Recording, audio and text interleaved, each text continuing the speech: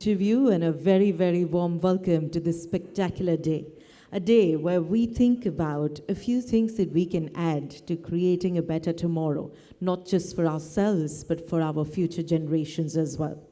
I'm your host, Tisha Bhala, and I'm mighty delighted to welcome all of you today to this spectacular day, a day where we think alike, we come together as one, and we create a change for a better tomorrow. But let me also take this opportunity and extend a very warm welcome to our dignitaries who've been kind enough being present here today and to lead the way in some amazing discussions that we'll hold through the day. Indian Oil presents the Global Summit on Sustainability, MSMEs, Small Businesses, Big Impact, brought to you by PHDCCI, an opportunity and a knowledge-sharing platform where we look forward to creating that one small difference. When you look around, you see that we too have taken small measures to create a little bit more and to sort of add our own value to it, whether it's the bamboos that we've used in our decor, whether it is the seed paper that we've used for your lanyards, which you can actually take back home with you and sew it and see a beautiful plant grooming. It's also in your delegate kits if you find the diary. These are all small tokens, yes, but they all make a huge difference. The Sustainable Development Goals today targets are truly ambitious, but they require transformation. Transformation associated with adapting new business models, innovative technology practices, but definitely it's our firm belief that integrating sustainability into the operations help future-proof MSMEs and are also good for business. Today, every consumer has a lot more knowledge than what they did, and today they're a lot more conscious than what they were. MSMEs today play a vital role in the wider ecosystem and have the potential of not only adopting actions in their businesses to achieve, but also contribute towards sustainable growth. So let's get set to navigate the challenges and embrace sustainability. And on this note, let me have the pleasure of inviting on stage our dignitaries. Please help me in extending a very, very warm welcome to our leader, our mentor, our guide, someone who makes sure that every action we take has a way forward. Let's hear a round of applause as I request Dr. Ranjit Mehta, CEO and Secretary General, PHDCCI, to please join us on stage. Let's welcome him with warm applauses. May I also request our guest of honor, Dr. R.K. Singh, CGM, Green Climate Finance Vertical, SIDBI, to please join us. Let's hear a round of applause for Dr. Ashok Kumar, Deputy Director General, Bureau of Energy Efficiency, Government of India, Ministry of Power. We are honored to have amongst us Dr. Bhaskar Chatterjee, former DG, Indian Institute of Corporate Affairs, Senior Advisor, Deloitte India and Dua Associates. Please also welcome Dr. Jatinder Singh, Deputy Secretary General, PHDCCI. Let's hear a round of applause for our dignitaries on the dais.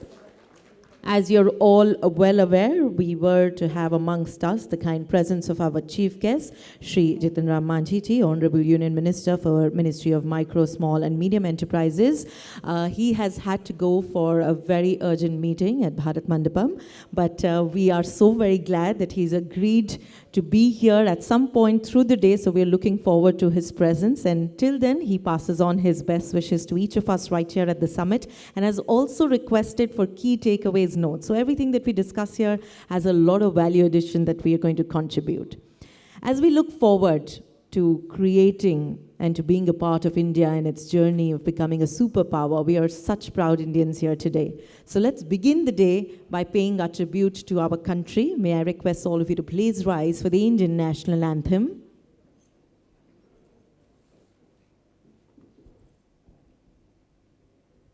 जनगण मन अधिनायक जय हे भारत भाग्य विधाता पंजाब सिंध गुजरात मराठा द्राविड़ उत्कल बंगा विंध्य हिमाचल यमुना गंगा उच्चल जलधि तरंगा तव शुभ नामे जागे तव शुभ आशीष मांगे गाहे तव जय गाथा जनगण मंगलदायक जय हे भारत भाग्य विधाता जय हे जय हे जय हे जय जय हे।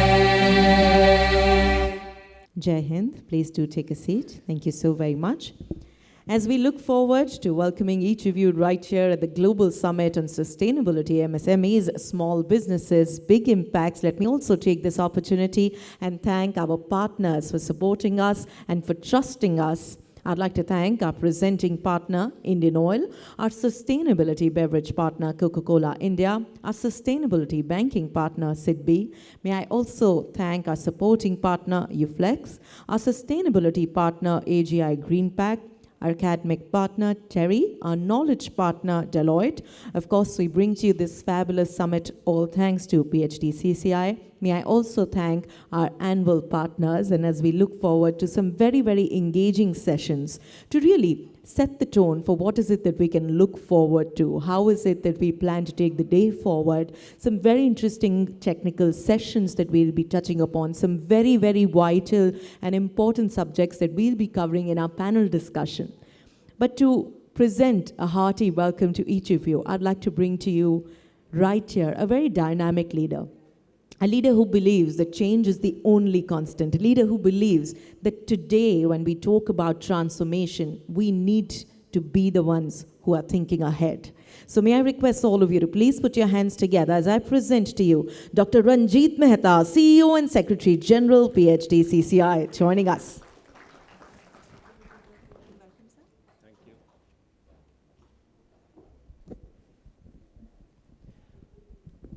Thank you. A very good morning to everyone, ladies and gentlemen. Dr. R.K. Singh from SIDBI, Dr. Bhaskar Chatterjee, I think most of you know him.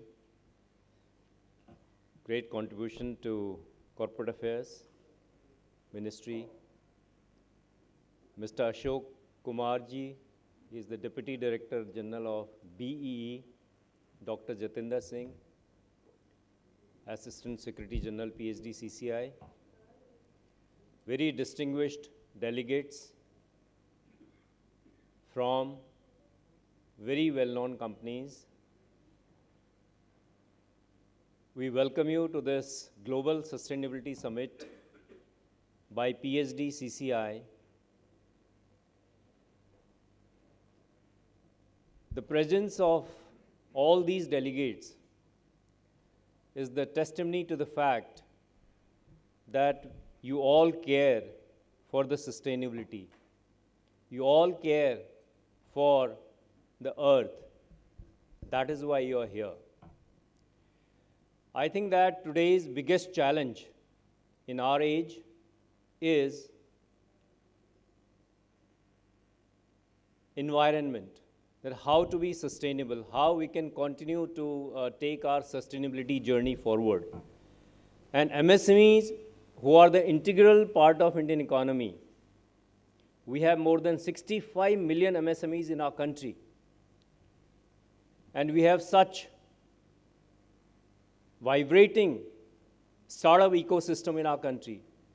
When in 2016, Prime Minister Modi ji started Startup India, that time we had around 400 startups in our country. But as we talk today, we have more than 150,000 startups in our country and more than 115 unicorns. And most of these unicorns, they came or they became unicorns only during the time of crisis, that was the COVID-19. This shows the entrepreneurial prowess of Indian businesses, Indian businessmen, our population. We are the youngest population in the world, that is our strength. If you look at the startups today, they are young people who have come up with brilliant ideas. I think the time has come today that we have to create the ecosystem for the sustainability. If you look back, 20th century, we were talking about green revolution, where we wanted to revolutionize the agriculture. Mr. Swaminathan was the propounder of green revolution. And the time he is here today, that we talk about sustainability revolution. PHDCCI is at the forefront of promoting, taking lead in this sustainability journey, because we feel that if we want to be the leader, or if the way India is progressing, I think that sustainability has to be the cornerstone of our economic development. That's what the whole ecosystem is moving around.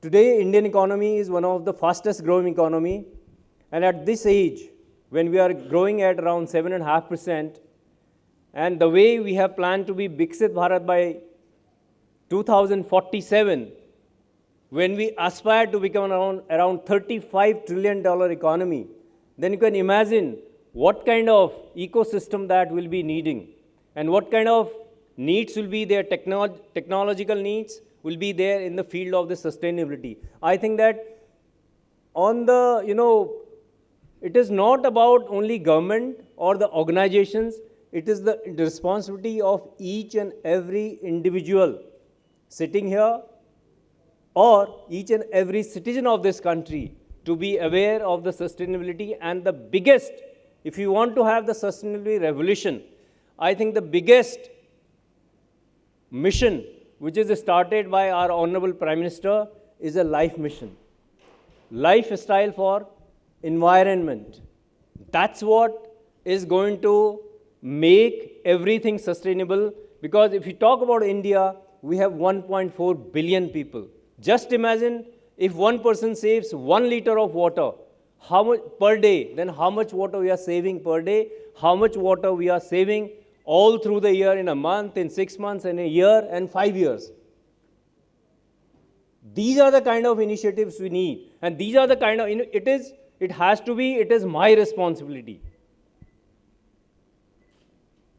I think today's discussion, what we are going to have, we are going to listen from the experts all through the day, that what are the plans, how we can become more sustainable. I think it will add great value to all our lives. Recently, we had led a delegation to Taiwan. They had created a plastic eco park. That means it was connected with the value chains from all over the country. They were collecting all the plastics, and it was being collected here, and it was then converted into sustainable items. And those items were displayed there, and they were being sold on a higher rates, definitely. And people were, there were many brands connected with these items, and people were ready to buy. So I think that if we want to be sustainable, we will have to create those sustainability parks. It is a need of the hour that we need to create those sustainability parks. And here I think that there's a greater role of our startups. I think there's a huge opportunity for our young population. DPIIT has recently come out with a scheme where any corporate can open a, what is that, Dr. Zipna? DPIIT has come out that with a scheme where any corporate, they can invest. Corporate incubator scheme. So in this, what they are doing is, in corporate incubator scheme, you can actually use your CSR funds for the incubation. You can call different startups, maybe for 2 months, 3 months, you can give the training, you can include in the ecosystem. I think this is the kind of system we need today. Big corporates, I think they need to come out with that. PHDCCI is propagating this. We are encouraging our members to have those incubation centers, which is supported by DPIIT, so that they create something in the field of sustainability. I think this is the need of the hour. And overall, if we just look at it, the kind of growth we are seeing in our country, and we need to reduce our carbon emissions by around 45% by 2030, and we have already committed to be net zero by 2070. I think that this journey needs to be joined by each and everyone, and everyone needs to think that it is my responsibility. That is the kind of mindset we need to go with. At the same time, PHDCCI has been promoting all these causes, and we call ourselves, we are the voice of industry and trade. When we call ourselves the voice means we are, whatever actions we take, we create value. We create value for our partners, for our stakeholders. We create opportunities for everyone who is in our country. We try to create the opportunities for our members, for the stakeholders, and whatever activities we do, innovation is the central pillar of our growth strategy. Innovation is at the center.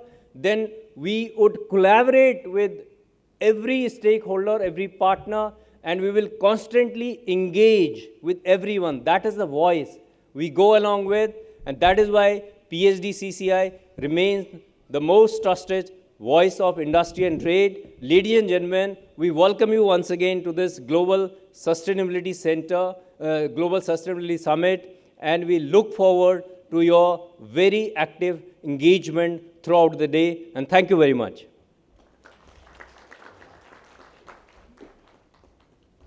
Thank you so very much, Dr. Mehta, for such a wonderful, positive start to the day. And we look forward to a lot many more interesting discussions. Like you said, that all our keynote speakers today, all the wonderful sessions, will be touching a lot more about important steps that we can take towards creating a better tomorrow and more of sustainable actions.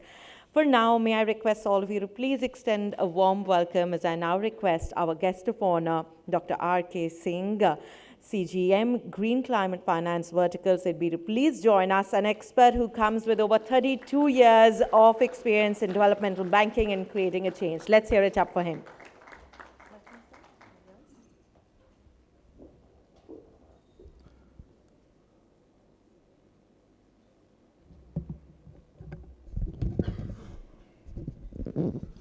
So, green morning to everybody. So, SEDBI, we are a DFI, Development Financial Institution, but we call ourselves Development First Institution, because wherever a development has to be there related to enterprise ecosystem, we intend to act ahead of thought process. So, that is what makes us a different institution. Coming to this very important topic, this sustainability is now the most important topic. But you see the word, it has ability and inability both incorporated in this word itself. So we have a sort of, you can say, ability to impact, but inability to responsibly act. And unless we balance this, we are not able to grow, because we are then adversely impacting the environment and social aspects. So SEDBI keeps this as an important theme, and we work on inclusive, impact-oriented, innovative approaches to enterprise ecosystem development, and that is what has been our endeavor. We have been working in energy efficiency space since 2005-06, but we sort of set up a green vertical in 2022 just because we wanted to ease the way greening happens in the enterprise ecosystem. Because we being a very peculiar, unique institution, because हम MSME ही करते हैं और ना कि MSME भी करते हैं. So ही करना का मतलब है कि we always think, dream, act on MSME and for MSME. We have one sustainability perception index we have launched, where we go to clusters and try to gauge the aspirations of MSMEs and their preparedness to go green. And what it speaks is 1 out of 3 MSME are aware that this is important area. We need to align ourselves to environment aspects, social aspects. but they don't know how to do it. What are the technicalities? How do we address? How do we align ourselves to that? Second is 2 in 5 MSMEs. This is the latest report I'm talking about. We bring it out every quarter. And they say that yes, we have found that once we have adopted these environment and social aspects in our growth pattern, it is benefiting us in terms of profitability, in terms of outreach. But what is concerning is they say that we do need to have internal expertise so that we can really keep leveraging this aspect. Why green? Why sustainability? See, one of these studies says that MSME generate 110 million tons of CO2 equivalent. 200 plus MSME clusters are energy inefficient. DDG is sitting here. We have been working very closely on energy efficiency side. SEBI has come out that now big corporates have to take care that 75% of the value chain goes for environment and social aspects being monitored. And so that makes MSME to come up and work on it. Next is extended producer responsibility is another aspect which makes us more responsible. Being a Viksit Bharat, then we have to align ourselves with the globe. And if we have to do that, then we have to really customize in terms of global expectations to climate aligned development. And then now coming to opportunities, if just I tell you that EV 30 at the rate 30, like by 2030, 30% of the vehicles should go EV. If this theme, if you just pick up, then 34 crore vehicles are registered presently. And as on date, if 30% have to go, you can imagine what is the market. And as per estimate, it is 207 billion market, USD 207 billion. Which needs to be tackled. Coming to energy efficiency and renewable energy, it is 1.75 lakh crore, which is required per annum to achieve our NDC's goals, which we have earmarked for our country. Now, if we have to do that, we have to act both on financing side and non-financing side. Non-financing side is building capacity of bankers, building capacity of MSMEs, and financing side is having schemes which are simple, accessible. So that is what SEDBI did. Like we launched only 2 schemes for MSME on the greening side. One is 4E, which is end-to-end energy efficiency, and second is green finance scheme. So you come with your requirement, whether it is EV, RE, circular economy, only one scheme is there. You will not get confused. We will induce you to go for investment. So what we did when we started chalking out this total package, the first thing we did was let us define green. And so green definitional framework we brought out, and we studied the global institutions and countries also. And we call it green actonomy because we act on it. We identified 9 sectors, 69 activities, which broadly captures the green side of it. We have now a green machine or plant and machinery innovative technology basket. We call it green, clean, energy efficient technology basket. We have identified 890 machine. It's a menu list. You pick one, go for the green journey. And we have made the third aspect which SEDBI has done is we have made the entire journey digital. You need not know whether it is green or clean or energy efficient. You will key in the SEDBI system online application. It will tell you you are eligible for green and you can take benefit of blended finance facility. The third is we induce MSME to be filtered through environment social framework. ENS framework we call it. Globally people call ESG, we call for MSME ENS, which is more important. And this filter is not only done at the time of entry of a case or going for investment, but it is also tracked during the development cycle of the institution or the MSME. And so that way we walk along. because SEDBI likes to walk with you with the theme that मैं हूँ ना, आप इस पे चलिए. Next is we do conduct energy audits, and I don't call it audits because audit is, people don't like this word. We have named it energy health checkup. So we tell MSME you should get your health checkup done and find out what are the losses, what can you do for converting into gains, and make yourself aligned to the growing environment. And last is the MSME should be ready for being monitored, because if you are growing, you should be monitored on ESG or ENS framework, and what GHG emissions has got reduced or what energy savings benefits you have accrued.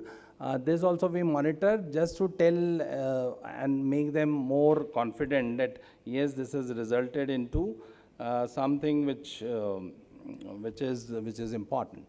Then we trained almost 60% of SEDBI value chain, more than 600 officials in SEDBI, to respond to your green aspiration and be the inspiration in making you to go for that investment.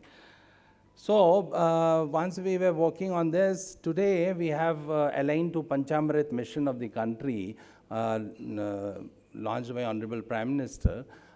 We have Panch Tattva mission, and the first mission is Mission RE, renewable energy.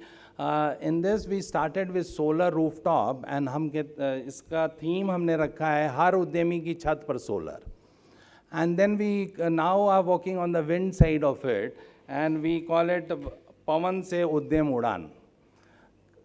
Can we do wind energy and leverage that is what SEDBI has been funding directly, as also we are working on having partner institutions. The second is Mission EV, electrical vehicles. हर उद्यमी के पास EV और साथ EV. Either you have EV, or if you are working with transporters and the value chain, you should avail EV that way. Then Mission Energy Efficiency, जिसमें efficiency भी है और energy भी है, and saving करना है. So this is what is our third mission. The fourth is Mission Circular Economy, waste to environment taste. So we are working on waste minimization, waste management, and entire thing. And fifth is nurture the nature, which is more on adaptation side, being climate, disaster responsiveness. How do you manage water? How do you manage health side, agri-allied activities? So we have started working on it. And then to attend to this, we have 5 tools which we adopt. One is financing. As I told you, we have only 2 schemes. As also we have scheme for somebody startup thinking about, or MSME thinking about innovative technology. We call it Srijan. And this is in collaboration with TIFAC DSC. We have also been running now a program under guidance of Ministry of MSME, which is GIFT and SPICE. Under GIFT, if MSME go for green investments, we provide 2% interest subvention. And you can go to your banker also. All bankers are eligible. We are onboarding all bankers. And there is a SPICE scheme, which is for circular economy. If you go for waste minimization related investments, then you can avail a capital subsidy to do that part. Coming to, so we have till now lended around $2 billion, which has resulted into almost 2 million tons of CO2, which we are measuring. Every green loan, green portfolio of SEDBI, we measured at what is it resulting into. And then we have risk mitigant models. If we are telling a banker or telling an MSME to go for investment, so if a banker is not able to assess the bankability, or he is doubtful about the feasibility of this activity, then generally they would not support that. For that, we have created a risk sharing facility where we enable a banker to assess the technical aspects of the new emerging say models, and we provide a backup in terms of risk sharing facility. So it is techno evaluation and risk sharing facility. We are running this 3 facilities today, one on EV side, one on solid waste management side, and third is on energy efficiency side. So I will not take much time. I think 5 minutes was allotted to me. The overall theme is we have also recently, we are accredited entity for Green Climate Fund, and under guidance of Ministry of Environment, Forest, MOE, FCC and Climate Change, we act as accredited entity. So we have garnered 2 funds for our country. So one is as an anchor, we have anchored Avana Capital to garner funds for deep tech, climate tech investment in startup ecosystem. It is 24.5 million. It will catalyze 120 million in the country. Second is we have just got in July 200 million facility sanctioned by GCF, and this will catalyze 1 billion investment US dollar in the country. In fact, it will leverage USD 4 billion. So the idea is that we work on all these 5 missions and make the country go greener and make the entrepreneurship ecosystem go greener. And I will end my talk with just 4 liners I was penning down in the morning. जो सोचते थे कि बढ़िए जरा ज़रा, मतलब धीरे धीरे बढ़ते हैं. सो जो सोचते थे कि बढ़िए जरा जरा, उनसे कह रही है ज़र्रा ज़र्रा कि अब समूची धरा भारत की ओर देख रही है कि भारत अग्रणी हो और करे सबको हरा भरा. Thank you.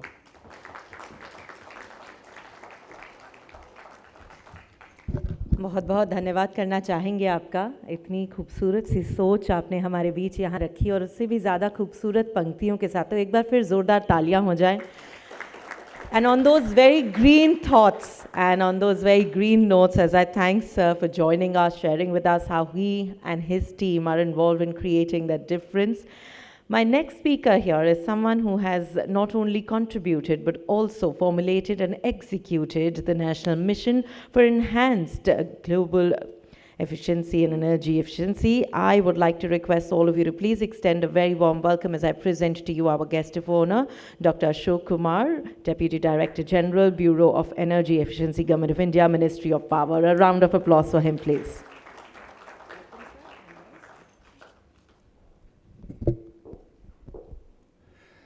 Good morning. First of all, thank you, PhD and Secretary General Mr. Mehta, for the invitation. On the dais, Shri Dr. Bhaskar Chatterjee, former DG, Indian Institute of Corporate Affairs, Mr. Dr. Ranjit Mehta, CEO, Secretary General, PhD, then Dr. Jitendra, Deputy Secretary General, PhD, Chamber of Commerce, and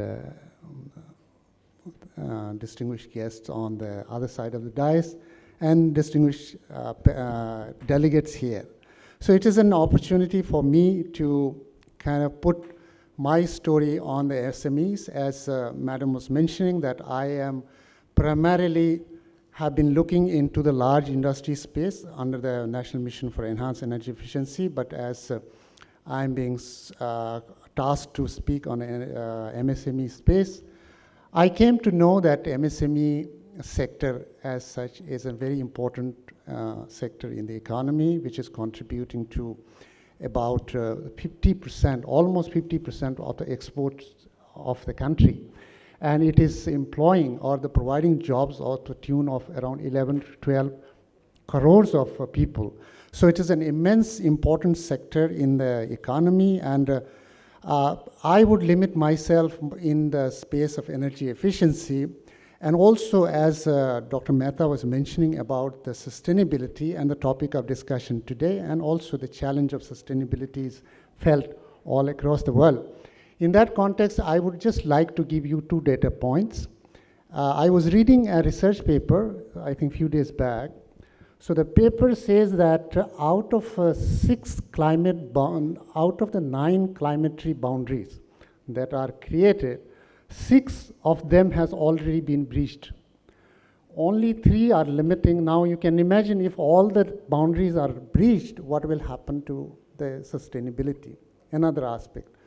The IPCC report that was released last year had an assessment of the space that is available for us to release the carbon dioxide in the atmosphere before the global temperature rise exceeds 1.5 degree or 2 degrees centigrade. The number they have assessed is that we have a space of about 500 gigatons in the space if we want to limit our global temperature rise to 1.5 degrees centigrade. And annual emission of the CO2 into the atmosphere, or the GHG into the atmosphere, is around 50 gigatons. Now you can do the math and you can calculate how many years you are left with. So that kind of constraint that is creating for us, and particularly as Dr. Mehta was mentioning, a country of 1.4 billion people who are aspiring for a lifestyle of a New Yorker or a Los Angeles. So you can imagine what will happen to where the boundaries will go. So those are the challenges of our times, and discussions would be equally important, whether that is in MSMEs or in the big industry space.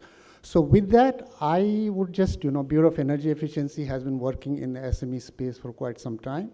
Since 2007, Bureau has, within the limited space of its resources and the capacities, we have worked with other partners like World Bank, UNIDO, and we kind of garnered the resources from GEF funds and other resources.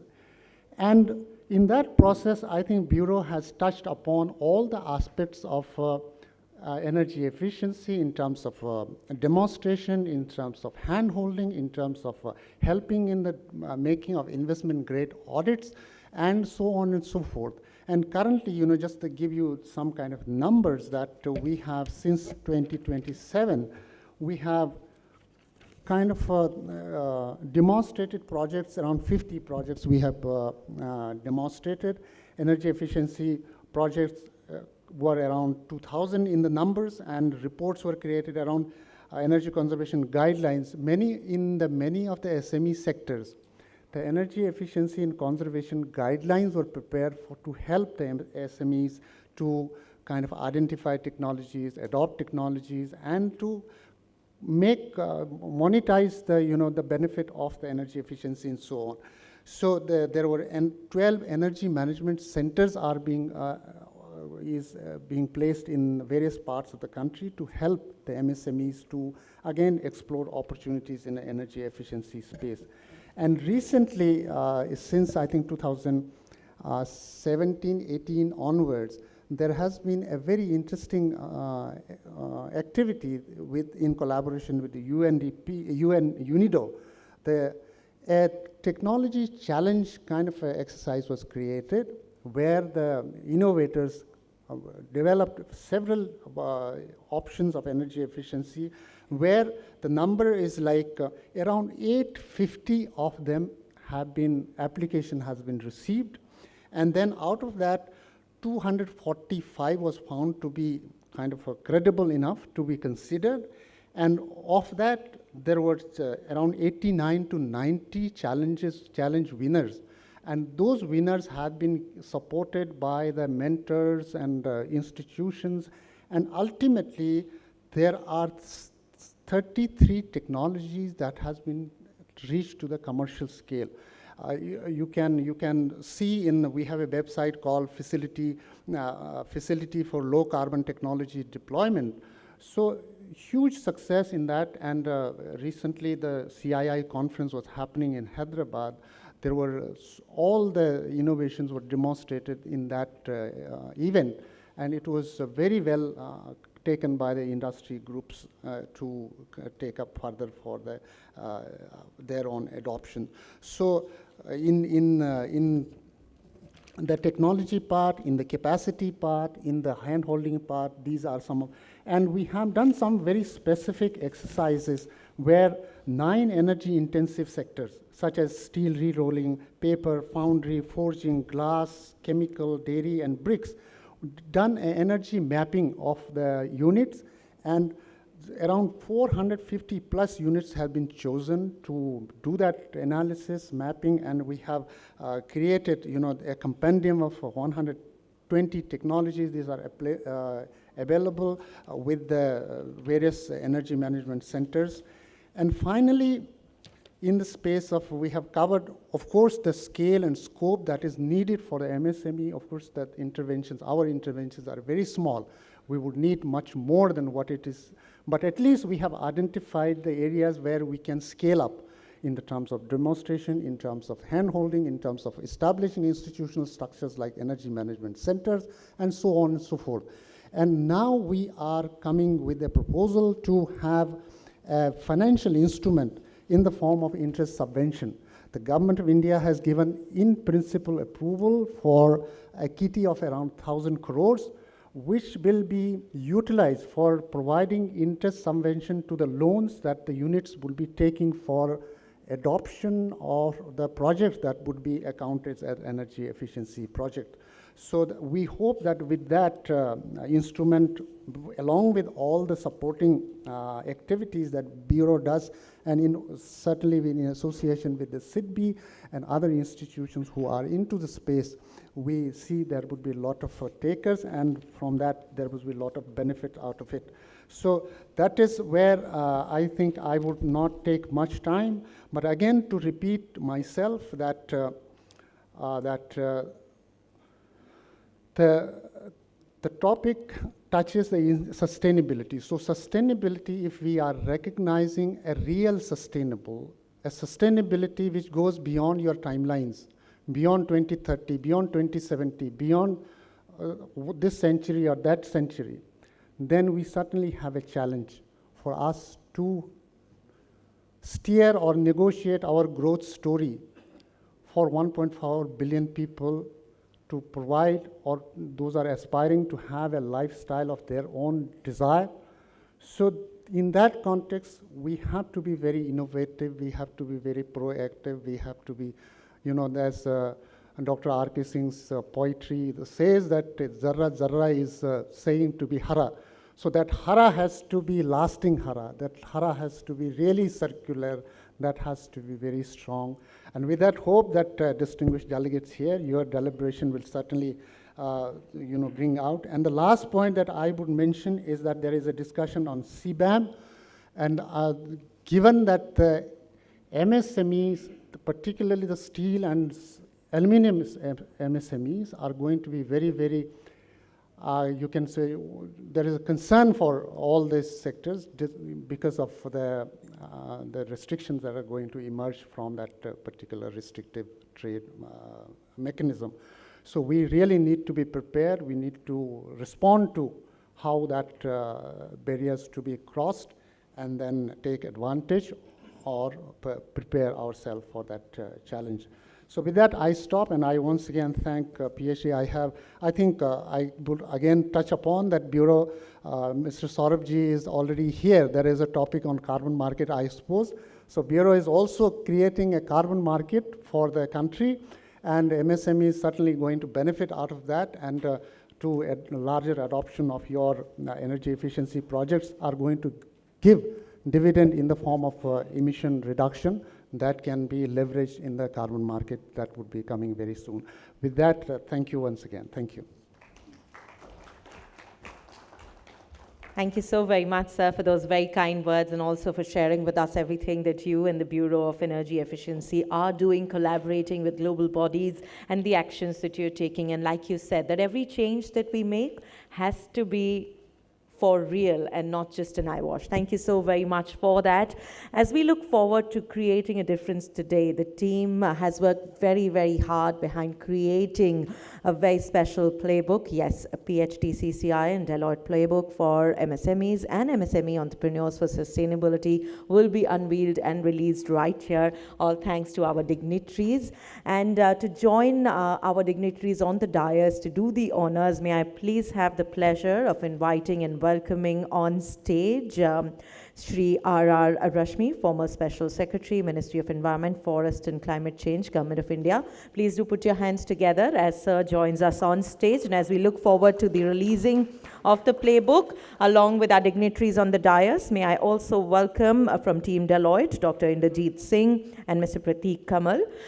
From PHDCCI team, may I please have the pleasure of inviting Ms. Aprajita Mangotra, Mr. Gaurav Gulaya, Ms. Nandini Acharya, A round of applause from all our delegates will be much appreciated, as I now request all our dignitaries on the dais to please hold on to the playbook.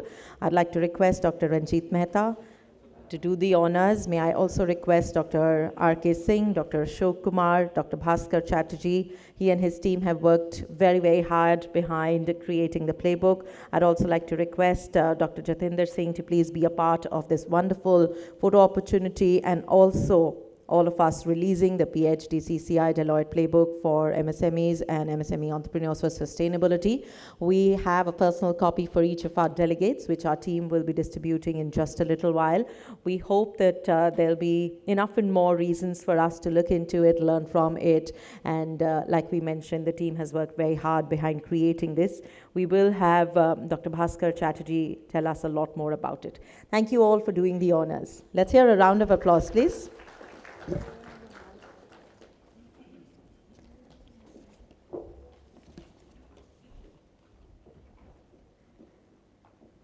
Thank you so very much.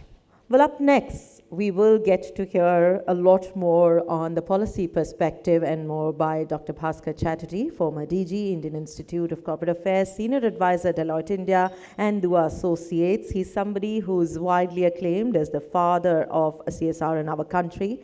He has been instrumental in framing and issuing the CSR guidelines for public sector enterprise. He's written, lectured over many, many years on various social issues and sustainable development, corporate responsibility, and human resources. It is such a pleasure and delight to have him join us today. Let's hear a round of applause as I present to you Dr. Bhaskar Chatterjee.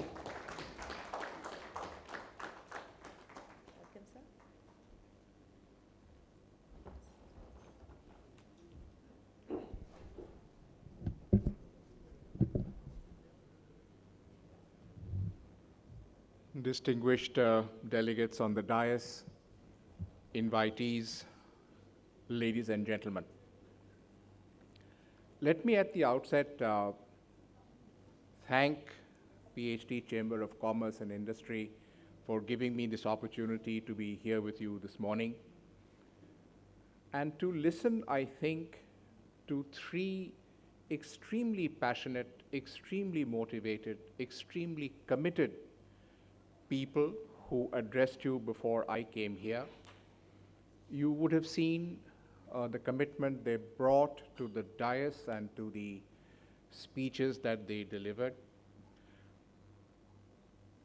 There was a time when MSMEs used to ask themselves, is all this greening that we hear about something for the big guys, the big players, the big boys? We are small enterprises. What can we do here? Now you see what kind of an enabling atmosphere we have. Whether it's banks, whether it's institutions of government, whether it's government policies, whether it's awareness creation, you have a completely facilitating environment around you. And therefore, when each one of you asks, what can I do, what can we do, and how can we have people work for us and work with us, there are all of these connects available to you. This is not an akla cholo re concept. You can do it in combination, in consultation, in cohabitation with people around you. When we first sat down at the drawing board and we said, why are we doing this for MSMEs? And from the policy perspective, you see that the CSR mandate does not extend to MSMEs.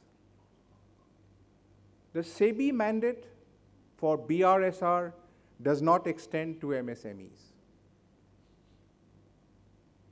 So if neither of these two are really impacting them, what can we do to create a conference that talks about the future? That very soon MSMEs will come into that space where they will come under these mandates. 50% of the total exports of this country are in your hands. When CBAM kicks in and you find that your materials are being returned, it will hurt. The shoe will pinch. And those boundaries, in a sense, are closing in around us. We live in a world where sustainability is pretty much the buzzword. If we in the MSME segment cannot identify with it, be one with it, be part of it, then we will get segmented out. So we said to ourselves, Jatinder and myself, when we were planning this, that also in the course of this day, let us give as much of knowledge, as much of information, as much of content as we can, so that our delegates can absorb, can learn, can know, can gather information about what is it that is useful for them.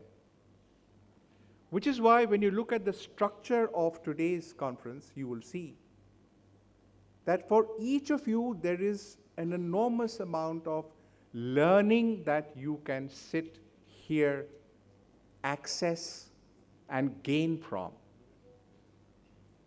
There are separate sessions on ESG, sustainability, BRSR, CSR, you name it, it's here. Jatinder and I also said that let not this be a one-off event. Let us, at the end of the day, assess what your real requirements are and plan workshops in sequential order after this to enable you to say, okay, that part of the conference really excited me, I want to know more. And if I want to know more, can I access the PhD chambers to help us or help me? And the answer that came from this chamber was a big yes in capital letters. The ability of PhD to carry forward momentum is incredible.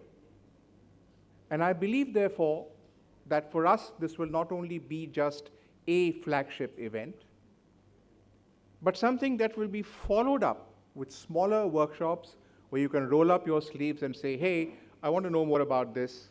I want to ask some basic questions about this. I want to know what's going on. And we will have people who will be able to service your requirements. And therefore, I would only say that your participation here today is vitally important for us. We're trying to build this ecosystem where we encourage sustainability, where we're looking for CSR projects that promote sustainability, that enable you to understand what you might want to do and how you would do it and where you would seek help to do it. That is the principal purpose why we are here today. So with these words, and thanking the honorable gentleman from PHDCCI one more time, thank you everybody, and we look forward to very fruitful deliberations. Thank you. Thank you so very much, sir, for those words. And like you said, we look forward to many, many fruitful deliberations, many important key takeaways, and we assure you through our technical sessions and panel discussions, that's what we aim for. As we look forward, I'd like to share with all of you, once again, if you take a look at the lanyards that we've created, like we mentioned earlier, that every small step and detailing has been noticed. Please do keep these lanyards with you. There's a QR code behind them. You can scan the QR code and you will be able to take a look at the playbook. We just, like we said, are taking small steps, creating a difference, a change, and more sustainable. These are also seed papers, so please take them back with you, and we look forward to you growing some amazing plants around you. And now, to really summarize and to put closure to this wonderful inaugural, may I please request Dr. Jatinder Singh, Deputy Secretary General, PHDCCI, to address us. A round of applause, please. Thank you very much. So on behalf of PHDCCI and on my own, I propose a heartfelt thanks to all the distinguished speakers who were able to spare their valuable time for this particular session. And in fact, Dr. Bhaskar has encapsulated the entire, sustainability mindset that we had from day one of the conversation in terms of creating an enabling ecosystem per se for MSMEs in order to understand the nuances of sustainability. And when we talk of sustainability, when we talk of BRSR, ESG, normally it seems that it's only for the big brothers, the large corporate entities, and normally MSMEs, they feel that they're not a part of the bandwagon. But over the period, we realized that the micro to small, small to medium, and medium to large journey, if at all it needs to happen, there has to be footprints of sustainability in the entire journey. Otherwise, they'll be totally left out of the entire value chain. And if we see the FIs, the FDIs that are flowing, all these investors, investments taking place, one of the important core agendas of all these big ticket investors is they normally look for this sustainability. And we have examples wherein even small and medium enterprises, even though they are out of the gamut of BRSR, ESG, they are still reporting, they are still publishing their sustainability report in order to woo investors, also in order to tell all the stakeholders that they are the part of the sustainable development agenda. It's not that only once they become the large corporate entity, then only they will embrace sustainability. And with this BRSR core already in pipeline, I am sure that a lot of enablement is happening, particularly for the vendors of the big OEMs, particularly small and medium enterprises, to exactly join the same journey as large corporate entities are traversing. So in fact, first of all, I'd like to thanks to Dr. Bhaskar Chatterjee, who is the summit chairman, also advisor to the sustainability vertical at PHDCCI. In fact, Dr. Bhaskar Chatterjee must have spent close to maybe 15 to 20 hours in conceiving this, summit. And not only summit, but also a road in terms of what should be the way forward. And in fact, we have carved a total annual agenda. And also on this platform, I'd like to announce that the next sustainability report will be basically on the 22nd August 2025, wherein we will tell each of you that what is the roadmap, how much we have achieved, and what all different interventions and footsteps we have taken in order to make everybody engaged in this journey. So thank you very much, Dr. Chatterjee, for your very, very, I'll say, intervening and nudging us and also telling us that these are some of the facets that we need to remember. Sustainability is also one of the important part and parcels of MSMEs. And in fact, Dr. Chatterjee, when this CSR legislation came into being, and you being the brainchild behind the entire CSR legislation, you came out with the word CSR in the Companies Act. And on the same date, in fact, in the same week, we came with the CSR IMR theme. CSR, Corporate Social Responsibility, IMR, India, My Responsibility. So it's not only, it's not only the baby of the corporate entities. CSR is also, India is also my responsibility. Each and everyone in this hall, each and every individual is one of the important stakeholders in terms of achieving the targets of sustainability. So, and thank you to Ashok Kumar sir for giving us your insights. In fact, B is one of the, important organizations, particularly for, CCTS. We have with us Mr. Saurabh GD also. In fact, he is one of the main, I'll say, man behind enabling, the carbon credit trading ecosystem in India, what should be nuances, and particularly considering our country to be very, very large and diverse, what important threads that need to be, knitted in order to make everybody, the journey becomes a smooth sailing when we are, talking of some of the difficult and complex things like, CBAM and other things. And thank you, sir. R.K. Singh sir from SIDBI, in fact, that Panchatantra, the 5 principles and 5 tools that you described, that how you are creating the enabling ecosystem for MSMEs for sustainability, that is one of the eye-opener for us. And in fact, I think now green is good, and you started your deliberation with green morning. I think now we need to change our vocabulary. We should say green morning, green afternoon, green evening, and green night. So I think this change in vocabulary will definitely, change our mindsets also, and this will actually imbibe in our total persona. So thank you very much, and thank you to all our sponsors, all our partners. Thank you to LIFE, Ministry of Environment and Forest and Climate Change, Ministry of New and Renewable Energy, LIFE, and all our private sponsors, particularly Indian Oil Corporation, for partnering with us for this very, very important summit. And in fact, we are a firm believer that opposite of poverty is not wealth. Opposite of poverty is sustainable development. If everything and anything, whatever we do is sustainable, I am sure there will be zero poverty on this earth. So with this note, thank you very much indeed. Thank you. Thank you so very much, Dr. Singh, for those very, very thoughtful words. And like you said, that not only our actions, but our vocabulary and our mindsets also need changes. As I thank you for those words, I would now like to request Dr. Ranjit Mehta to please present a token of our appreciation and memento to our guest of honors. May I request all of you to please put your hands together as we start by thanking Dr. R.K. Singh. Let's hear a round of applause as we present Sir with a beautiful planter taking the theme of today, sustainability and a greener future forward.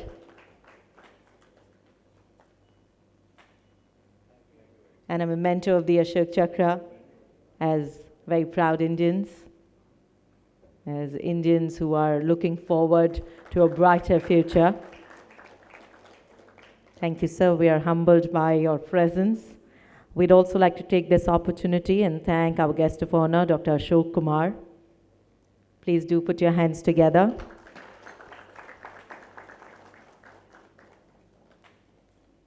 Presenting him with a memento as a memory of this fantastic summit right here, the Global Summit on Sustainability, MSMEs, small businesses, big impact. I would now like to request Dr. Jatinder Singh as well to please join us along with Dr. Ranjit Mehta to present a token of our appreciation to Dr. Bhaskar Chatterjee. Let's hear a round of applause as we create a wonderful photo moment right here. And thanks, sir, for continuing to mentoring us, presenting him with a memento.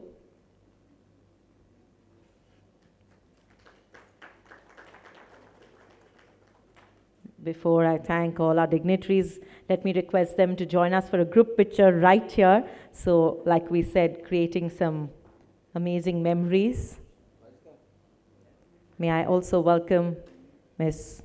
Aprajita Mangutra to please join us on stage. She's put in her heart and soul and sweat behind putting the summit together along with the team. So let's hear a round of applause as I welcome Mr. Gaurav Galaya as well to be a part of this picture. Let's hear it up for Gaurav as he joins us from the back end of the hall right there.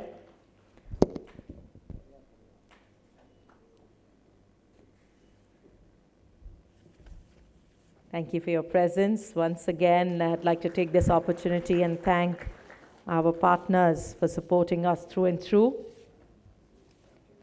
Thank you also very much. Well, it is time that we now get started with our first panel discussion of the day. We did promise you many sessions where we will be discussing very, very important subjects, navigating through challenges and talking about the various opportunities we have. I'm sure that each of our speakers will have a lot that we can learn from. Our first panel discussion will be talking about integrating corporate social responsibility into core business strategies. This discussion will be led and moderated by Dr. Bhaskar Chatterjee, former DG, Indian Institute of Corporate Affairs, Senior Advisor, Deloitte India, and Dua Associates. As we set our stage up, please do bear with us and give us a moment. Till then, let's take a look at our corporate audiovisual to know more.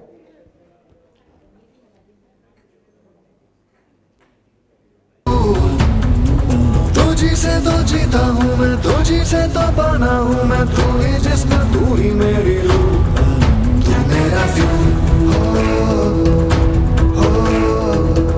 अरे भाई साहब, lubricant मिलेगा? जी बिल्कुल मिलेगा।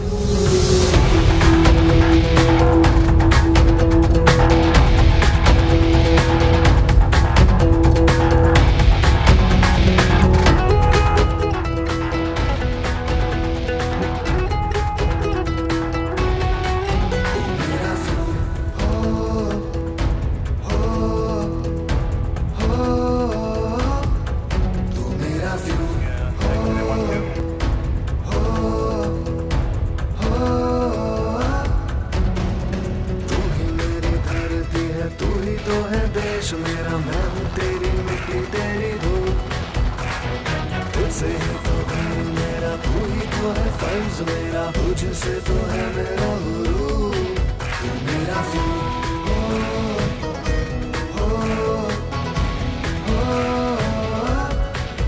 मेरा फूल,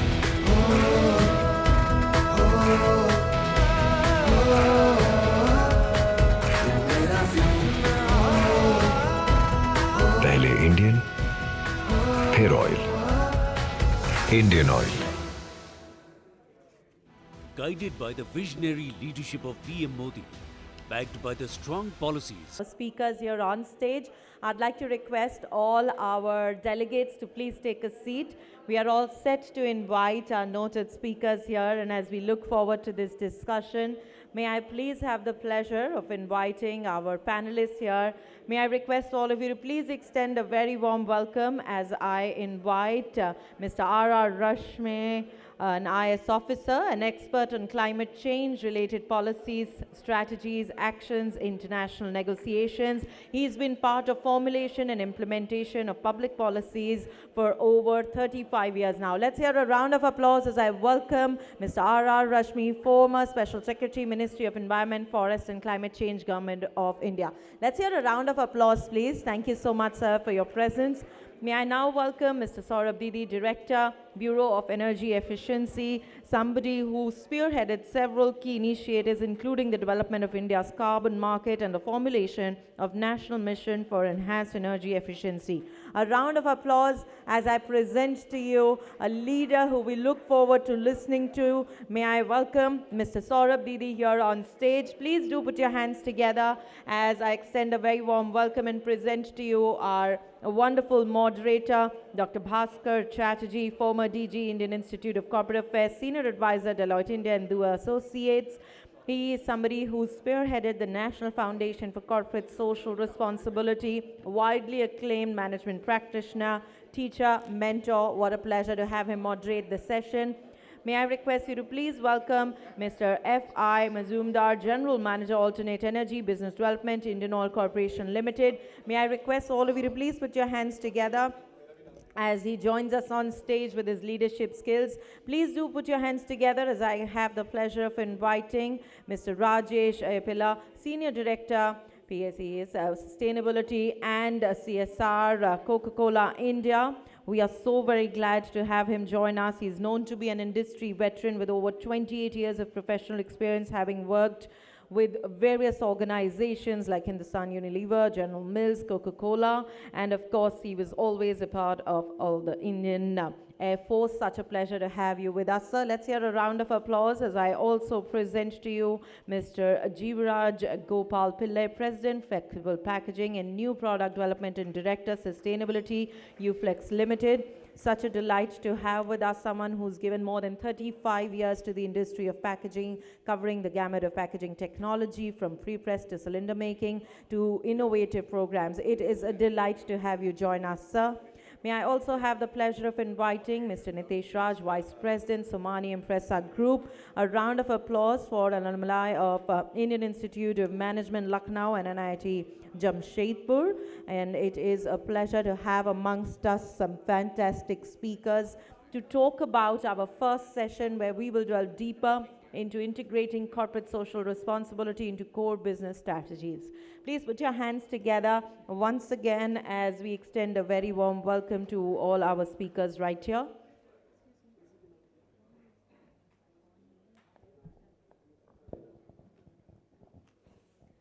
Sir, may I request you to please take a lead? Yes, absolutely. Thank you ever so much. Distinguished panelists, ladies and gentlemen, we begin our deliberations for this panel. This is called a plenary session 1, integrating corporate social responsibility into core business strategies. So let me begin with business itself, and then we will go to more policy and more overall perspectives after that. Let me start with UFlex.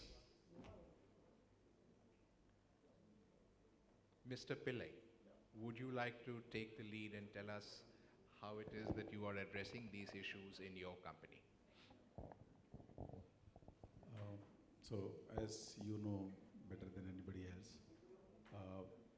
CSR has actually evolved over a period of time. So, when the government of India implemented CSR, it was considered to be more of a burden, more of a way of correcting indirect tax from the corporate. So, this was the perception when it was started. Taking cues from the Tatas, the Wipros, and the Bill Gates of the world, the perception slightly shifted towards philanthropy.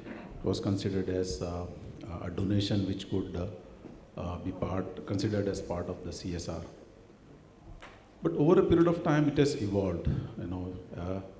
Corporates have been smart enough to consider CSR as a tool to enhance the performance of ESG. As we all know, ESG is an important parameter for assessing the company's performance. In the whole value chain, the ESG performance is a very important element. Your customers would seek a higher ESG score to give you business. For example, in the value chain, companies like FMCG companies like Nestle's and the PepsiCo's and the Procter & Gamble's of the world, they would only do business with you if you have a good ESG score. The financial institutions also allocate the resources basis the MSCI and the DGSCI score on the ESG performance. So the entire value chain will start rating you as an important member of the value chain if the ESG score is better. So UFlex is also now considering CSR as a tool to improve the ESG performance. Yes. Thank you very much. We have,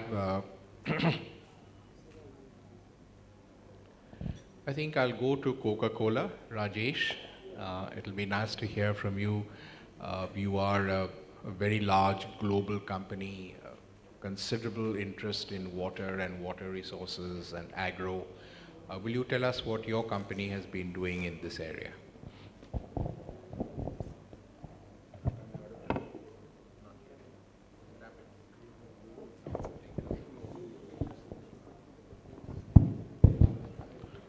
Thank you, sir. Thank you for that question. Since you mentioned water, probably I'll start off with that only. Water is very critical for our business because it's one of the largest ingredient of our products. In terms of sustainability, we realize that we need to do work in the field of water, and we have been doing it. Not because it's a CSR requirement, but because we feel that we are responsible for water and we need to give back to the communities the water that we take from the environment, as well as give it back to the environment. And we have been doing this work for decades. Coca-Cola as an organization has been in existence since the last 137 years.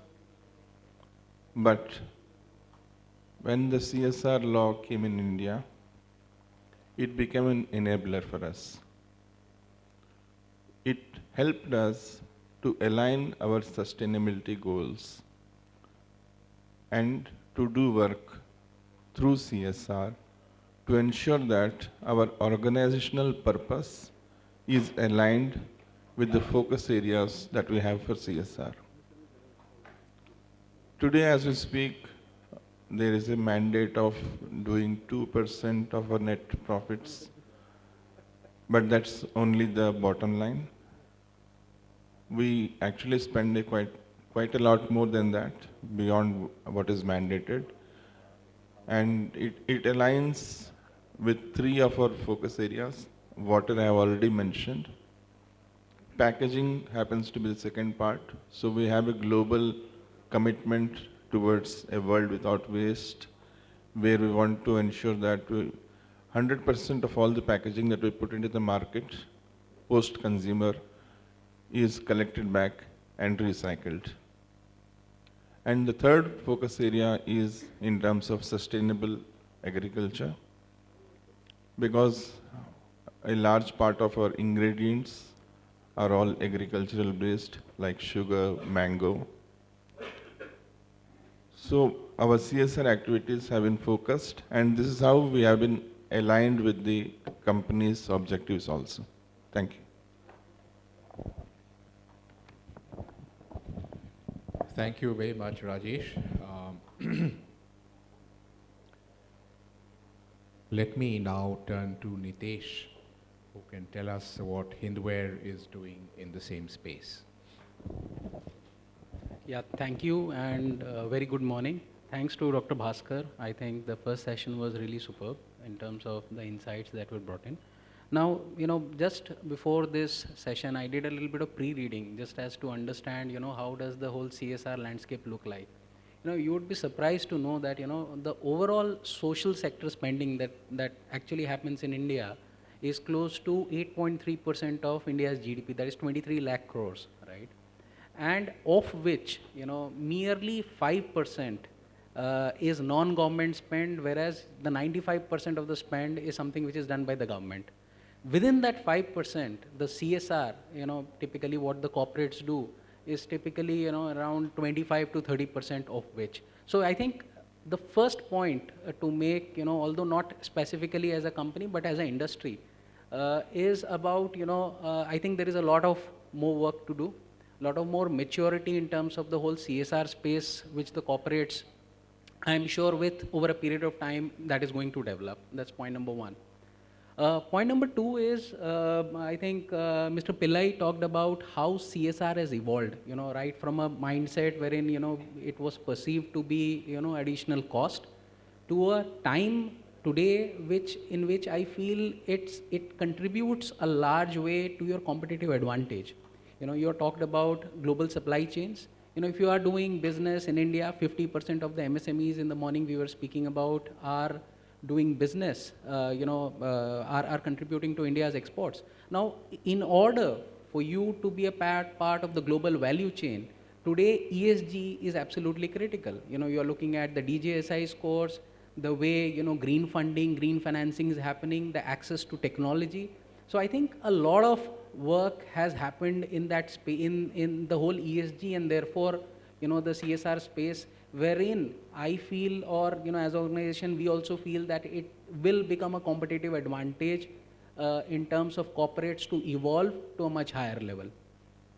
Coming back to more specifics, today, if I talk about my own organization, I think CSR, is a very, very critical part.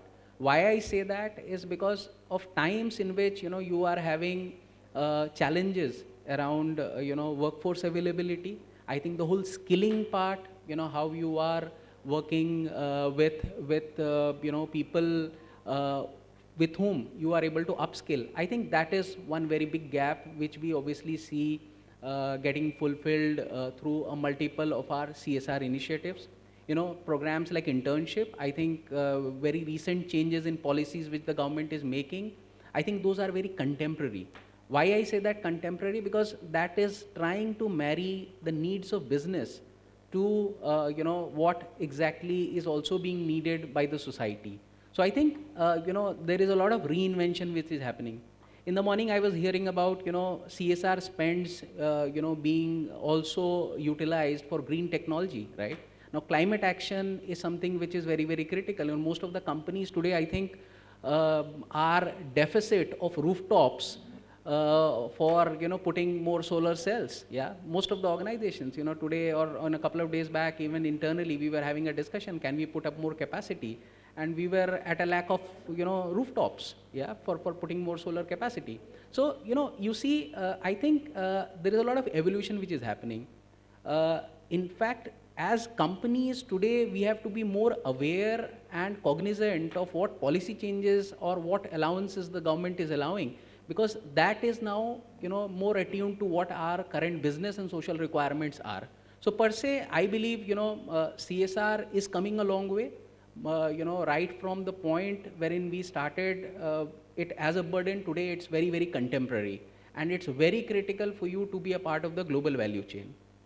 Again, very interesting statistics. If you look at the overall CSR spends, four major areas, the biggest being healthcare, right? As a company, we also, investing a large part of our, CSR spends on healthcare, be it Hindware or AGI, yeah. I think that is the trend in the industry as well. If you are looking at income disparities with the communities, I think that is very critical, be it, certain agri-subsidies or be it through, some better agricultural practices. I think the local communities are getting benefited.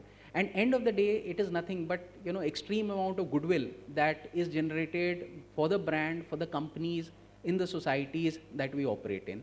So I think there's a lot of, action which is there in this particular space. The way we used to think about it from a very mundane perspective, I don't think that is how it is being viewed. The Indian consumer, I would say, is evolving. If you look at global consumers, for sure, ESG, CSR are very, very essential part of the consumer decision making if you're talking about global value chains. So I think, Dr. Bhaskar, I think with this I'll conclude my part. Yeah, thanks. I think, Nitish, that was a brilliant exposition. When we were writing this law, this was around 2012, and it was on the drawing board. We actually didn't have SDGs. We had only the Millennium Development Goals before us. And now I think that when we wrote Schedule 7, the activities that you can do in CSR, we hadn't any clue that between 2012 and 2024, all of this green space would expand so rapidly. But if you look at item 4 in Schedule 7, you will see that we have captured all of what's going on now. So prescient were we in terms of adapting the MDGs to the Indian requirement, that we've not had to change a single word in the original Schedule 7. So all of natural resources, climate change, climate resilience, air, water, pollution, all of that is covered there. And that has helped us so much to integrate CSR with ESG. Because of this very seamless connect, now more or less these are twin words taken in the same breath. And therefore it helps to facilitate the initiatives that companies take and use so much of CSR and CSR funding into the green work that they do. And that's, I think, a great trigger. So with that, let me turn to Mr. Didi, Director in the Bureau of Energy Efficiency, who's been doing a lot of work on carbon markets. If you can tell us more about them, Mr. Didi. Thank you, and thank you to PhD Chambers to invite us. I was feeling that I was kind of odd one out when everybody is discussing on CSR, and I am talking from the government perspective. But today, if we talk about sustainability, sustainability is actually, I will say, chaos is inversely proportional to sustainability. And the chaos which is happening these days, you can imagine from the Wayanad floods to Himachal floods, and everywhere you will see these things are happening. For last 7 days, we are having rain in Delhi, which we have forgotten that so many days continuous rains we can have. But now connecting this chaos with some technical term, entropy. If you remember that the temperature increases the entropy, and then the same thing, it will reduce, and sustainability is against that. That if we are not going to have CSR funding for sustainability or any other thing, then our entropy will increase, and then these things are going to increase. So sustainability is one of the key topic for us these days. And when I initiated my career, when we used to talk about climate change, everyone was saying that this is worthless. You tell us how much money we are going to save, but now everybody is in agreement that yes, climate change is happening. and we have to do our bit. Now, from the government perspective, we have nationally determined contributions which says that 45% of emission intensity we are going to reduce by 2030. And we have developed various programs. For example, one of the mission is Life Mission.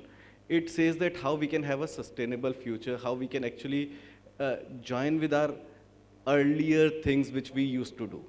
For example, instead of having a plastic bag, to use a cloth bag. Instead of having temperature of, I guess, 18 degrees here, which we have as of now, and everybody is wearing jackets and everything, we should not have those things. So how we can connect to our core things, or I'll say old concepts of living, that is the Life Mission.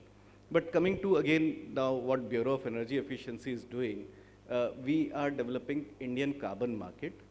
And Indian carbon market is actually incentivizing that how technology can go a further step for reduction of emissions.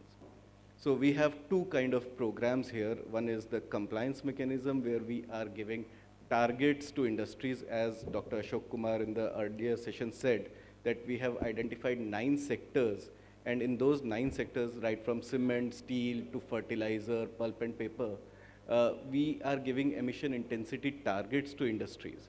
And if they will achieve those targets, then they will get carbon credit certificates which can be traded with those who will not achieve. In a way, it will incentivize the technology, it will reduce the cost of investment and all. Now coming to how it can support MSMEs, so we have another program called offset mechanism, which is a voluntary kind of program where anyone can have their own projects registered. So for example, if you are having a RE generation with say with storage or green hydrogen production, or even waste minimization, or solar cook stove kind of programs. So everything you can actually make such programs and can be registered with Indian carbon market. And those projects will get revenues. One is from whatever revenue sources there, but another is that from the carbon credits they can get. And those carbon credits can be traded within domestic market, and also for selected areas, they can be traded with international markets. For example, solar cook stove or green hydrogen can be traded with international markets as well. So we have various programs that way. So, and this will actually have an impact on how we can reduce our energy consumption. So at the end, I would like to say that not only technology, but behavior also is important in case of emission reduction, and how we can change ourselves is quite important. And we should have our own pledge that we should say that we will do our stuff for environment. Thank you. Thank you, Mr. Didi, for giving us that very valuable perspective. Let me turn to a very dear colleague, Mr. Rashmi. You have been former secretary in the Ministry of Environment, Forest and Climate Change. Tremendous helicopter view, tremendous policy perspective. We would love to hear your thoughts and opinions on the subject.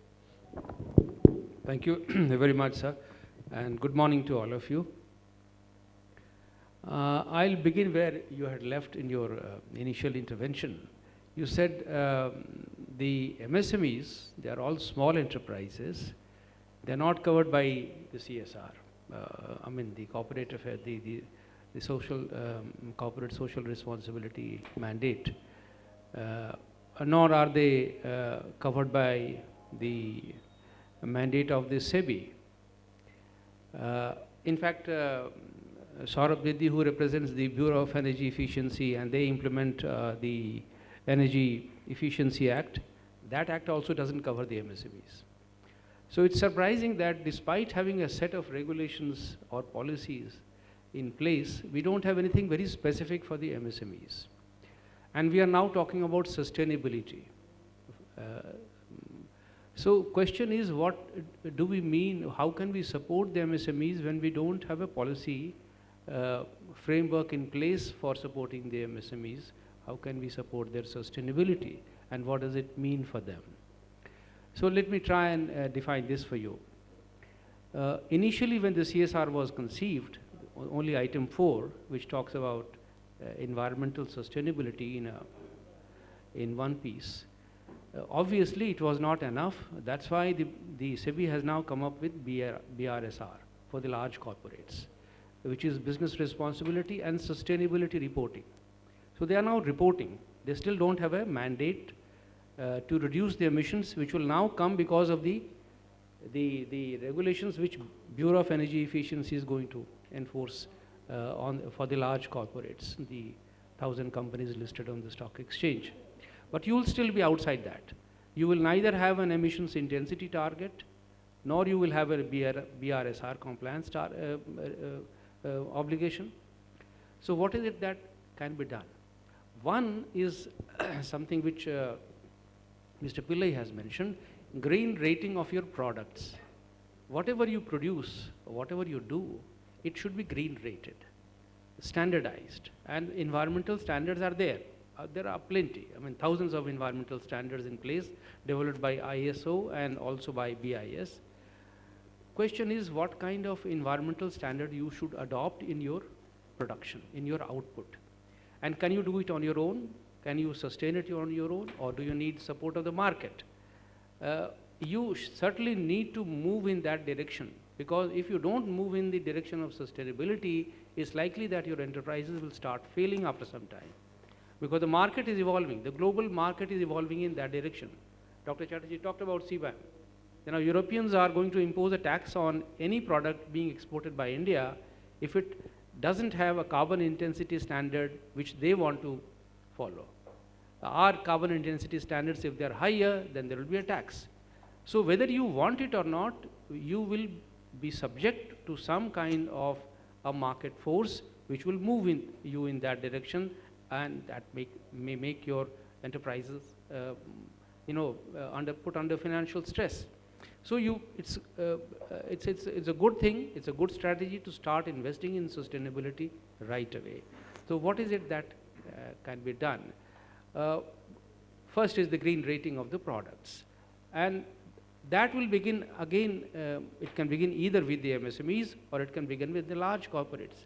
Large corporates who are under BRSR mandate and now will come under the mandate of the Bureau of Energy Efficiency for following emissions intensity standard. I think they will need to come up with a green rating of their businesses themselves, which will put some incentive in the supply chain itself. So I think the beginning has to be made by the large corporates, and through the supply chain, the impact will be felt by you.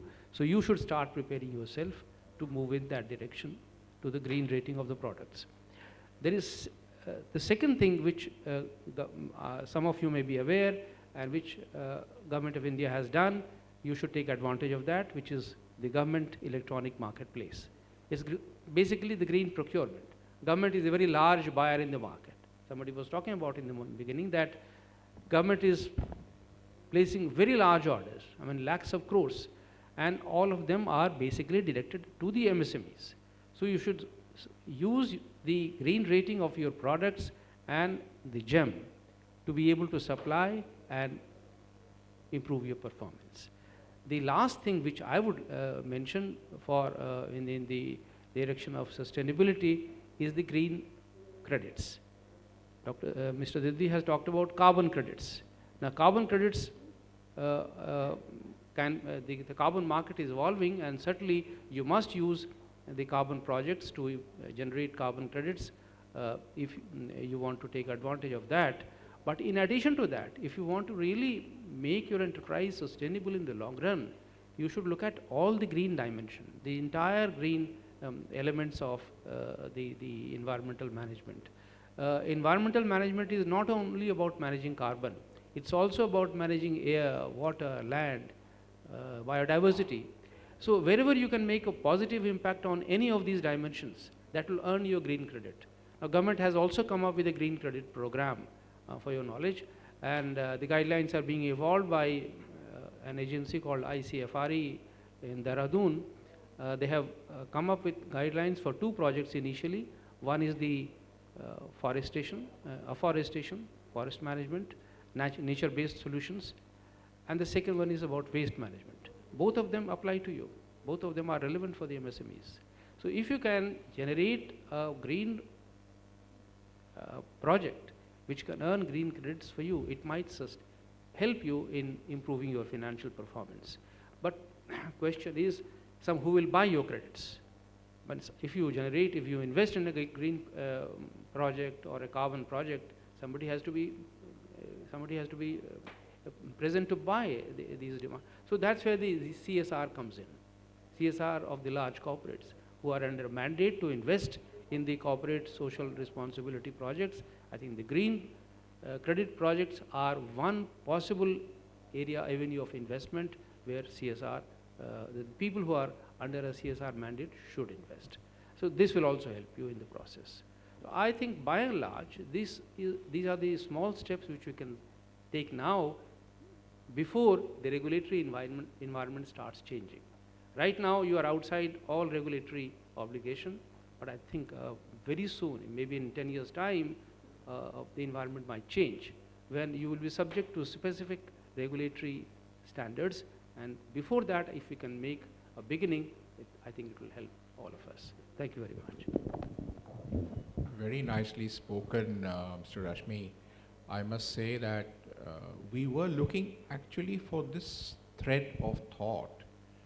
How can we ask MSEs to begin somewhere? You see this horizon before you and you are approaching closer and closer to the horizon. What is your level of preparedness for the dawn of the new sun? And I think now I've asked the PhD to take very careful notes of whatever we are saying. And part of our mission would be to make MSMEs prepared for what they see as coming, inevitably.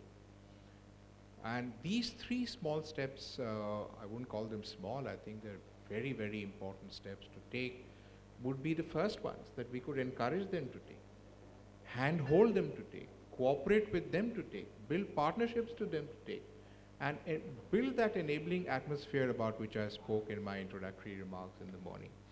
So thank you very much to all my panelists. We have a few minutes left. If there are any questions from the floor, happy to take them. Please introduce yourself. And if there's any particular member of the panel that you want to address the question to, happy to be able to facilitate that conversation. Any raised hands?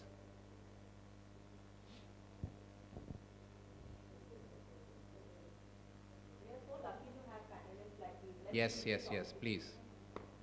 The first one is always the most important one. If we have one question, we can take many more after that. Please give her a mic.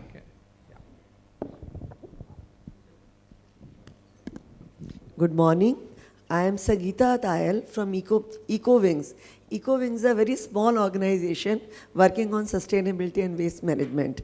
And I thank everyone that we are here at this platform to talk about this. मैं पहले Coke से एक सवाल करना चाहूँगी and I think हमारे prime minister ने बोला था आप हिंदी में बात करें अभी जो उनकी स्पीच हुई थी sir can I talk in Hindi with you please okay so we are very happy to know that we are working on sustainability and waste management but the problem is as sir said कि plastic को ज़िंदगी से हटाना पड़ेगा and how are we working on that coke is in plastic. All the Bisleri water is in plastic, and that is creating cancer, as we all know. Because I had attended one conference in US, Washington DC, and believe me, it was so horrifying that they said India is going to have pandemic of cancer in coming 3 years, and that will be like COVID to us, because everything we are using is single-use plastic, as well as plastic. जितना भी हम जो भी हम consume कर रहे हैं, it is in the plastic. Can we come back to our bottles? To respond to that. Yeah, sure. मैं कोशिश करूँगा पूरी हिंदी में जवाब देने के लिए. No, sir, you can speak in English. Okay, all right. So plastics is a very broad term. Okay. So within plastics, you have different type of plastics. Now there are good plastics, there are bad plastics. Please have a seat. When we talk about a bag, the polythene bag, So that is polythene, right? When we talk about the bottle of water which you are mentioning about, we are talking about a wonder material which is called as PET, polyethylene terephthalate. And as we speak, PET in India is collected back post-consumer, and the percentage is about 90%. Till this year, or till last year, all that 90% PET which gets collected was going into the fiber manufacturing industry, which goes into making of clothes. Okay. Now comes in the principle of circularity. And our honorable government, the ministry, in their good intelligence, they have also initiated the principles of circularity for brand owners like us, which mandates that we should reuse the PET back into our bottles. And Coke, being a large organization, we took the first step. We have already launched bottles with 100% recycled PET. And we will comply to the regulations. And typically, as we do, we will not only comply, but we will obviously over-comply. Because as large corporates, we have that responsibility to lead the way. And in terms of the safety of PET, I would not like to comment on that in such a public forum, but it has been very scientifically established that PET is one of the safest materials to be used. I will stop at that. All right, thank you. Look, I have exactly 2 minutes and 41 seconds. So I'll take one question from there. I am a bit of a stickler for time, so yeah, please. Hang on, we have a question there. Yes, Sir, please, go ahead. Sir मैं एक छोटा सा green activist हूँ, मुझे tree man के नाम से जाना जाता है और ये नाम मुझे एक रिस्पॉन्सिबिलिटी की तरह former president of India doctor APJ Abdul Kalam sir ने दिया था। मेरा क्वेश्चन पूरे पैनल से है और बहुत डिफरेंट वे है। सर एक अपने ही नैरेटिव को ले मैं आज एक्सप्लेन करता हूँ कि मैंने अभी कहा था चैनल पे लाइव कि कुछ लोग अगर आपके जैसे या मेरे जैसे बहुत करते हैं उसका कोई इम्पैक्ट आ नहीं सकता। इम्पैक्ट तब आएगा जब बहुत लोग कुछ करेंगे। तो मैं सर हर एक पैनलिस्ट से एक रिक्वेस्ट करना चाहूँगा कि वो एक नैरेटिव बताएं, एक स्टेप बताएं, जो स्टेप हम लोगों को कुछ करना है। एक आम नागरिक को, भारत के हर एक नागरिक को एक स्टेप क्या लेना है। आपका सवाल से हम परिचित हो गए हैं, हमें मौका दीजिए आपको जवाब देने के लिए। Pillai, would you like to go and not only need you reply to this particular question, but any other thoughts you might have? Yeah. I'll build on to Rajesh's statement. So we have good plastics and bad plastics. If you look at the overall picture, you must see what are we aiming at. So are we aiming at reduction of carbon, or are we aiming at reduction of use of fossil plastics? Okay. If you put a matrix, if you put all these products in a matrix of carbon emission and recyclability, yes, plastics have a very low recyclability index, but it has a very, very high carbon emission index, which means that it is a very low carbon emission compared to the competitive material like glass and tins and metals. So if we can improve the recyclability of plastics, then this is going to be a wonder material. Coming to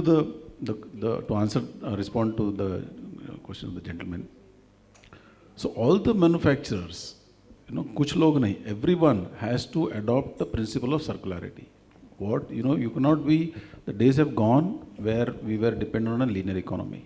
We have to worry about the waste which we create, not only which we create, which we enable the brand owners to create. So we need to remain in circularity, so that if everyone remains in circularity, then the issues can be addressed. Thank you, Mr. Pillai. So with that, we come to the end of this session. We're already considerably over time, so I don't want to stretch it too far. All our panelists are available. Any one of you wants to approach them or discuss with them, happy to do so. Thank you very much, dear panelists, for a very stimulating discussion. Thank you so very much, Dr. Chatterjee, for adding on so much value to this discussion. I'd like to request you to please stay on. And may I also have the pleasure of inviting Dr. Jatinder Singh on stage yet again. The two of you to please present a token of appreciation to each of our speakers for having joined us and shared their thoughts with us, an enriching experience. May I please request for the mementos for our speakers here on stage. May I request all of you to please put your hands together as we take this opportunity and thank all our speakers. Like Dr. Chatterjee mentioned, we will have the presence of our speakers through the day, and it'll be amazing if you can connect and take forward some very fruitful discussions. May I request you to please put your hands together as we appreciate the presence of all our speakers. Thanking. May I once again request Dr. Bhaskar Chatterjee also to please join us in the presentation of the wonderful, thoughtful mementos right here and be a part of the picture. May I request all of you to please put your hands together as we take this opportunity and thank our speakers. I would like to share with all of you that we are going to be starting with our technical sessions up next in just a while. We will be splitting in two halls for the same. I will be sharing the details of both the halls and the technical sessions that will be happening in both Sovereign and Desire Hall. A round of applause for each of our session speakers.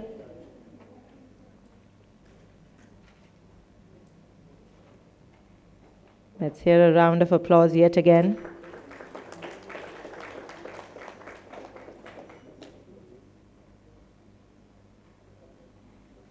Thank you so very much, sir, for joining us and for adding so much value to this discussion.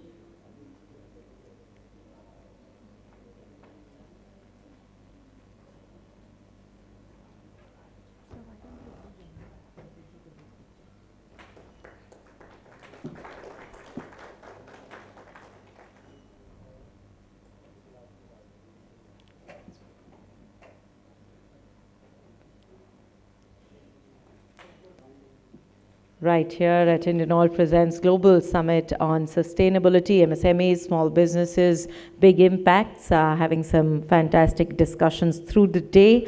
Very soon we'll be introducing our next segment, talking about ESG disclosures and BRSR core framework. But before we head there, may I request all of you to please join us for a group picture and be a part of the larger frame out here. Please do join us for a group photograph. And I'd like to request Dr. Singh to continue with his presence.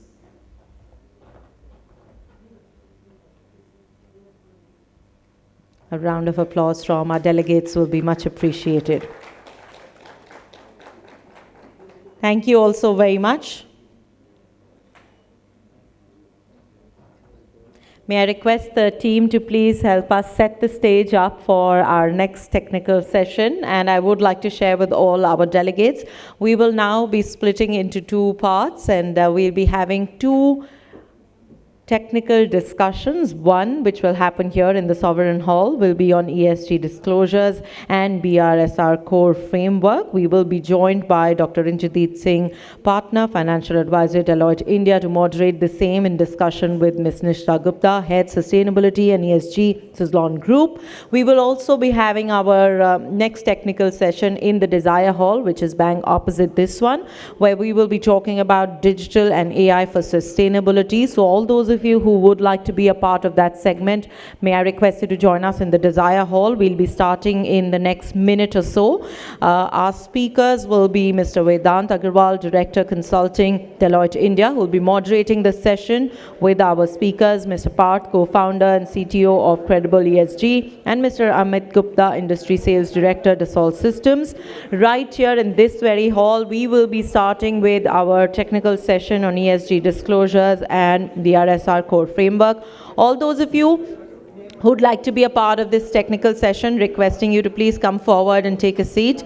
For those of you who want to join us for our next segment on digital and AI for sustainability, may I welcome you to join us in the Desire Hall, which is bang opposite this one. So all you have to do is step outside and join us in the Desire Hall. We'll be starting the discussion there in the next 2 minutes. For now, we are all set to welcome our next set of speakers for our first technical session.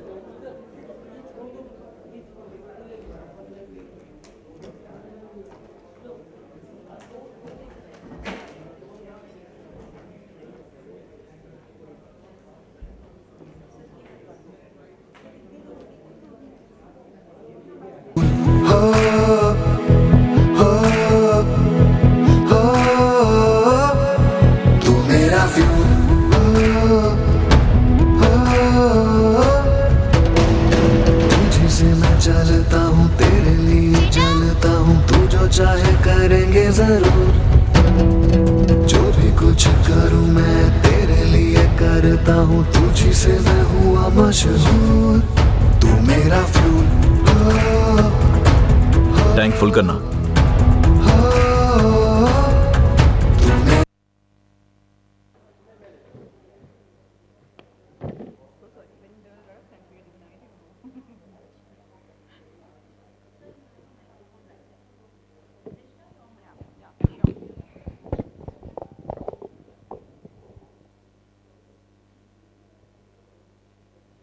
Time do we have? It's about 12:15.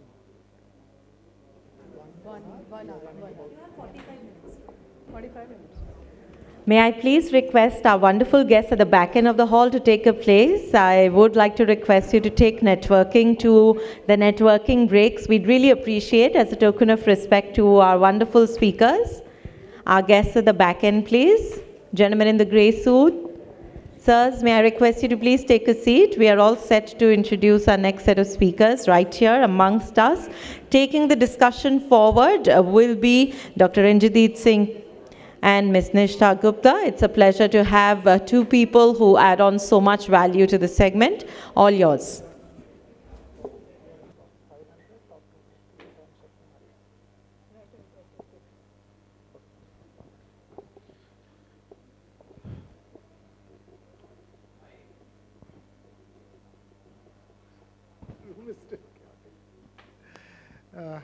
Good afternoon, everyone. I believe there are several fellow participants, those who are present in the room. May I place another request for you to settle down, or in case if you want to participate in the alternate session or the parallel session that is going on, you can please move to that particular room.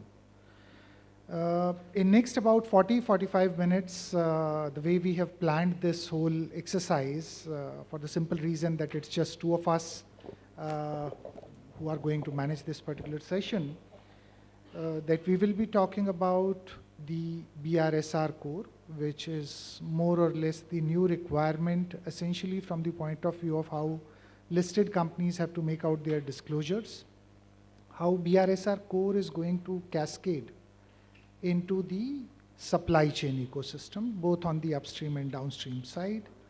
What are the assurance requirements around BRSR? Obviously, there is a little bit of, I would not call it step back, but there is a little bit of breather that has been provided by SEBI recently by introduction of a new consultation paper, which says that instead of looking at the 75% supply chain, which was the original ask, you can look at all the contributors to your procurement bill, which are typically contributing 2% or more. That's the dilution, or that's the breather which has been offered. And last but not the least, what are the requirements for the board around BRSR core assurance? How the board has been authorized to take up decisions?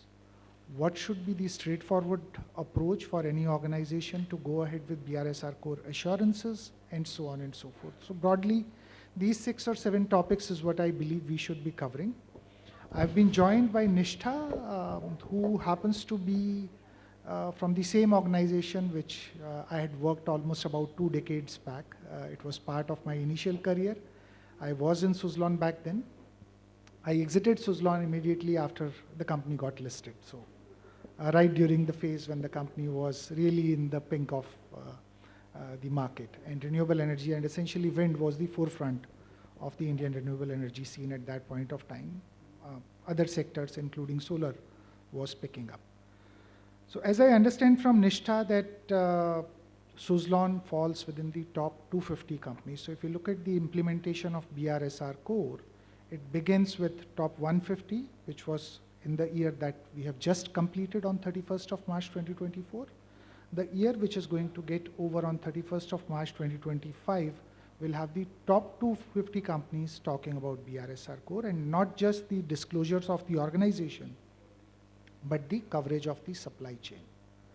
So my first question to Nishtha would be to give us a little bit of understanding as to how larger organizations, those who have to not just make the BRSR core disclosures for themselves, but also include the contributions of supply chain into their overall disclosures. And if we look at the BRSR core and essentially the principle number 6, which predominantly talks about the environmental parameters and the environmental performance, how they are practically cascading the whole understanding of BRSR core into the larger ecosystem, how the data is being organized, how it is collected, how it is harmonized.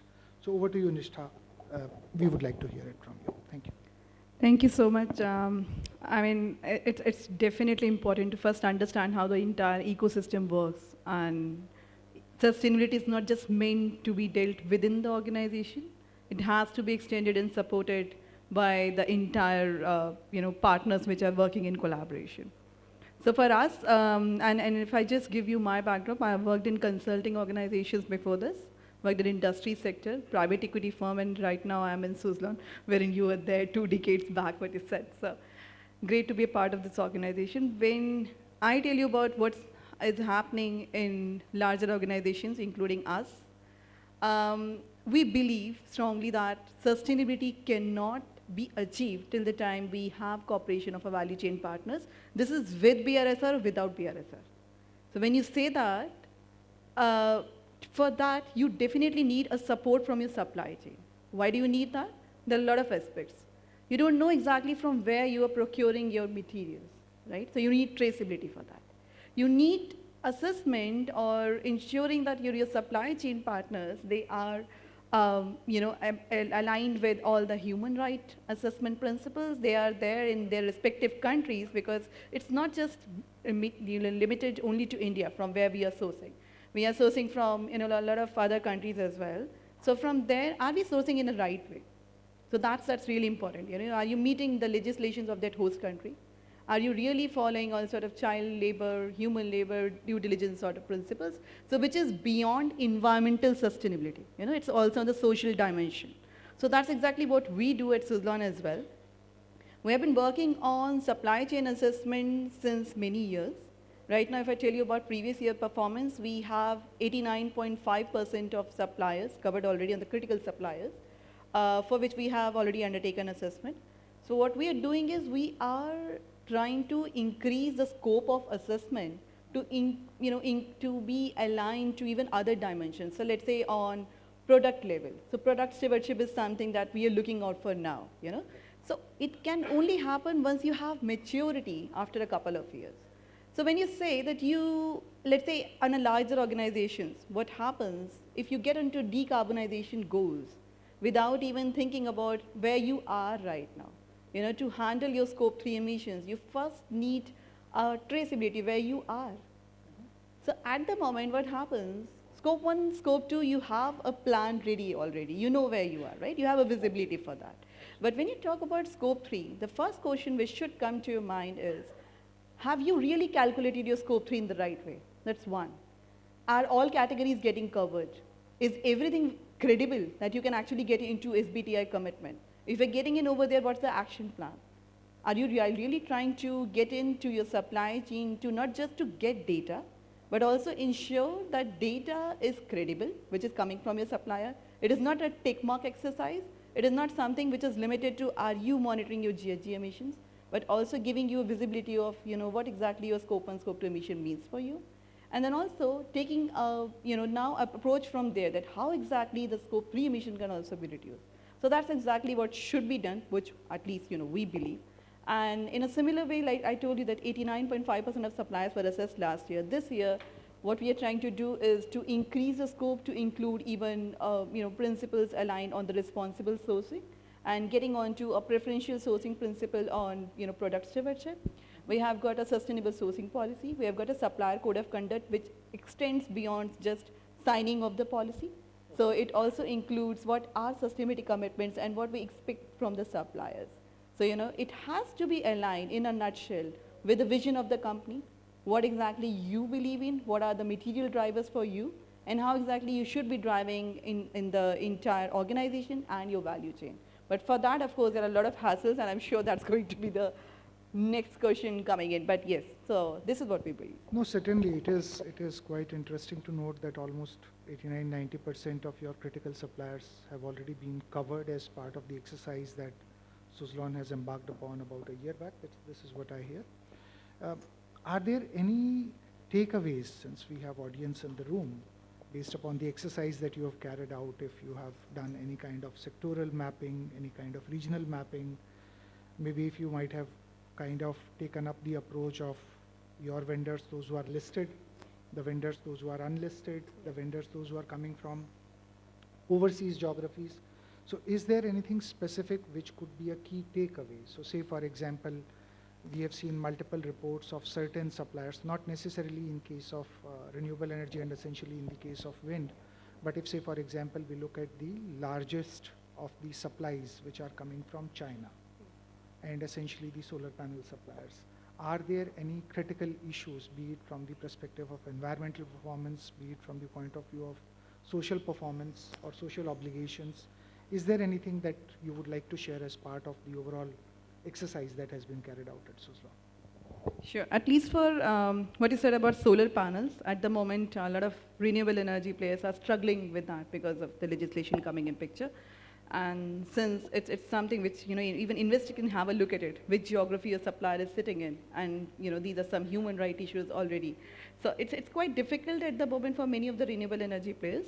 Having said that, when you talk about risk assessment of suppliers and suppliers coming in, which are like, a different maturity when you talk about, if you're working with MSMEs, you will find that, they are not really willing to even work on sustainability, right? Now to scale them up, you have a different sort of challenge. Then you have quite a mature suppliers. They are working on almost everything. They are already on the EcoVadis portal. They're working on CDP disclosure. So you have, suppliers as mature as, which are on the leadership part of it. So, in between that, there are multiple suppliers on which, you need to scale them up to improvise their performance. And there are ones with which you have started your business, and they're the ones which are quite adamant, why should we do that? So, you need to actually work along with them. So it's more about not just capacity building, also make them realize why it is important for them to improvise their performance, why they should be thinking about it. So at least for us at Suzlon, what we work is we closely work with our suppliers. We have our training centers as well within our campus itself. We keep calling them, and we keep updating them on their performance and the challenges which these organizations are facing. So it's like a lever for them that every year, every 6 months, they have to demonstrate on that part. So it's not just on an exercise on portal wherein we should be capturing a performance of suppliers, but also giving them a visibility of what are the pain points. So as an organization level, what we foresee is, which are the areas or which are the segments under E, S, and G pillars wherein we are really struggling. So it could be something like the risk on, let's say, human rights, for example. It could be something about traceability of your raw materials. It could be even on the environmental part, let's say, your suppliers are not even ready to share your GHG emissions data. So how do you tackle that challenges? So we are working with them to give them tool as well as to how this should be calculated and what are the value addition, going further, how exactly it's going to help them. So this is what we are working across different segment of suppliers. So some suppliers have already reached maturity level. There are other suppliers with which we are, telling them that we have a preferential sourcing policy, and we are working on sustainable sourcing. So this is highly encouraged. So we need to work closely, and since you are one of our critical suppliers, so that's just something which is expected from you. Keep on working on that, and quarterly we keep on monitoring the progress. So the key to this is monitoring, giving them an update, and really working along with them. So it's as good as like, we have a push from, let's say, our investors and customers. Similarly for them, we are one of their customers. So if you keep on pushing them, asking them that this is something what needs to be done to improvise, and this also gives them ample avenues to get on to work with other customers as well. So this is how they are also thinking that this could really help them in near future. No, certainly. Let me pick up the discussions or the narratives that you have talked about. Traceability. Traceability is gaining a lot of importance. I believe my first encounter with the word traceability came when we were working on an initiative around blood diamonds, almost about 15, 20 years back. So when you talk about traceability, it is all the more a reason for you to look beyond your tier 1 suppliers, right? There have been few instances, very few odd cases wherein due to the negligence, if I am not able to find a better word, or due to some unknown reasons, the tier 2 and tier 3 suppliers have created challenges for the larger organizations. So since you have talked about capacity building, you have talked about the requirement of traceability, you have been involved in this exercise, you might have carried out some changes in your general business terms or the procurement policies also. So having said that, this traceability, has it led to some kind of access to the information from the tier 2 and tier 3 suppliers also, or as of now your focus is only limited to tier 1 suppliers? Because the moment we look at the possibility of larger involvement of MSMEs, it will, I would say inadvertently, in majority of the cases, they will fall within the category of tier 2 and tier 3 suppliers, and in very small or percentages, they will be the direct suppliers to any large listed organization.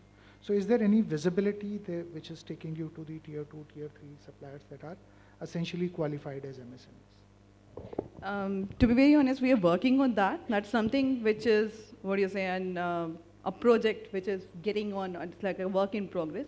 But if I tell you that, we have started monitoring on that part and the visibility of data in terms of, what is happening around, we extended it to the tier 2, tier 3 suppliers. That's not there. That's something which we are working on along with, support of some consultants at the moment, that how do we work, how do we ensure that we are expanding our bandwidth to include even, the tier 2, tier 3 suppliers to get onto the traceability part of it. Now, apart from what I said, that what we are working on supplier, we are also encouraging our suppliers to get onto the next level. Having said that, let's say raw material, the major raw material for us is steel. So we are working with, even, let's say customers and even forums with FICCI and CII at the moment, and even the Ministry of Steel, to have a push from the customer side of it. So, on to get onto either responsible steel or to get onto the steel which has got, product carbon footprint, life cycle assessment done.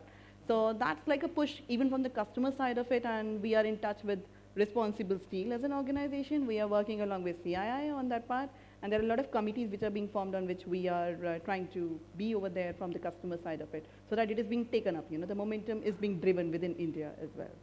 So that's how we are trying to see that, what forms a basis for us, like to get on over there. So it's like more on a proactive approach. We are trying to work apart from what we are already working on, and that's happening. No, that's very important, and even if we say, for example, don't move in the direction of the final assurance, the original guideline that has come from SEBI, which typically creates a nudge that either we should use standards like ISAE 3000 or SSAE 3000 to get the assurance done at reasonable level for the organization, and maybe to some extent at limited level from the supply chain partner. So even if it has been diluted a little bit, do you see the possibility of going digital? Because the kind of data sets that are required to be captured, even if we leave the overall BRSR on the sidelines for the time being, you look at the BRSR core requirements, the principal questions across the 5 NGRBC principles.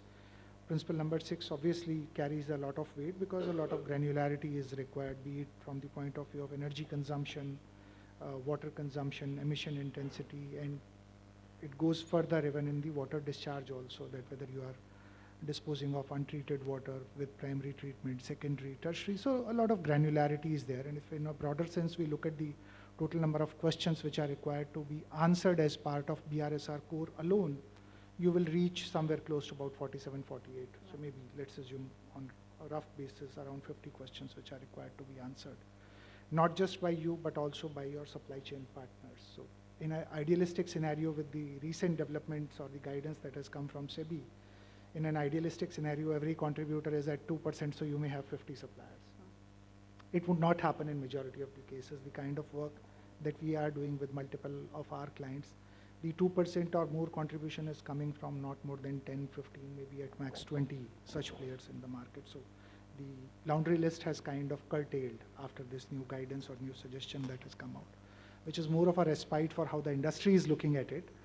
But yeah, if we are looking at going holistic, the kind of work that, say, for example, you have talked about for Suzlon, 89% coverage is already there for the critical suppliers.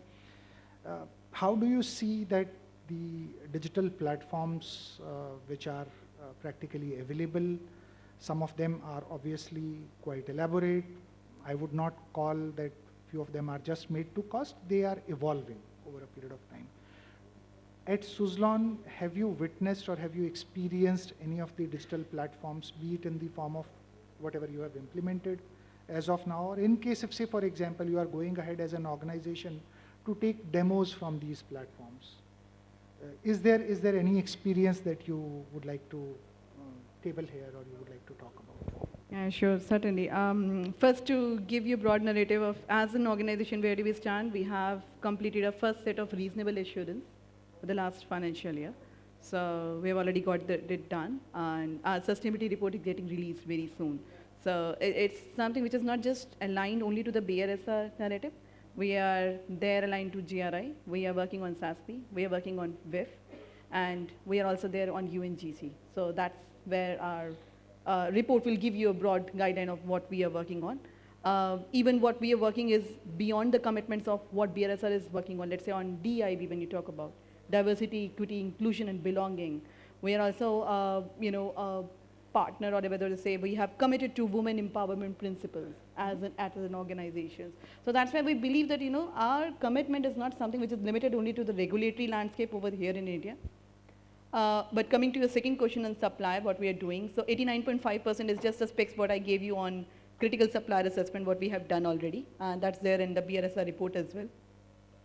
On tool, what you have highlighted, we already have an in-house tool right now for sustainability within the organization. What we are doing right now, we have done an evaluation of all the tools available in the market, the renowned ones.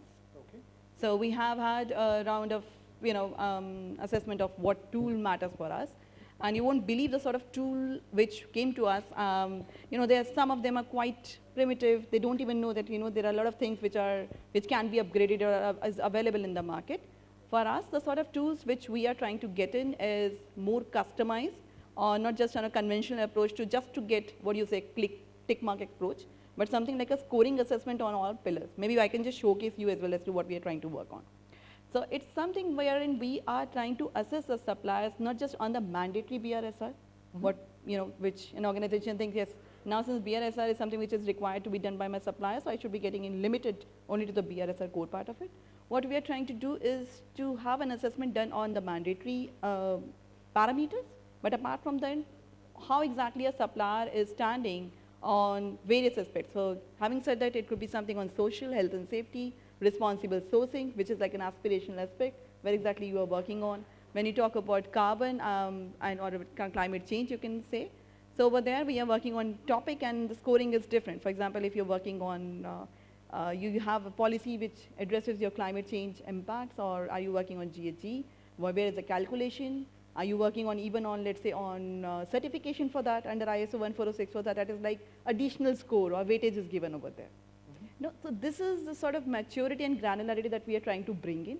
At the moment, what we are doing is to roll out this platform that we have, and to even have a capacity building done for the suppliers as well, because they're not very, it takes time even for the suppliers to get onto the platform and to adapt to what is coming in. So that's what we are doing already. No, this is interesting that you have kind of deployed your internal tool for collection of data.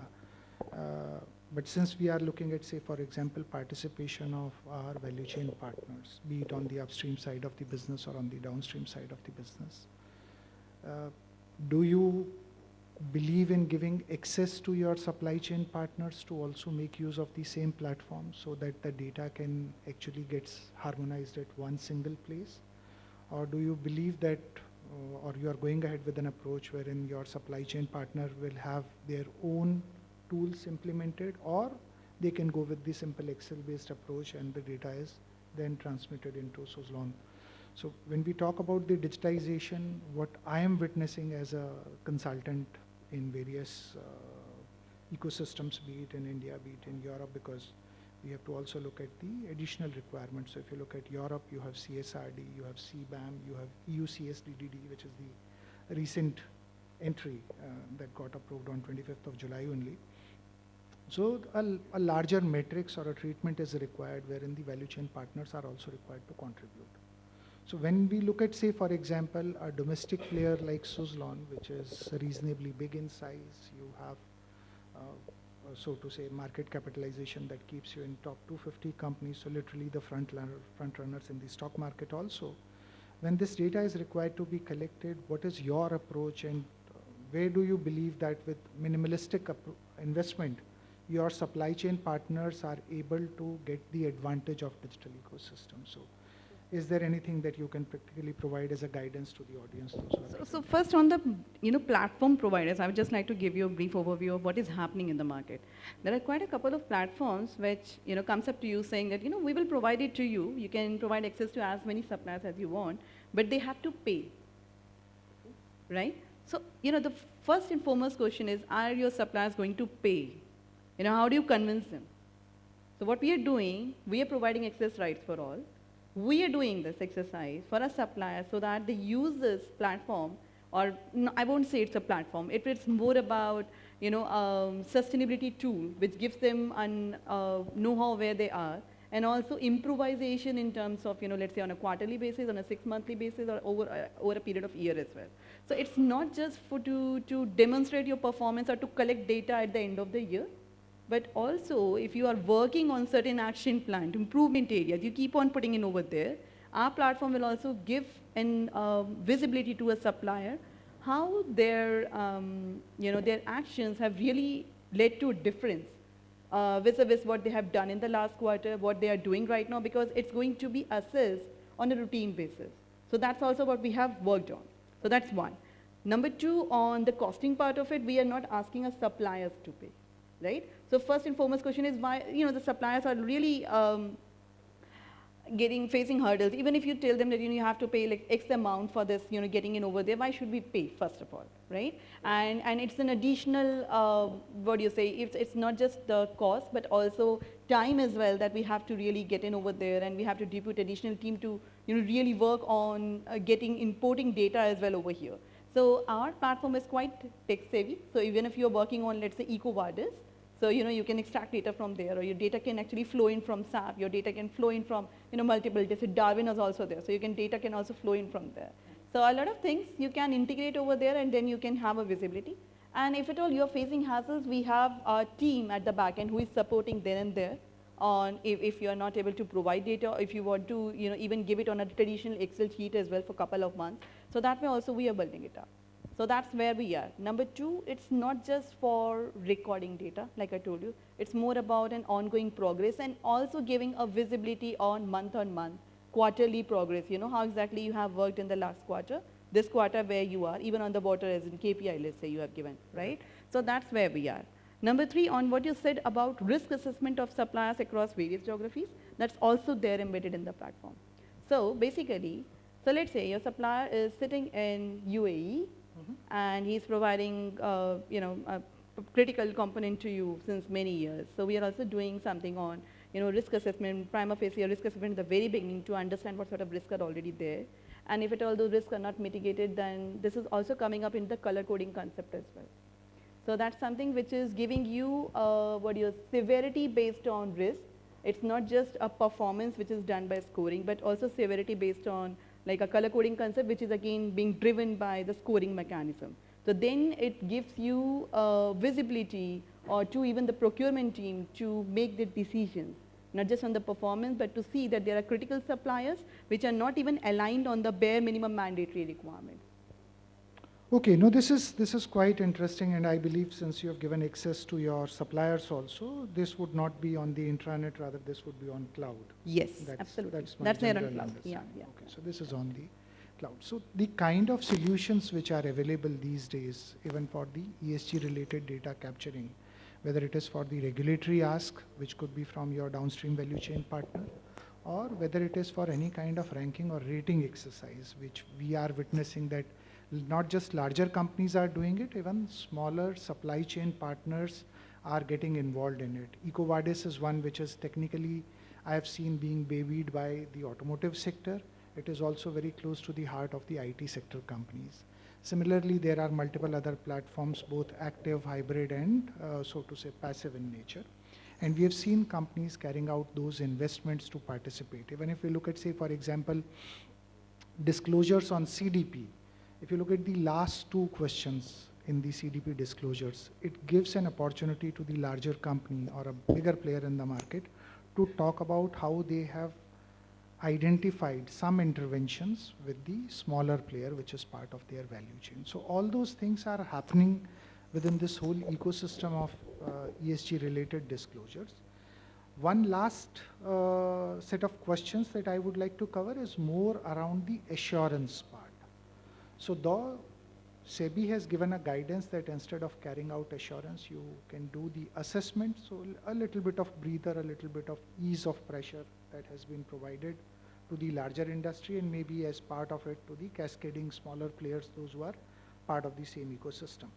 But when we talk about the authorization for board, how the boards are looking at environment, social and governance, be it from the point of view of bare minimum compliances which are required by law, depending upon where your businesses are being carried out. So from the point of view of manufacturing, there could be one set of obligations.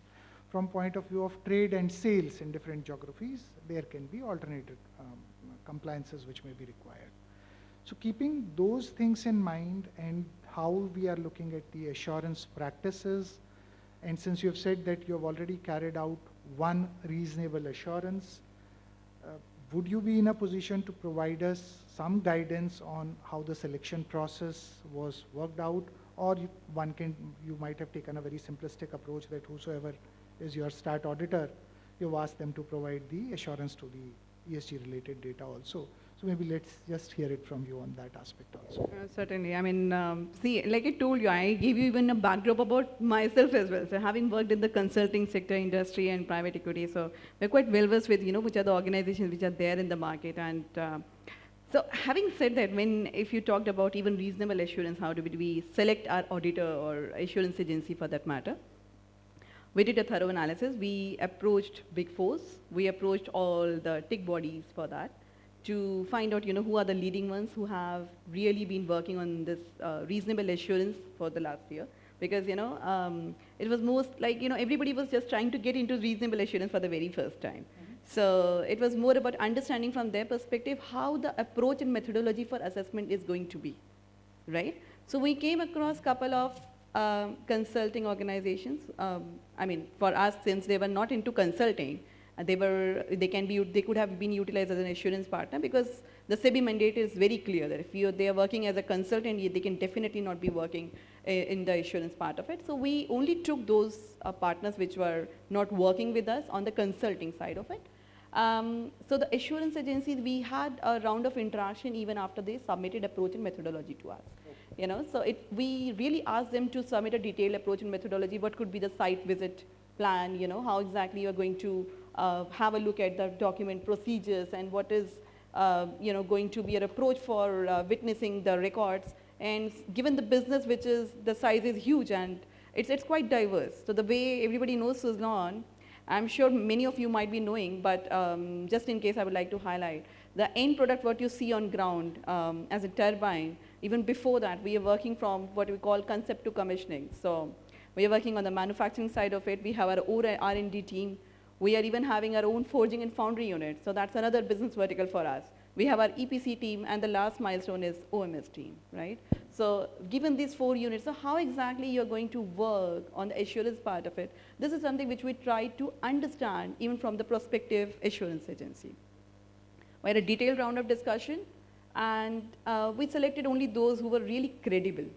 So, who were not trying to just, work along with Suzlon just for business, but giving a very holistic perspective of how assurance is going to be conducted, what are the outcomes, how exactly they are going to really work on ground, because we were quite transparent. We said, whatever you want to do, we are quite open on that part, but we need a thorough approach and methodology which could really help us in, assessing credibility as to what is happening on ground, and also to the corporate team as well, to understand where are the challenges, right? So that we can also work on that part. If at all there are some challenges or, some sort of things that could actually be scaled up.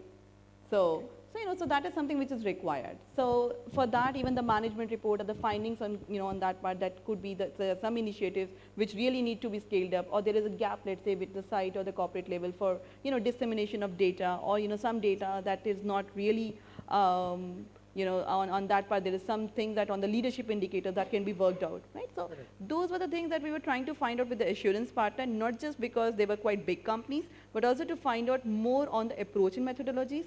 Secondly, on the sectors which they have worked on. Thirdly, on, how they are going to conduct this assessment. Fourthly, not on just taking this assignment to work with us, but also giving us a perspective of, the things which are really required, or interventions which are required to be taken up at management level. So those were few things that we really worked on, and we asked their partners or with the lead of the organization to present that finding as well as to how they are going to scale it up and what they're going to do, and this is how we selected our partners. No, this is quite interesting, and one quick take on the inputs that you have provided is that everybody is learning. So whether it is the participating organization, whether it is the service provider, we all are learning on ground with each and every engagement that we deliver, be it as part of the accounting firm from which I belong to, or the industry wherein these disclosures are required to be provided. And on top of that, between the last year and this year, maybe you might have to recalibrate the whole approach in order to accommodate the supply chain partners also. So do you believe that you would be in a position to fulfill the obligations of including all the suppliers which are contributing to 2% or more of your procurement bill? Or would you see any difficulty or challenges based upon your 1 year long history of, say, for example, doing the capacity building with your supply chain partners, understanding the issues with the critical suppliers and so on and so forth? So where do you see yourself, because we are almost at the end of H1, 30th September will be half of the year for which the compliance has to be already qualified for. So is there anything which is on the cards which audience can take as a learning? And then after this response, we'll open it up for the floor. Perfect, thank you so much. So like I told you that, we are continuously working with the suppliers, so that supplier engagement keeps on happening. So we have a quarterly meetings as well. So that's something which is also happening around. So we try to understand, there is a common forum as well, wherein we all get, invite all our suppliers. So let's say on what you said on the regulatory side of it, but apart from the regulatory perspective, we keep on inviting our suppliers as well to our office, wherein we have got a GLD, what you call in the Learning and Development Center, what we have already.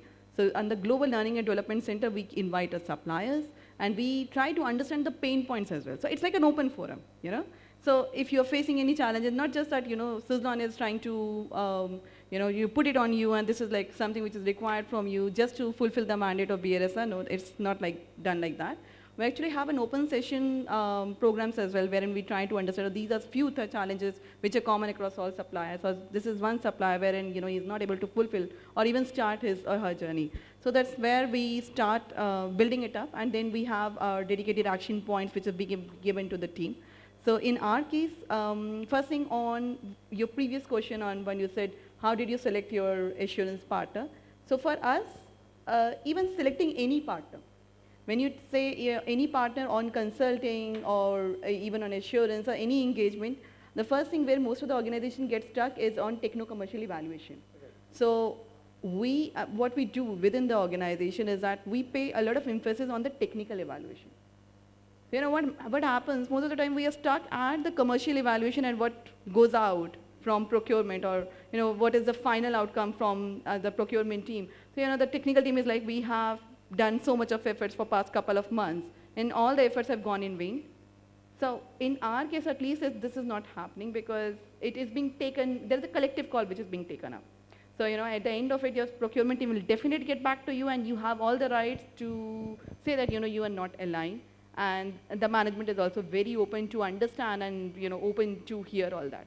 So as in, like, we in the sustainability team, if we don't put it up that this is not the right way and this is not the right partner to get into, that the things will not happen. Coming to your second question on training and capacity building, we keep on engaging with the supplier on almost routine basis, and that's the essence. So that's the only essence that we have wherein which really works in favor for us. It's not like just a monitoring program that is open at the end of the year. We know exactly where we are. We absolutely know where we are. And we know the pain points as well. Where we need to work on. So if we have started off another journey which is called ResGen, Responsible Generation, wherein we are working for what is the future for us within the sustainability space as Suzlon. So it's not to, just meet the bare minimum mandate, because on the mandatory perspective, we know we are aligned. We are trying to work on the other aspect, the aspirational ones. So that's something wherein we are trying to work on, and we know exactly on what is the performance so far, and on the next quarter, what it's going to be. So that's where we are. No, this is quite helpful. We have about 7-8 minutes to take up questions. If we can open the floor for questions and observations on this particular session.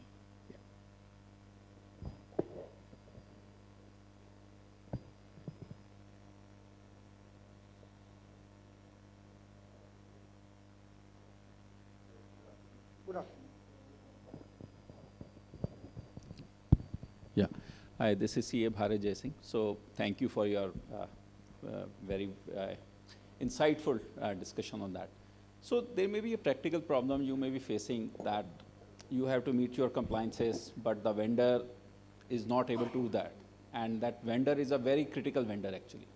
So in that case, how do you go? Whether you go with an exception approval, because we have to keep that, or you go for, okay, you have to do that, even if we have to fund something, if you have to improve something on that. Because there may be many a times it happens that, okay, you don't give me so much money or the price, because it's all about the budget and all. So I cannot meet your compliances actually. It very much happens actually, that for that I will have to spend so much money. So how do you manage the show regarding this part? You want to take it up? From the implementation side of course, I would like to add on.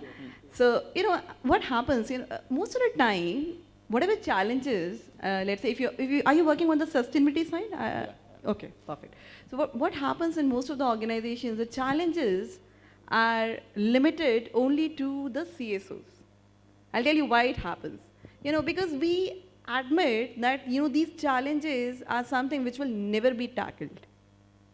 So unless and until we keep it in front of management, we try to find out solutions, we actually make the challenges also visible in front of management, we won't find solutions for that. So when you talk about sustainability, running sustainability even within the organization, the first thing could be, having like short-term wins, to make persons understand, okay, without spending much, we were able to, really get on these much benefits, and then plan for a long-term change, and what are the levers that you should be working on the roadmap part of it. Similarly on the supply chain. So if you're working with the critical suppliers, there should not be any exception for that. Of course, you need to support that. So let's say within our organization, I give you one example, that we are trying to work on training, capacity building, we're calling them up, we are working with them very closely. If people are saying that, no, we cannot work even on GHG, bare minimum, we don't know how to work on GHG. We don't know how to work on water calculation. You are talking about intensity. We can't do that. We are helping them on that part. So in my team, if I tell you, we are even working on sustainable supply chain management. Most of the time, it is limited only to the procurement team, isn't it?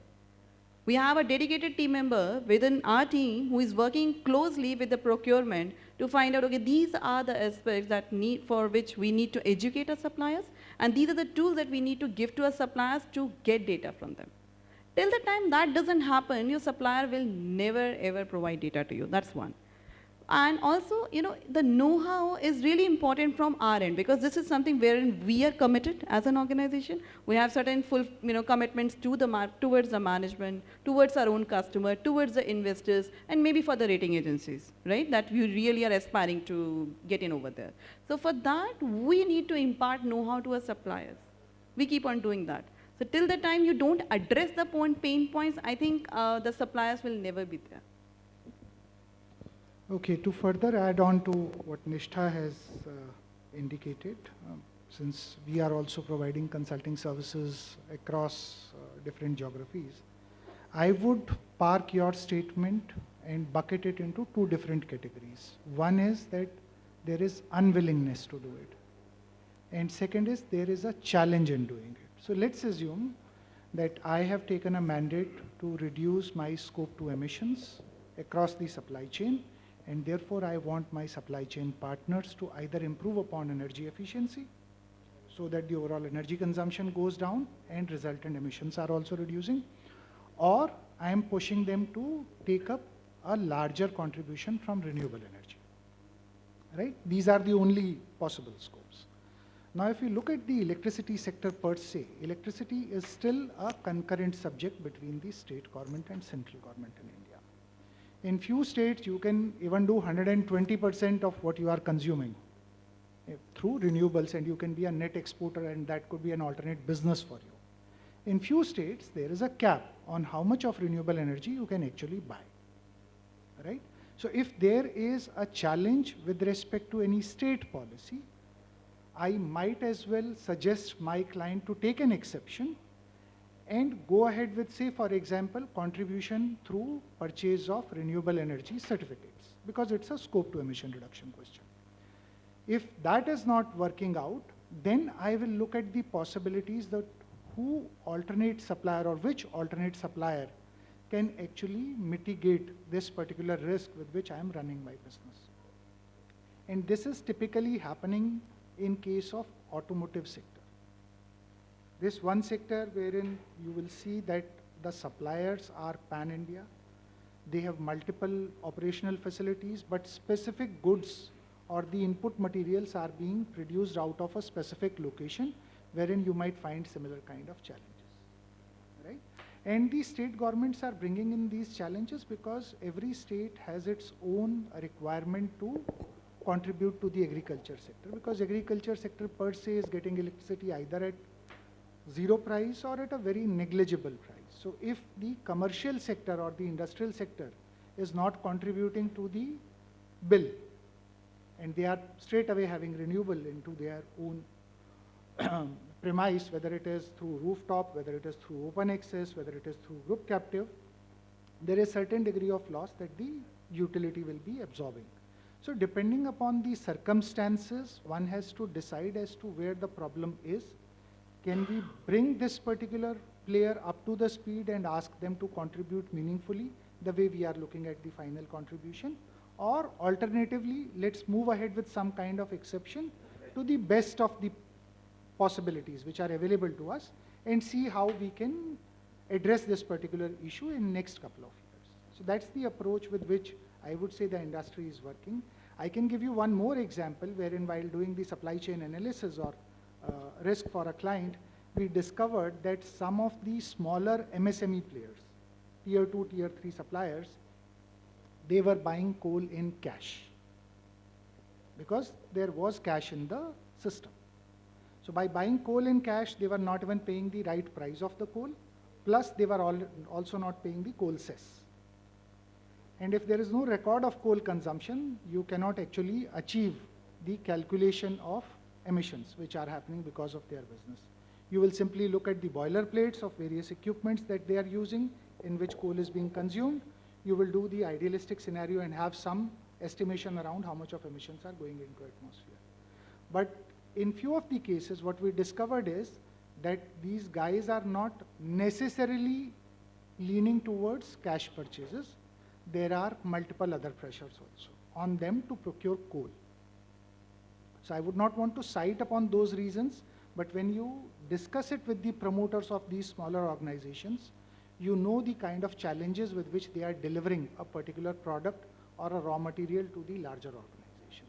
So therefore, there has to be a calculated view on the challenges which will come to us when, say, for example, when we have to collate the data around BRSR core and the supply chain contribution. Any other question before we close? Yeah, one last question, please. Please go ahead.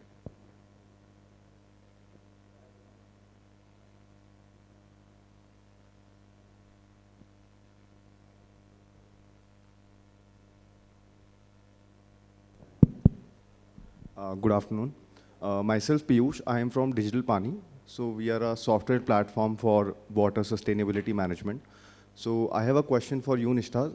Water neutrality is something, which is the talk of the industry in terms of water management.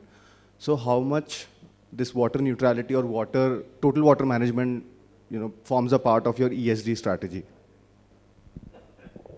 Even if you look at our goals, that is something that we have considered as a KPI. So that's something what we are working on. So like I told you that we have launched a tool to work on the sustainability performance for ourselves. So that's not, so there are different sort of tools, like you said, you are working on water. So there are tools which are working on collecting collation of all information on the ESG performance and just giving you matrix of this is, it's like a version of, what do you say, just an Excel version of, advanced version. That's not what we are working on. We have certain KPIs which are embedded onto the ESG platform, which helps us in monitoring where we are. So it's not like a surprise at the end of the year, oh, we didn't reach, It's not like that. And how we are working on water neutrality. So that's also something which I would like to share with all of you, and how it should be viewed upon. See, water neutrality, even if you take a target at an organization level, that needs to be precipitated to all your sites, all your own, operation maintenance locations as well. So when you take an, overall target as an organization, that requires a lot of monitoring that where you are. One way is that you can have a site level one, that where you are you already there, and keep on increasing the performance year on year. Get onto the water positivity. After getting onto water neutrality, what are the next thing that you should be working on? Are you getting on to Alliance for Water Stewardship, more on the water positivity and water governance principles? But to work on that, it requires a lot of inputs from various locations. So there are a lot of mixed thoughts about it. What people think that we can have some sample sites, and based on that we can get onto water neutrality, but that's not the right way. You need to really work across all locations. So that's exactly a target when you talk about, even for us, we have given a target across different BUs. How they need to scale it up, what is required at the moment, and that's exactly what we are monitoring. So that's there, embedded on the platform already. And to the last question, I would just like to add on, we also have that, what you say, sustainable sourcing policy. There's something called preferential suppliers. What Dr. Indrajit already mentioned, that you can look out for the other suppliers. So if your supplier is definitely not contributing, exactly from, this particular raw material can be sourced from, these are the top 5, these are the top 10 suppliers. So you have already those suppliers there in your system. You can actually look out for the other suppliers which are really performing. Thank you very much, Nishtha. I believe we have kind of exceeded the time which was allocated to this particular session. We can close this session, and I would like to give it back to the organizers. Thank you. Thank you, PhD Chamber of Commerce, and thank you, Dr. Indrajit. A big thank you to Dr. Singh for taking this forward with Ms. Nishtha Gupta. It's been a pleasure and delight that you could add so much value to this segment, and to our audience members for all the questions that just made the session so very interactive. To appreciate your presence, who better than a wonderful leader amongst us? May I please welcome Dr. Bhaskar Chatterjee to join us on stage and present the two of you with a wonderful green token of appreciation along with the Ashok Chakra. A round of applause for both our speakers right here. And let me also thank our audience members for all those questions. Please do keep them coming for all the sessions, because this just helps us make this discussion so very interactive. I would also like to share with all of you that we have some very interesting sessions which are lined up through the day. A little bit about our next sessions as we take a moment and thank Ms. Gupta for her presence and for sharing with us all that she and her team have been doing.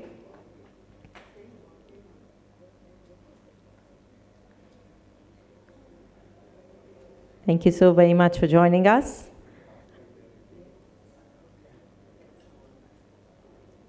Thank you, ma'am. May we also thank Dr. Indrajit Singh and requesting Dr. Chatterjee to present him with a planter there, along with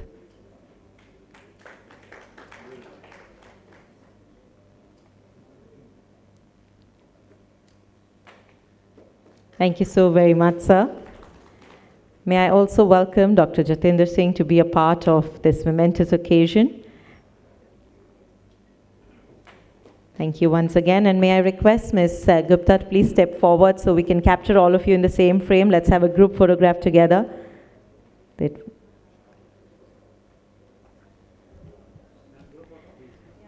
As I request them all to join us for a group picture, I would like to share with all of you that we have some very interesting sessions lined up in the other half as well, and we'd really appreciate your presence here all through the day for our sessions. A big, big thank you to all of you. Let me thank Dr. Chatterjee, Dr. Jatinder Singh for their kind presence here on stage, and of course our speakers, Dr. Indrajit Singh and Ms. Nishtha Gupta.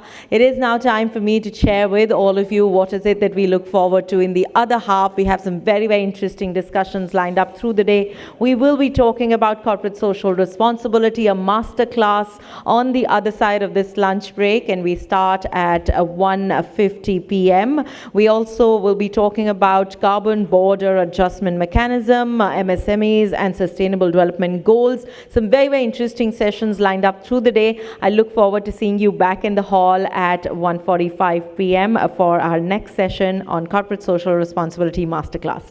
Thank you so much. Lunch will be served in the Desire Hall, and let's look forward to engaging and networking with peers from the industry. Thank you. Welcome back after lunch. As we get set for this next segment, may I please request all our delegates at the back end of the hall to please move up front. The first few tables are all yours. I assure you, our speakers will be more than happy to have you up close and personal. So may I request everyone, and it's good exercise, right? After that wonderful, heavy meal, I'm sure all of us can do this. That may I request everybody at the back end of the hall to please join us up front. Please don't mind the reserve tags. Don't worry at all. Have a seat right here. We would love to see you closer. Gentlemen at the back end of the hall, all of you all, may I please request you to please join us on the first few seats available.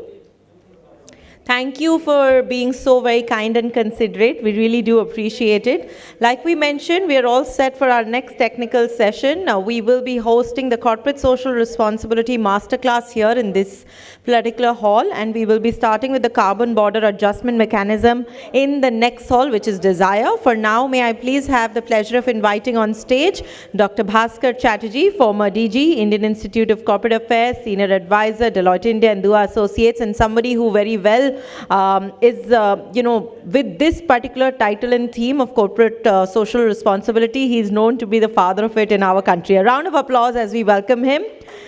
To take these conversations forward, may I please extend a very warm welcome and present to you Mr. Prateek Kanwal, Director, Deloitte India. Such a delight to have a wonderful leader and speaker like him join us. Gentlemen at the front end, sir, we are starting with our discussion. May I request you all to please take a seat? Sir, we are starting with the show. Thank you so very much. All yours. Thank you. First of all, thank you to PhD for organizing such an important conversation. I know the session is post-lunch, so we'll try to keep you awake as well as alive and make sure the conversations are interesting. Before I start, I think moderating the father of CSR on CSR is in itself a treat for the moderator as well, right? So I must thank Dr. Bhaskar Chatterjee, because a lot of us have made careers because of that law, right? We owe our careers to the law which came in 10 years back. Before we get into the master class, and I'll just clear the format of this session. It is a master class. We have the master with us, so let it be a master class. And I'll speak very less after 2-3 minutes, right? You would want to hear from the man himself. The idea is he will do a presentation, and then we want to keep it engaging. Whenever there is a question, because we can accommodate most of you today, feel free to, ask questions in between. We'll be having a lot of time for Q&A. Without further ado, before he gets into the presentation, Dr. Chatterjee, I want to sort of start by understanding the evolution of CSR law in India. we've just commemorated 10 years of the CSR law. I'm sure it's a proud occasion for you as well. Take us through the key milestones and how you've seen the CSR space evolve over the last 10 years. Yeah, so that itself, as you rightly said, Prateek, is a huge milestone. You know, when we were on the drawing board back in 2012, for us, all of this seemed like an experiment. Would it actually stand the test of time? Would it just fall apart in due course? Would it work or would it not? I mean, the way we were trying to completely envision a new space, never attempted before, step into a territory which nowhere on the planet had even been attempted, was a challenge by itself. Today, when we have completed 10 years, it's a huge validation of that experiment. That so much energy, so much diversity, so much planning, some of the best brains in the country are now engaged in the area of CSR. And as you rightly said, so many careers have been built out of it. So many millions of lives have not just been touched but transformed. And that exactly is, I think, the success of the entire experiment that we began. Now, if you look at milestones, what shall I say? When we began in that first year, 14, 15, when we were rolling it out, there were about 9,000 companies, and there were about, the spending was around 10,000 crores. Look at the CSR space today. 18,000 companies, 27,000 crores. Number of companies have doubled, spending has tripled. Now, the early figures that are coming out of the Ministry of Corporate Affairs tell me that we will breach the 30,000 crore mark comfortably in this 23-24. By September 30th onwards, we'll start getting the official results. It also, in some ways, and this is important for you to know, despite the law, despite all that's happened to the law, 3,649 companies did not spend a single pi, despite being under the ambit of the law, for 10 successive years, not one paisa. And for those who've done so well, what does that mean? It's a deterrent, right? If people can get away with not doing, then to those who are doing, it sort of undermines their confidence. When we started CSR, we used searched, I remember how many, to find a principle which we called comply or explain. And in the first 4 or 5 years, we said to corporates, well, you know, if you're not spending your 2%, at least tell the world, tell the, you know, the wide universe why you're not spending. It can be any reason you want to give, but at least give a reason. We moved from there to incarceration, where the law said, if you do not, then you will have these penalties plus jail term. We moved away from jail term to now which we call comply or pay penalty, CPP. And the penalties are really high. And the penalties are not just on the company that did not spend, but on the individual officers of the company who were complicit. And when you sit as chairman of CSR committees, you know, you feel nervous because you're one of those people who would be targeted by the law. So that's kind of a sort of sea change that's happened. It's a very important point you mentioned, moving towards penalty. When you envisaged the law, did you see that non-compliance would be a bigger challenge? Because when we started off, the guidelines were not so stringent. I think it was also testing the waters to see how many comply. So for doing good, do you think that penalties is the way forward?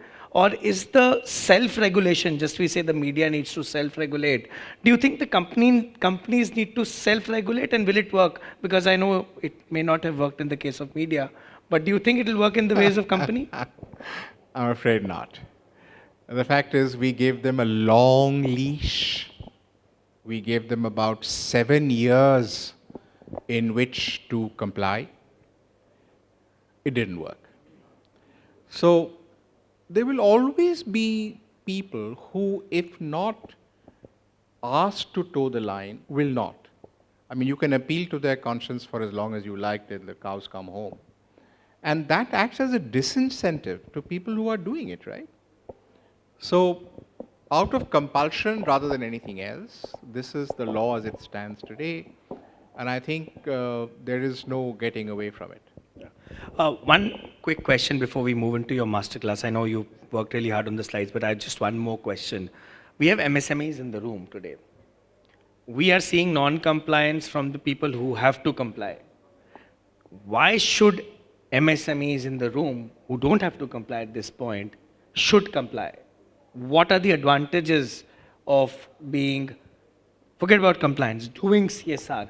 Because it is something which is the responsibility. We forget the word responsibility in corporate social responsibility, right? So as a responsibility, why do you think companies should be doing it? And what are the advantages, if any, for them? Well, why? The answer to that is because you would want to. If you are in a business, and I suppose the bottom line of any business is to make profits, from whom are you making those profits? From the society in which you operate. Conversely, therefore, from those who are contributing to your profits, you owe them something as give back. So that part is perhaps the why part. But the advantages are, I think, 2 or 3-fold. One, to prepare yourself for what is likely to come. Every startup, every industry, every MSME wants to go where? To grow. To prepare yourself for the inevitable. It is going to come. And if you are doing it from now, you understand what is to be done, what's the framework. So preparing yourself. Second, there is no better addition to your brand value than to brandish what you are doing in your CSR. I don't think today you can open any annual report of any worthwhile company which does not talk about what they have done for societal good, for purpose, as we call it, that they are purpose-driven. No leader of any company, no CEO of any company can stand up on a stage like this and say, we owe nothing to the communities. We owe nothing to my nation. We owe nothing to the people around us. Rather, most conversations of CEOs hardly ever go to profit line or how much they made last year. CEOs, whether it's Davos or anywhere, no longer talk about that. The conversation is all what are they doing for sustainability, what are they doing for society, how can they help people around them, and so on. So that's the age in which we live. Great. Why don't we move into your masterclass? And before that, if you have any context setting which you need to do, I'd hand over it to you. So among those of you who are here, let me try and understand at what level I should pitch it. How many of you know Section 135? No, not the specialist. From the MSME sector, how many of you that you belong to an MSME, how many know Section 135? If you raise your hand, there will be a follow-up question, so that is at your own risk. Right? I see no hands raised, so I know where to begin. Okay. Section is part of an act, right? So how many of you can tell me which act is this? Companies Act of which year? You are banned from replying to any question. Do you belong to an MSME? Out. Anyone who answers the question must tell me the designation in the MSME. Yes, ma'am, you said so. What is your designation in the red shirt? Yeah, maroon.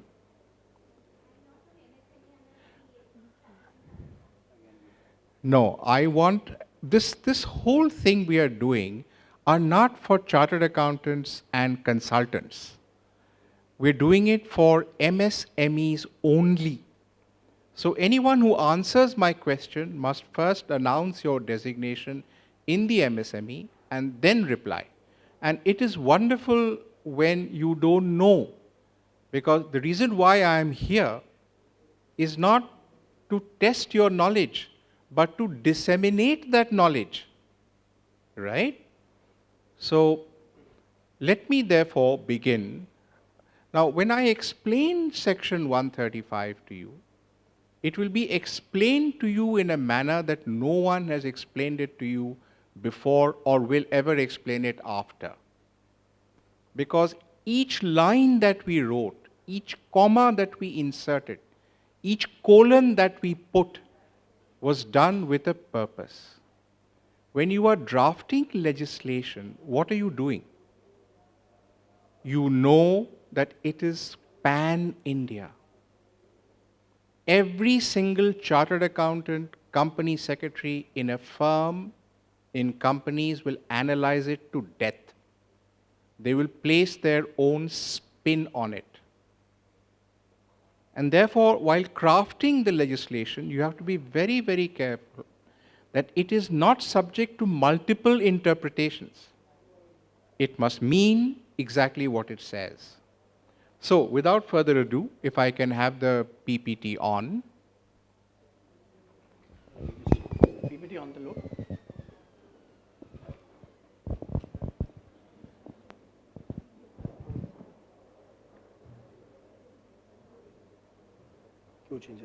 So I think it requires your pen to start.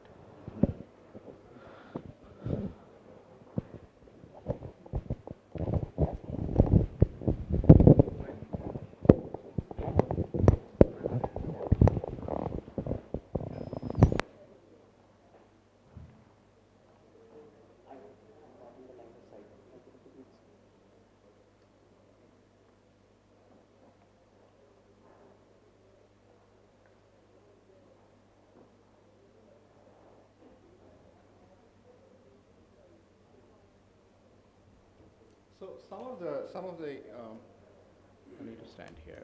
Is there a collar mic available? I'll give you a collar mic. Yeah, give me a hand. I think it's okay. Take time to. Yeah, okay, right. So some of the ideas of why was this legislation brought in. We heard in the morning many corporates who came here and said, you know, we've been doing CSR for generations.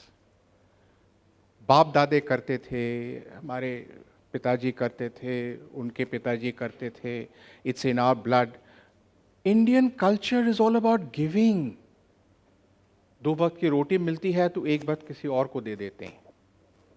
Now all this permeated the conversation, so there was a lot of resistance to this law. Why is government bringing in a law on something like CSR, which is basically doing good? Does government have to teach us what is doing good? This is the resistance that we faced. And the answer to that would be what? What answer would you give? Any one of you? This even corporates can answer. What would you say as a reply to the fact, why does legislation need to be brought in for doing good?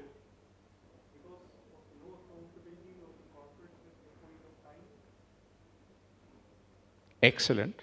But the simple reply is, if you are doing good, what's the harm in sharing it with others? If you are doing good, let us know, let society know, let everybody know what good you are doing. Where did the catch lie? How much are you spending? The moment the question comes, हम कर रहे हैं, करे आ रहे हैं, कितने पैसे खर्चे भाई? अब सर पैसों की बात न करें, क्या फर्क पड़ता है? We are doing, right? So there were three important things that happened then, and we'll just take this as it passes. What were the three vitally important principles that came into this section 135? I'm giving you this prelude so that when we get there, you will know. These three innovative principles were never done anywhere on the planet. In the history and evolution of philanthropy or anywhere, these three principles were never conceptualized. These were originally made by us on the drawing board. One, we moved CSR from the back room to the boardroom. It's a popular Chatterjeeism. Earlier decisions in CSR were being taken where? In families, informally. Maybe the owner of the business. Now the legislation said, no, this is corporate social responsibility. Therefore, decision making has to be in the board of the corporate, driven by the board, led by the board. And the first principle, therefore, was the decision making in CSR was elevated to board level, and therefore the CSR committee of the board. First innovation, never tried anywhere. Second,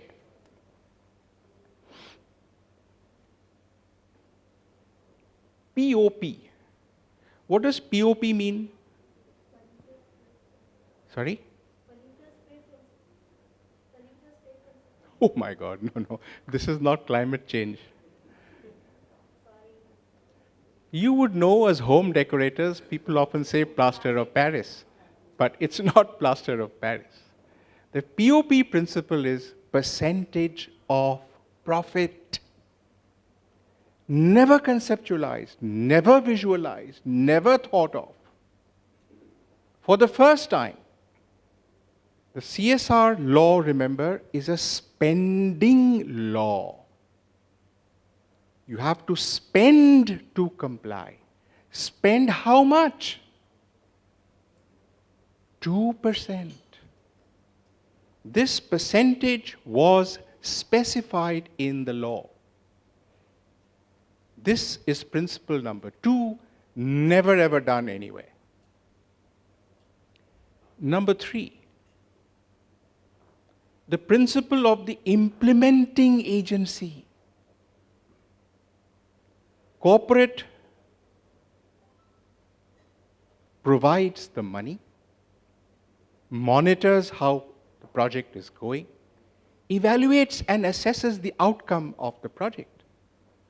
But our suited booted people sitting in their corporate offices are not going to go out into the deep interior villages to actually implement CSR projects.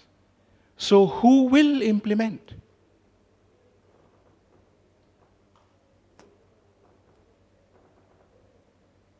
Civil society organizations, right?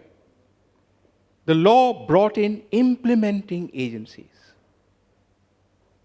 How many civil society organizations are there in India? Anyone take a guess? 60,000? 6 lakh? Anyone else? Not you, yeah, you're a consultant. Anyone from the small, you probably know how many SMEs there are, but how many NGOs are there? We are home to the largest number of NGOs on the planet. 3.3 million registered NGOs. 33 lakhs. How many corporate entities are there? How many corporate entities are registered in India? Okay, now CAs are free to answer that question. Any idea? Around 15 lakh. Of those 15 lakh registered companies, how many fall within the ambit of the law?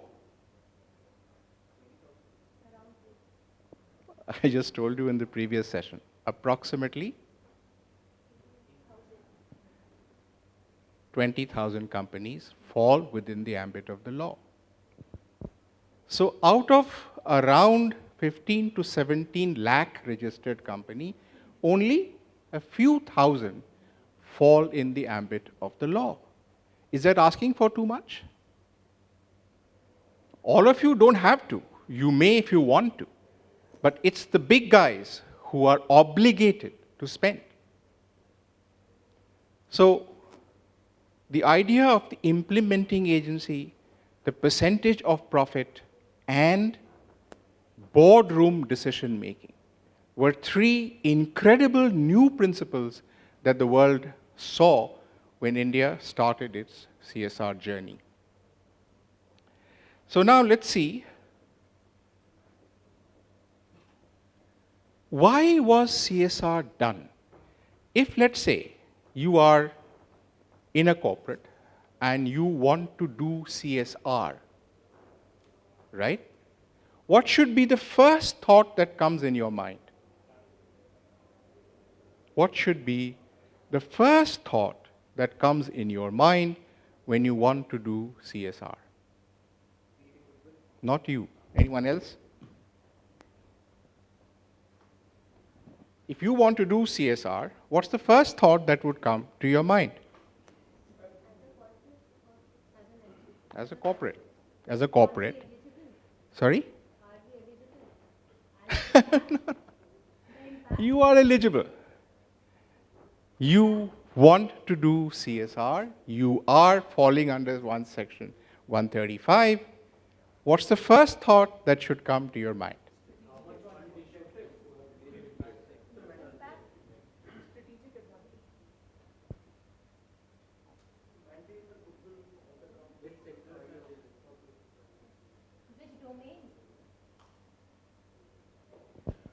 For whom? किसके लिए CSR भाई? उनकी बारे में नहीं सोचना, अपने बारे में ही सोचना है.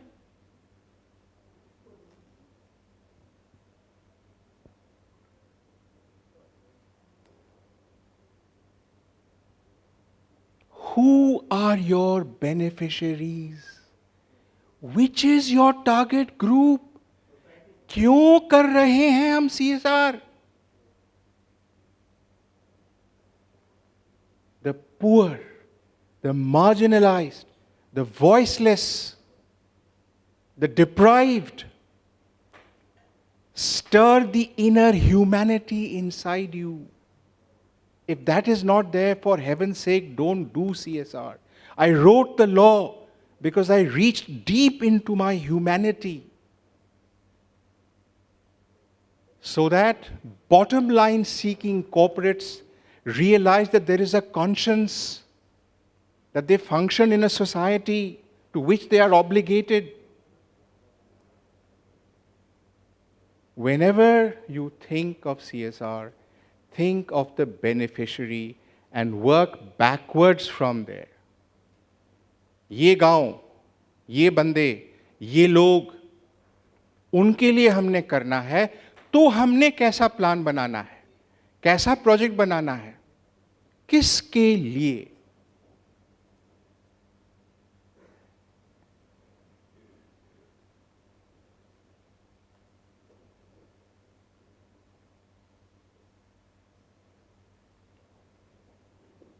गौर से पढ़िए।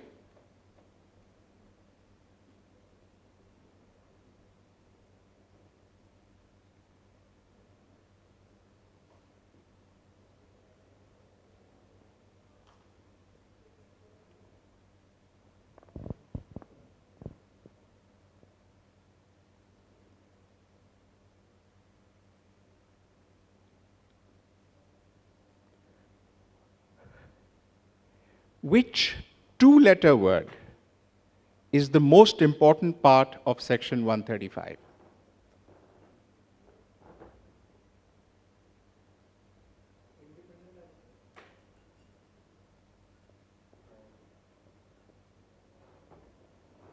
I gave you a hint.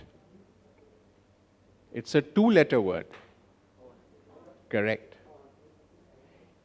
Note, none of these have an and in it. If you comply or fall within the range of any one of these, you shall do CSR. Observe also that the word WILL does not appear anywhere. Kyun nahi? Why doesn't the word will come anywhere in the legislation? It's always shall, shall, shall, shall. It is mandatory. Why is this entity called independent director here? उसको घुसेड़ने में क्या purpose है? What is the use of sticking this guy there?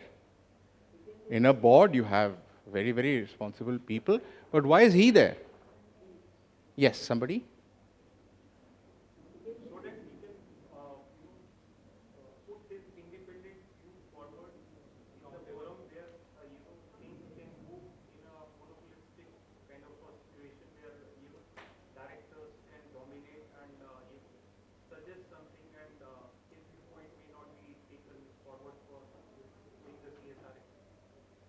Anyone else?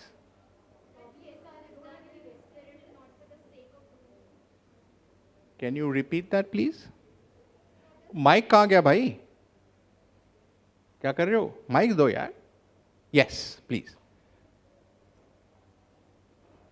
Why is the independent director sitting there in this committee?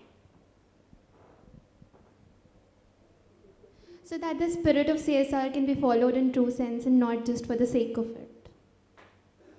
So only the independent director has spirit. Nobody else has.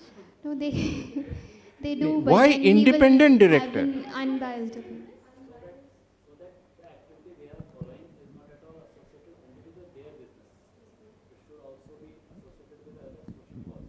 What is the difference between a director and an independent director? Probably because he has no vested interest Who's in speaking? it. This side. Yes, wonderful. Yes, yes, you are hitting the nail on the head. Please, again. They are not part of the commercial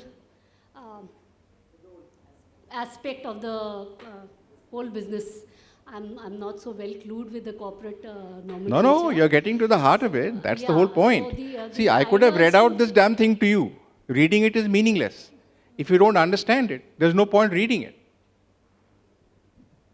He is a director who is independent, which means that he can advise the company independently on what they should do without having regard to whatever the CEO is saying, or the owner of the company is saying, or whoever Lalaji is saying. He can have an independent voice. That's one. What's the second thing?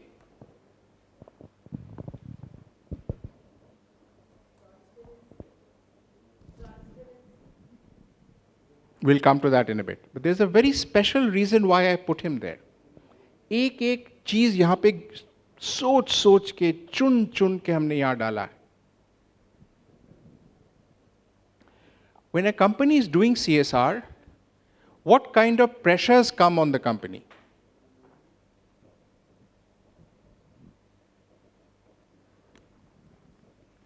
our friends from the public sector, बताओ भाई खोलो, हर एक CSR head के माथे पे कौन सा चाप आता है?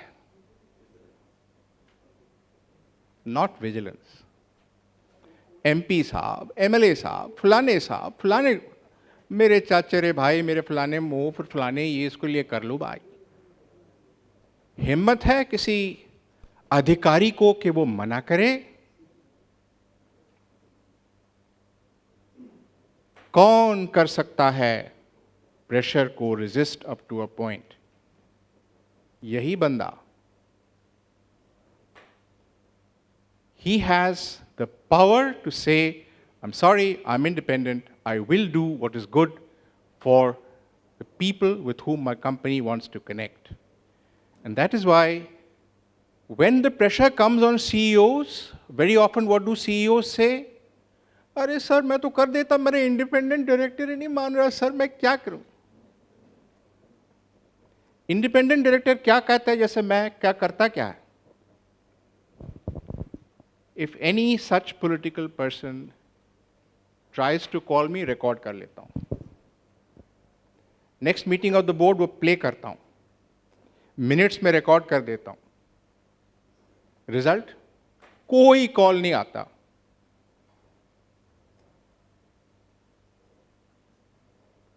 So you have, if you want, the capability in the board to do real good with real purpose.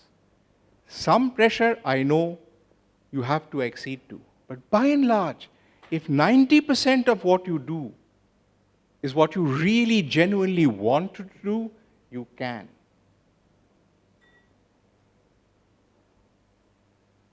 Shall.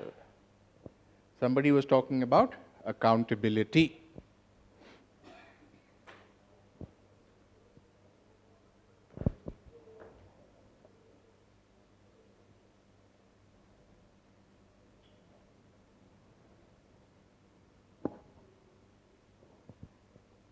This is what the CSR committee is charged to do.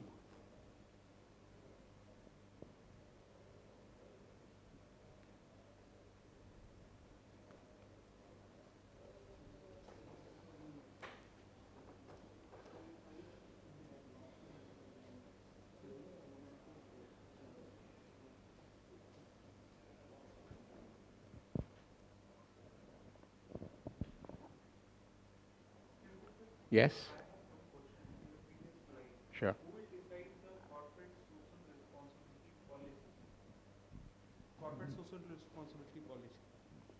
3A पढ़ लिया? हाँ पढ़ लिया. Last वाला जो था sir, 3 points है. Who will decide from time to time? No, you're looking to 3A, B or C? C. Monitor the corporate social responsibility policy of the company. CSR committee. ऊपर दिया हुआ है.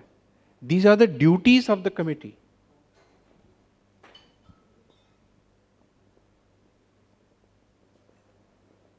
Disclosure. Read the word disclose. Now we come to accountability and disclosure.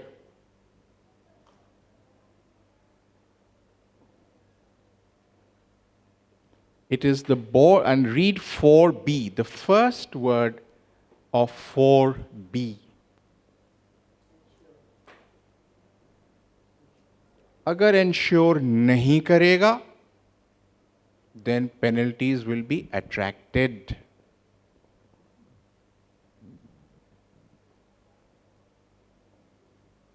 This is the famous 2% rule. Why 2%? Can anyone give me a reply? Why 2%?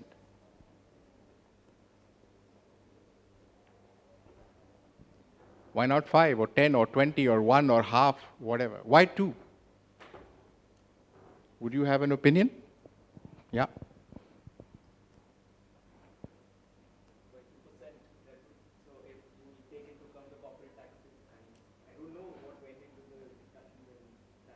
But there would have been some thinking, right? What do you think could have been the discussion?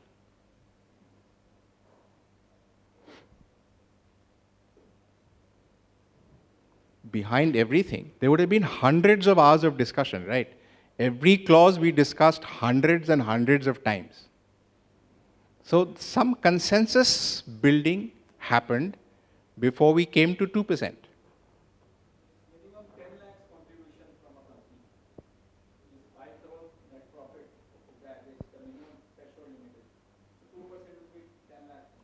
NGOs ने क्या बोला?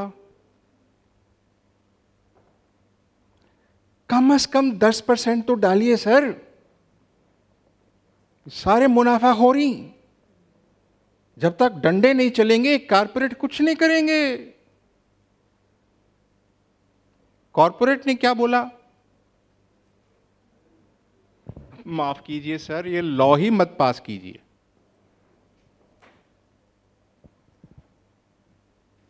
Somewhere along the consultation, we kept asking the corporates, what would they be comfortable with, such that it was not seen as a heavy compliance cost. And we scaled down from 5 to 4, 4 to 3. Finally, we settled on 2%. It was a negotiating game.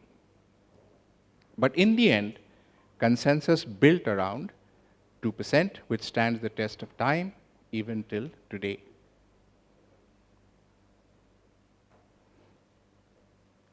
This was the principle that I spoke about earlier, comply or explain. When we brought the law, the corporate world was so upset with us that they even said, अगर आपने 2% का tax लगाना है तो tax ही लगा दीजिए sir, हमारे माथे पे क्यों थोप रहे हैं? So what was our answer to that? What would you as a policy maker have told the corporates? Anyone want to take a shot?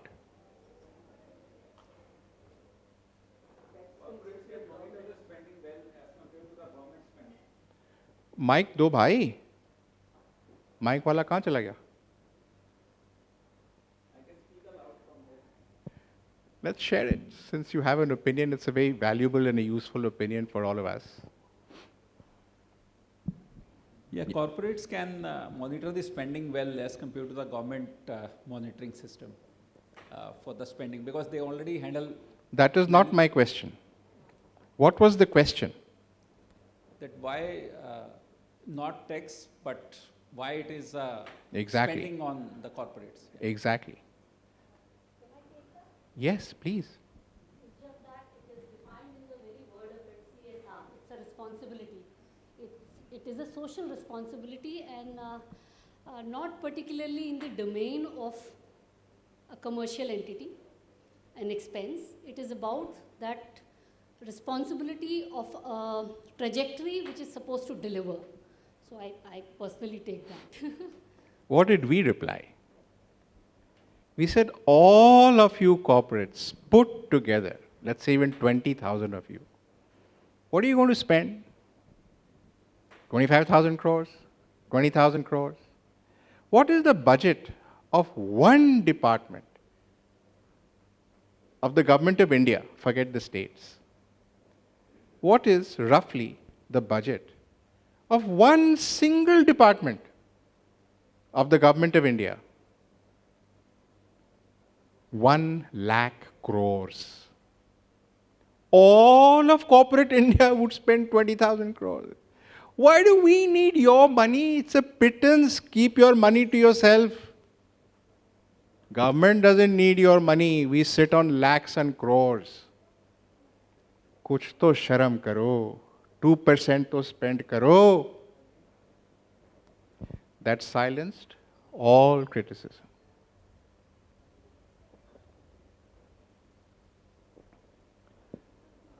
Government, let's say Dr. Chatterjee, asked the corporate world, please do CSR, right? The law says do CSR. Where is the definition of CSR? In the act, in the rules, can you tell me, sir? You're the master. Where is the, understand the question. I am making the law. Let's say I'm making a law on rape. What's the first clause in the rape law? What is rape? What constitutes rape? In this whole legislation, in all the rules, where is the definition of CSR? What constitutes CSR? Why is it not written anywhere? If you know better, tell me. Is it written somewhere? Since I didn't write it, I know that I didn't write it. It's not in the law because I never wrote it. Why did I not write it?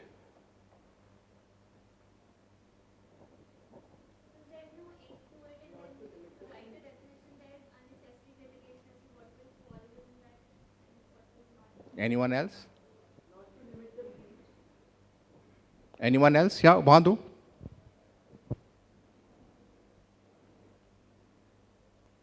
Why no definition? So just providing my view, may it be government or may it be corporate, they are somehow, contributing socially. Why no definition? Pointed question, pointed answer. If you don't have it, don't try it. Yes, sir, please. Because it will limit the yes, sir. Because it will limit the ambit of the word CSR. To some extent true. Yes, sir. It is a foundation. The point is, it is mandated. So why no definition? Not just to limit. It is part of it. But because any definition is subject to exactly. Any lawyers in the room? Correct. If you define what happens, this means that, this means this, reading between the lines, we may draw the conclusion that litigants say that all the time. So what did we decide? No definition. If there is no definition, then what is CSR?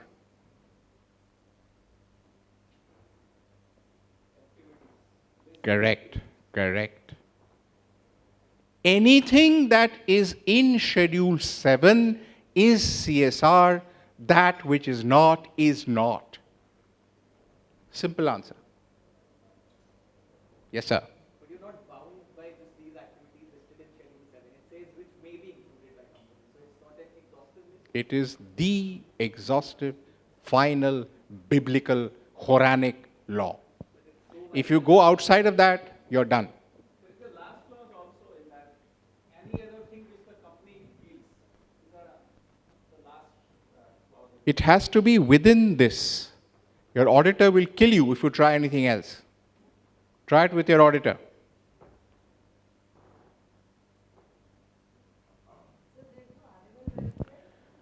Of course there is. Remember that one of our ministers at that time was Madam Gandhi. No, that's the attitude of the corporate. If you were in Vedanta, you would not. Because Priya Agarwal is a very strong animal lover. So it drives down from the leadership, right? Some of you will prioritize water. Some will prioritize education. Some will prioritize health. It's a question of what your leadership wants to do. You have a wide menu. The choice is determined by the CSR committee and the leadership of that organization. Right, so this is how it began. Can you see imprisonment?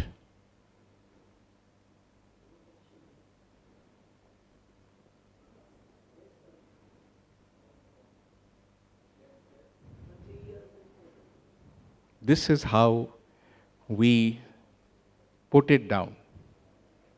Now, the one word that has been removed is the incarceration or the imprisonment part.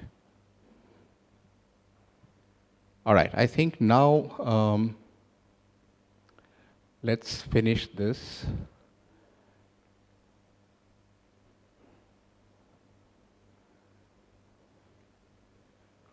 You can shut down this one. I'll ask you for the next one after this. Before we get into the next PPT, sure. You told us that there are about 4,000-5,000 companies which are non-compliant. Yes. So are these people in jail, or are they paying the fine? Like, what's happening to them? Yeah, let me tell you.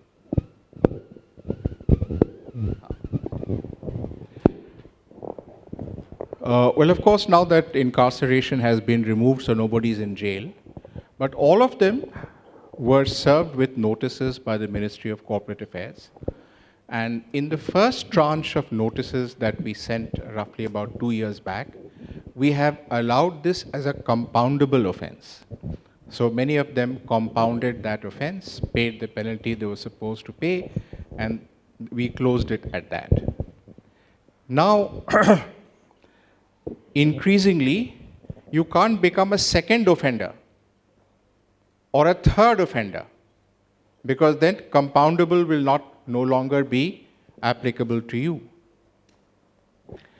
Now, even the so-called father of CSR, that's me, the CSR committee of a very big corporation, even I now receive notices asking me why my company is non-compliant. So imagine, I'm answering notices, and they're that active. Their mapping has now become minute. Okay. And also some light on the new laws which put the penalty on the CFO, board, individual penalties, because that's important, because I know it's still down the road and there's still deliberation going on, but some insights on what the future of the law could look like as well. Certainly, yeah. So some amendments, I thought I'll just bring you up to date, which are useful for you to know. For example, suppose you don't or cannot spend by 31st March, whatever is your 2%, you could not spend. What happens? This is called unspent balance. Earlier on, there was no provision. If you didn't spend, you were a defaulter. But we know now that even your best efforts sometimes, you give it out to NGOs not necessarily stick to timelines.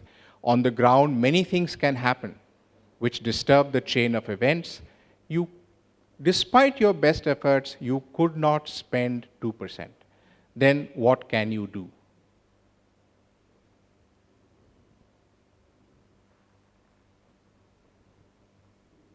So, items such as those which were not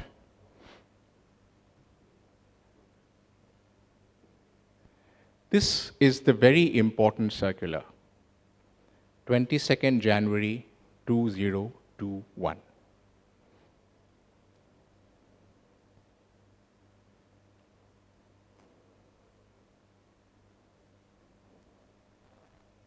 Now, corporates were always asking the question, if we are going to hire an implementing agency to implement our project, one of you mentioned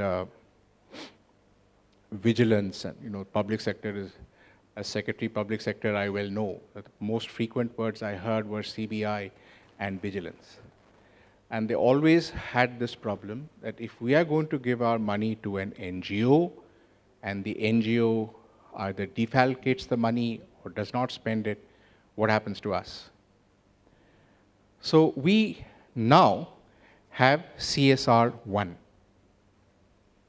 Every aspiring implementing agency must have this form CSR 1. And any public sector, private sector, which has entrusted monies to a CSR 1 company, now is absolved of the responsibility completely. You can choose any NGO which has CSR 1. How does an NGO get CSR 1? There are application systems which are very stringent. And you also get a particular number, which is your CSR 1 number. You have to quote that number, and any corporate which is going to give you work, the first question they're going to ask you is, what is your CSR 1 number?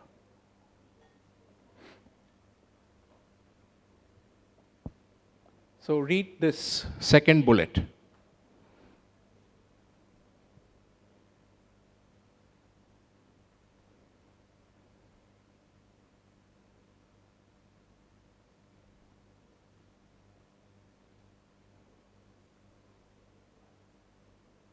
Are we doing on time?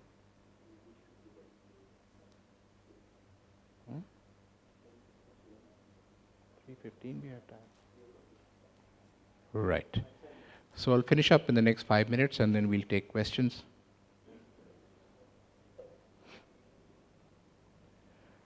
Who can implement CSR?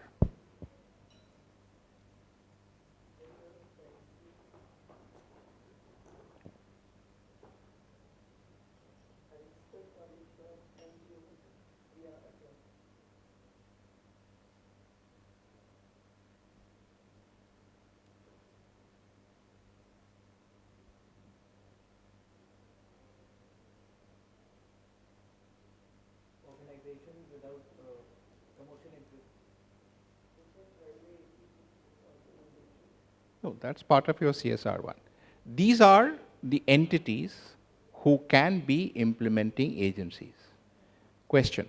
Suppose I don't want to use any implementing agency. Can I implement by myself? Said who? Who said yes? Give me an example. How do you conduct a CSR project by yourself? Tell me. We donated medical beds to an old age home. Whose beds? You purchase them in the market and donate it. Yeah. And donation is a CSR activity. Yeah, it falls under this. What is the first important part of a CSR activity?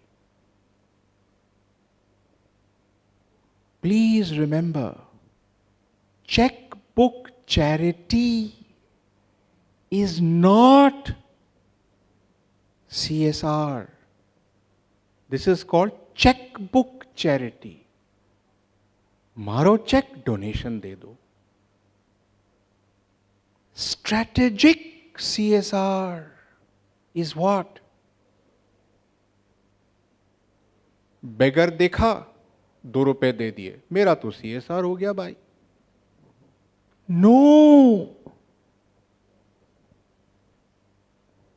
Every CSR activity must be starts with P. Must be a what?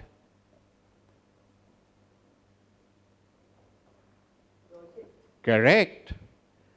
What does a project mean? 3-4 items which are part of a project. Can you tell me? Or what are the 3 or 4 important parts of a project? First is vision. Then you have to plan it. Then you have to have an implementing agency. Then you have to supervise whether they are doing it properly or not. Budget to other. So budget to आपके पहले का 2%. नहीं 2% project का budget थोड़ी है, वो तो company का budget. Monitoring, impact, And the outcomes from the project. outcomes, impact. But most important, what is the most important part of a project, which are none of these?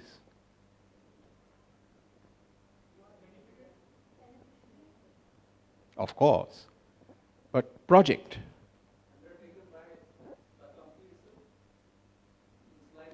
Duration, start date, end date is not the date of the check you cut. That is the worst way of doing CSR. Duration, start date, end date, कितने महीने सालों के लिए आप project कर रहे हो? कम से कम ड्यूरेशन कितना होना चाहिए आज के दिन में? What should be the shortest duration of a project in today's current environment? Guess. Anyone? Correct. Any project less than 6 months, please do not attempt. Because the stress today, and I'll close with this, is on what? Outcomes. Assessment impact. sustainable impact, lasting impact. Not touching people's lives, but transforming people's lives. That is why it is important. And of course, I'll just shorten the last two sentences. If you underspend, then whatever is the shortfall, you can place in a separate fund, a separate earmarked fund. Once you have placed it in a separate earmarked fund, you get 3 more years to spend that money. Last point. If you overspend, then what?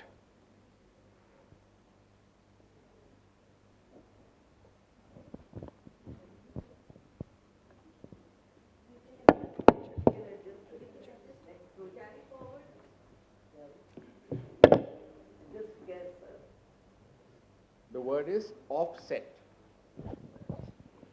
So suppose you overspent by 1 crore and your CSR spending target is 6 crores for the next year, then you can subtract that 1 crore from next year and make it 5 crores instead of 6 crores.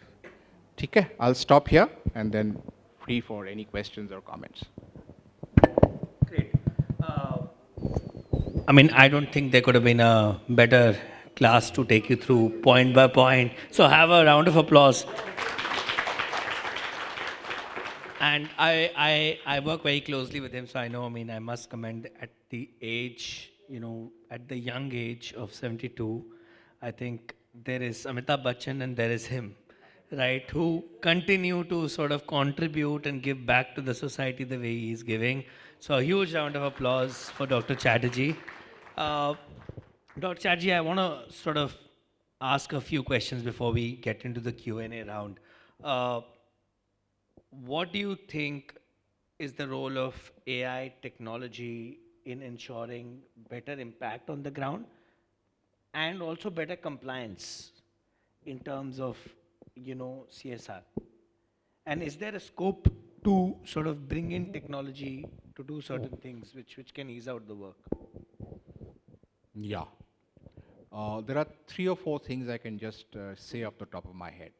One of the major challenges we face is in monitoring. Now, today we used to have those, you know, those bars and charts and, you know, Excel sheets and all the rest of it. But AI has enabled us to develop tools, and I saw recently someone gave me an example of a tool when I was in Goa last, which actually is tracking giving you what you call real-time data on your mobile. Every day it is telling me where my project is.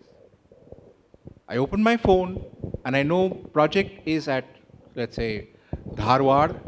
It started on so-and-so date. This is the 241st day of the Dharwad health project.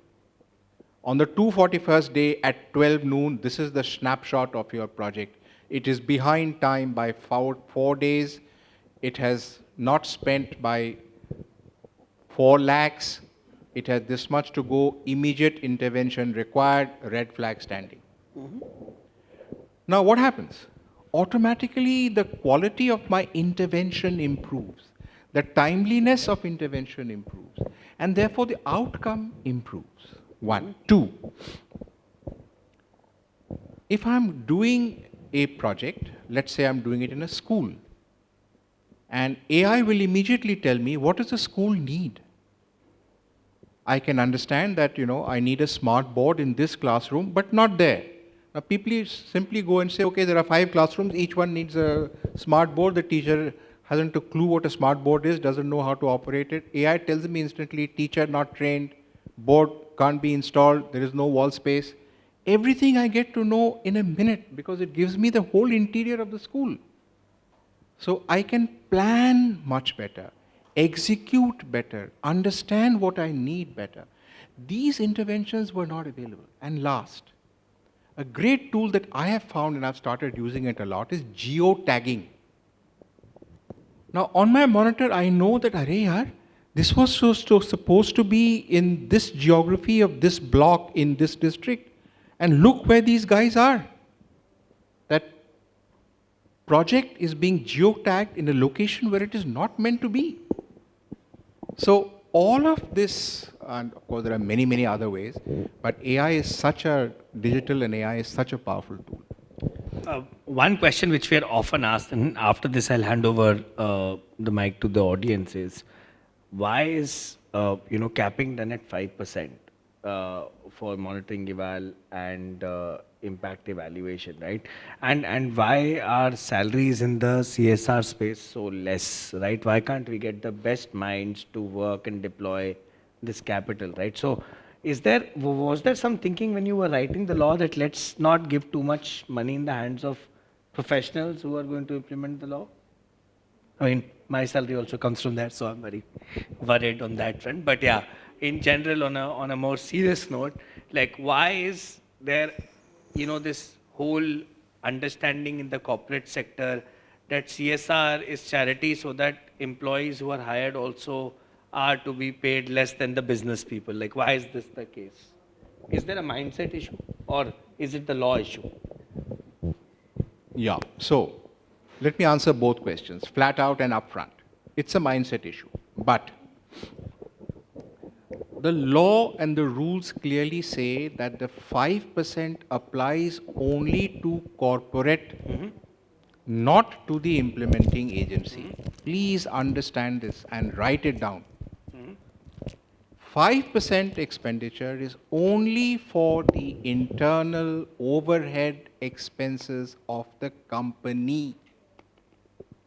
For those NGOs who are actually implementing, it's what you negotiate with the company. It is 10 or 12 or 8 or 7, whatever works. But it is never 5, point 1. Point 2, when I was writing that rule, I had written 10. Even for the company. But there are babus and babus and babus like myself, जिनकी नीयत ही छोटी है. इतने पैसे NGOs को क्यों जाए भाई? अरे चटर्जी साहब, आप इतने लिबरल भी मत हो जाइए. एनजीओस तो एनजीओस हैं. कट 5%. बट एनजीओस के लिए तो बना ही नहीं, वो तो कॉर्पोरेट के लिए बना. So there is a very strong opinion within MCA that we will jack it up from 5 to 10% at least, right? So yeah, it's a combination of mindset. But remember, in Vedanta though, every one of the employees in the Anil Agarwal Foundation drew the same pay package as those in other areas of the business. No less, the grades of pay C1, C2, C3 were applicable across the front. And our highest paid employee was one below board and got the pay of an executive director. Well, I really hope that, these... So I'm just saying, this may be one example, but these are multiplying because gradually we are getting CSR professionals. We're getting people where companies understand that so much of what they do is about the brand they build. Yes, absolutely. We have about 15 odd minutes for Q&A. So I'll take maximum amount of questions. We can start, you can raise your hands. Mike. Anything that comes to your mind, irrespective, feel free to answer. Knowledge is not a presupposition. Hi, sir. Thanks for the blazing session. I'm Jasmeet. I work at Shardul Amarchand Mangalas, one of the leading law firms in India. I work as a public policy research fellow, and my area of interest is public finance. So one question, because you were part of the CSR committee that made this legislation, right? So one question, while you were talking about the 2% ceiling and while the negotiations were happening, isn't it better for the government to take this 2% as tax and then spend it on these activities? Because there's... Why should government spend? Because I'll come to that. Point is, why shouldn't companies be part of the inclusive development of this nation?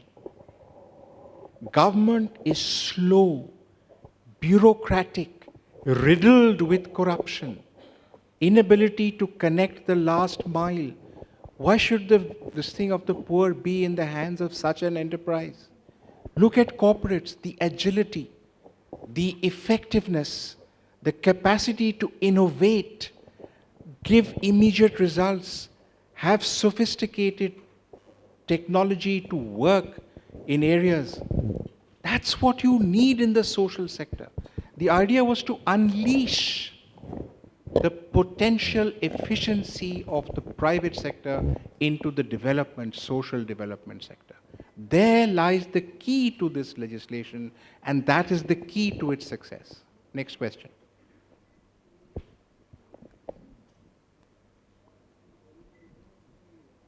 Anybody? Yes. Just so many companies do CSR and then they do a lot of marketing about the CSR activities also. Please stand up. Nice to hear you. Give your introduction. Mohit from Chakra. So many companies do CSR and do a lot of marketing as well about what they are doing. Are there clauses in the law that the marketing expense should not be part of that CSR activity? Absolutely. Any auditor will tell you that CSR marketing is not in Schedule 7. What did I tell you? Okay. That which is not in Schedule 7 is not CSR.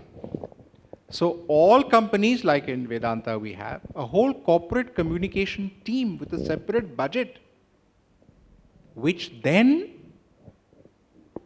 puts on social media, whatever we have done in CSR.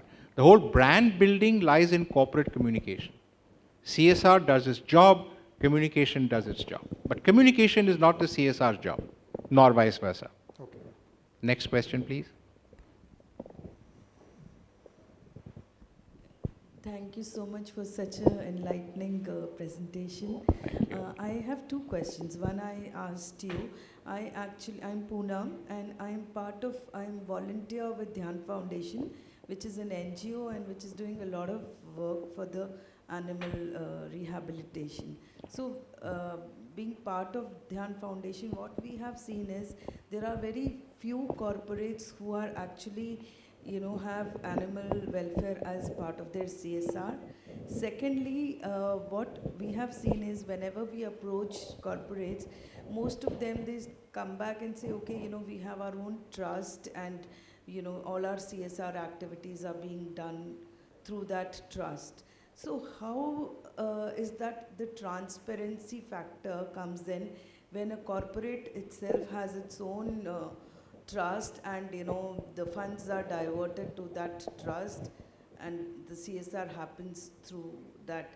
How transparent is this concept? These are two different questions actually. Well, the first part obviously is that there are not enough animal welfare activists in the country. There are not enough leaderships who are into or are not animal lovers, but those that are very dedicated. But and it's very difficult you have to try and access those who, I know it's difficult, but there are many items in Schedule 7. Not all of them have takers. Not everybody does culture. Not everybody does, handlooms or disappearing handicrafts. Not everybody does that. But those who do it with passion. Not everybody does disability. And disability activists and NGOs find it so difficult because in many cases it's not a priority. But the second question is more important. Why do corporates have foundations? In Vedanta, we have an Anil Agarwal Foundation. The budget for the Anil Agarwal Foundation comes from where? From the 16 business units that Vedanta runs. Their 2% comes into the foundation, right? So that's say about 550 crores comes into the foundation. And the foundation is charged with the responsibility of spending that money, okay? How do they spend it? How many people are there in that foundation? never more than 4 or 5. Where do they sit? In a small office. How do they spend? In the same way that the corporate would spend. They farm it out to NGOs. So, the foundation's only job is to accumulate the money and spend it through implementing agencies. They follow the same rules. They follow the same audits. They report to the CSR committee of the company. So, transparency from day one to the end is ensured the moment you create a foundation. There's no way a foundation can get around transparency. Everything it does has to be on record and reported. And it is audited independently. All right, next. Yes, please. And can the mic come here, please? We can speak.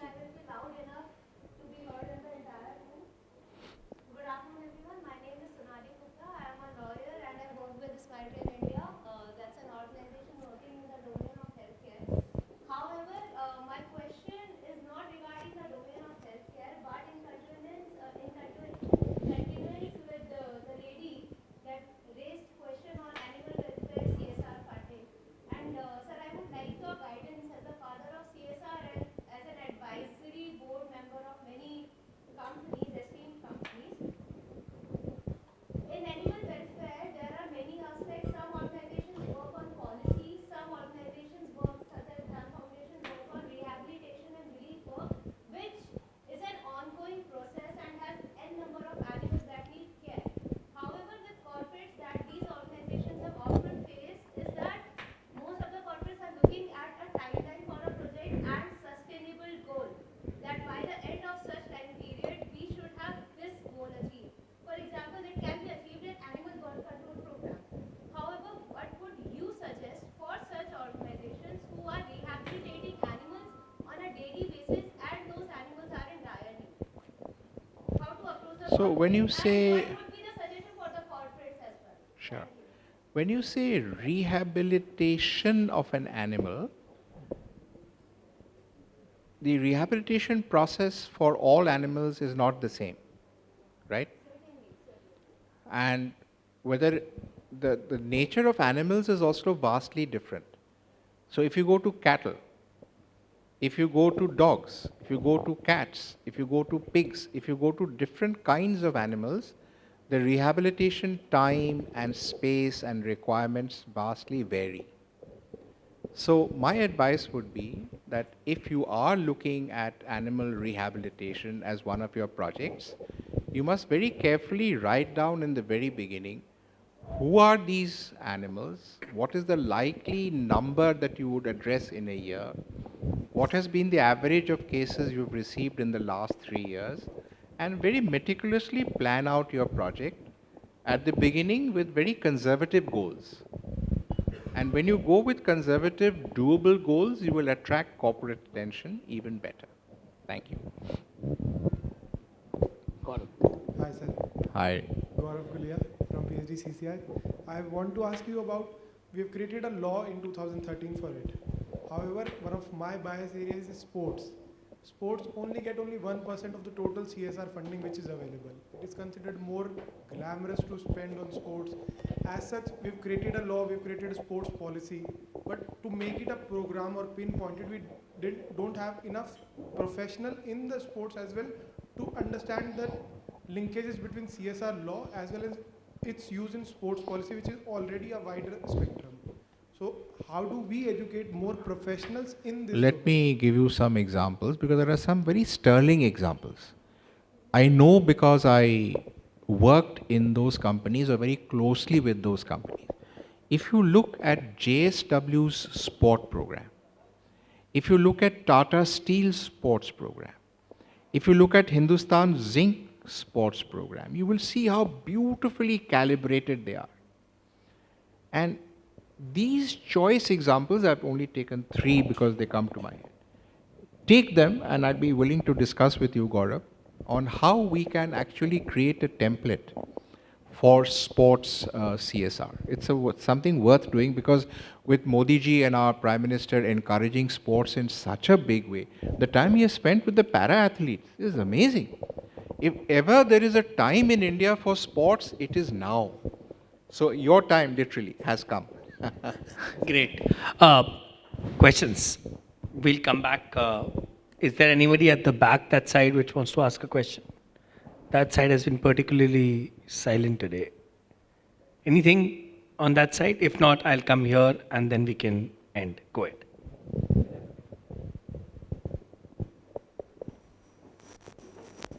So I'll carry forward the question that our colleague from PHDCCI asked. So we've seen that in the last 2-3 years, there has been a trend that the CSR funds are being diverted to activities which are more environmentally sustainable, because there are climate commitments and net zero goals of these corporates, and most of the funds are being mobilized to those activities and other activities like sports and poverty alleviation. Not enough, you know.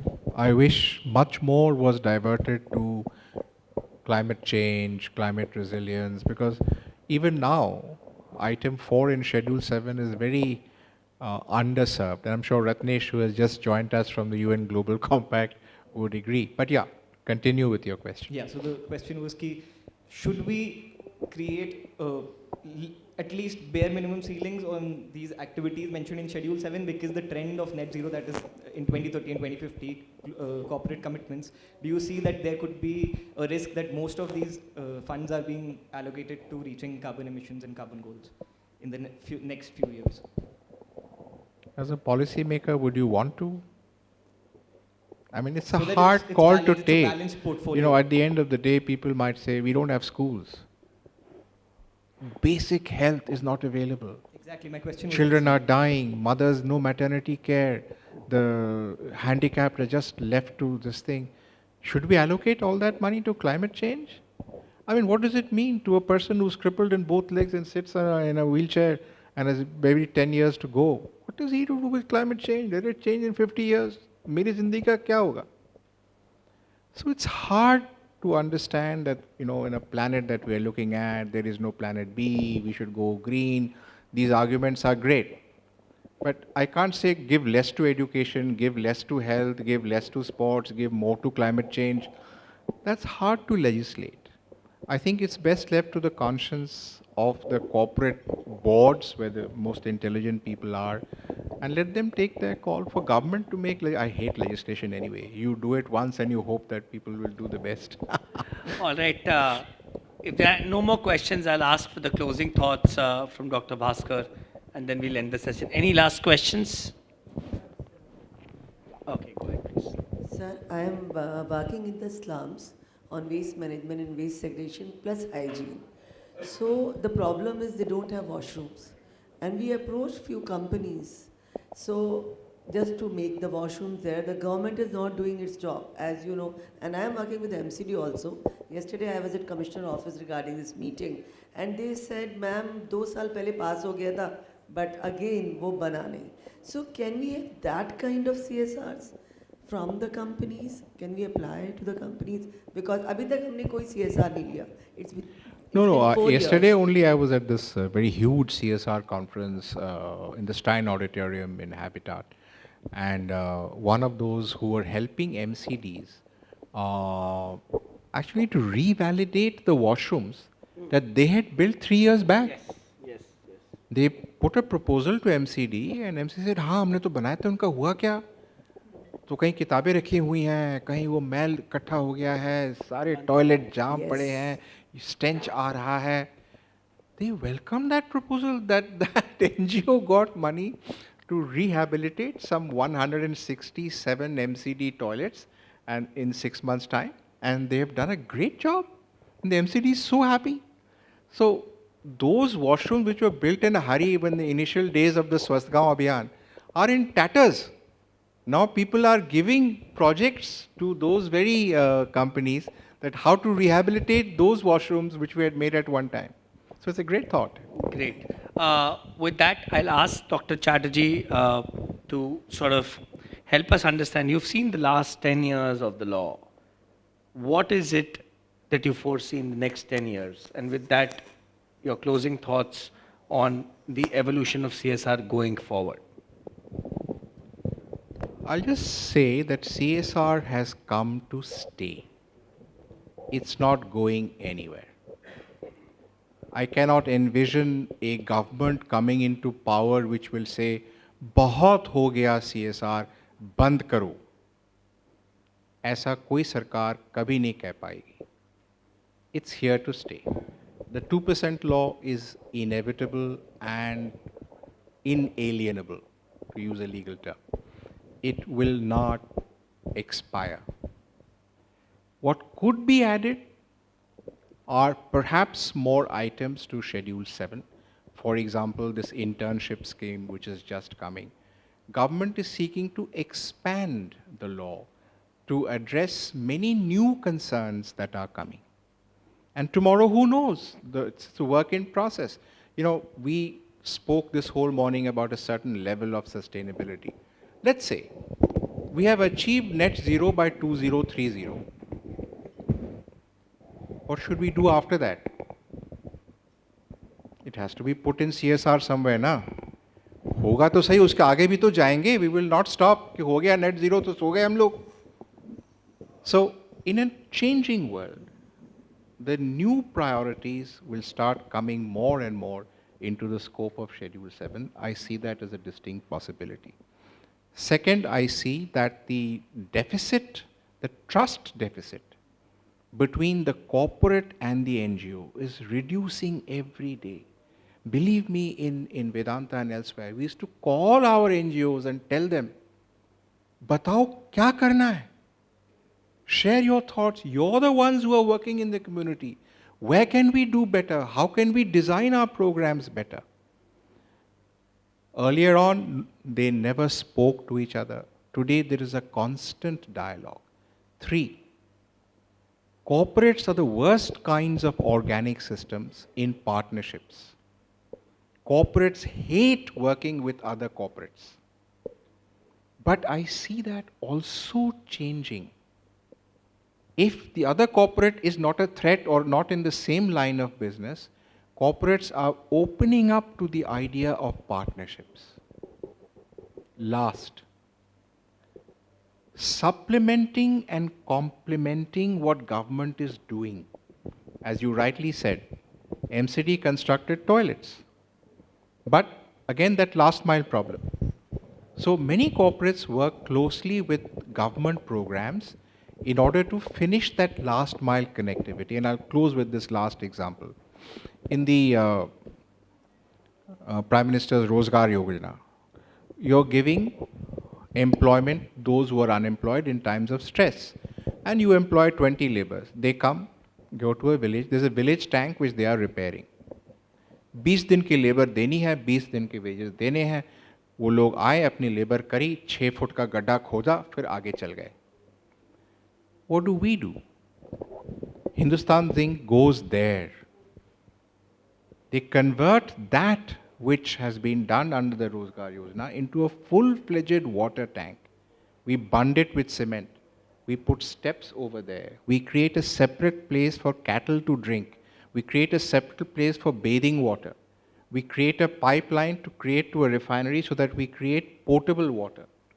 So what government has done, we now connect it to the last level and make it really utilizable. So that connect is also the fourth or the fifth thing that we could do. Thank you. I think over the last 1.5 years, we've got a ready reckoner on how CSR needs to be done in the country. And I think I'd like to end by thanking Dr. Chatterjee for taking out this time. Huge round of applause, ladies and gentlemen. Thank you. Thank you so very much, Dr. Chatterjee, for making this masterclass a learning experience for all of us and our audience members who made it so very interactive.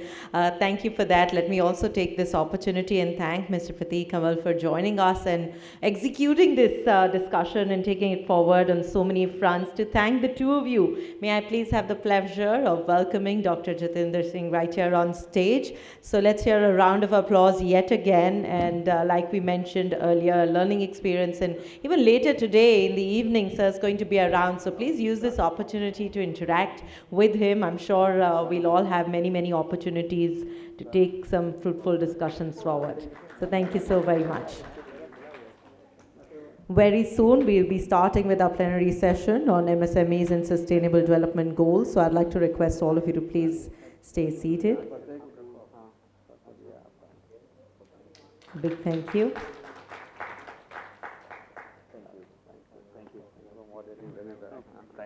Thank you so very much, sir.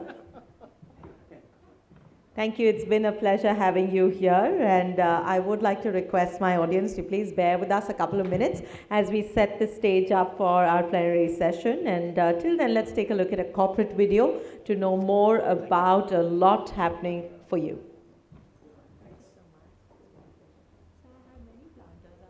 Guided by the visionary leadership of PM Modi, backed by the strong policies, India is one of the fastest growing economies of the world.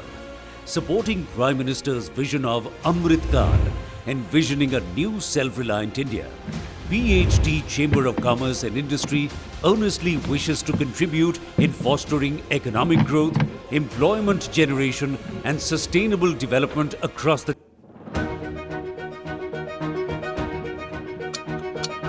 Around the clock, all year long, we never stop.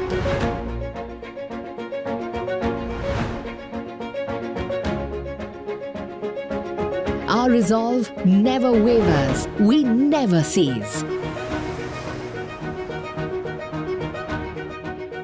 We are the heartbeat that powers India's progress.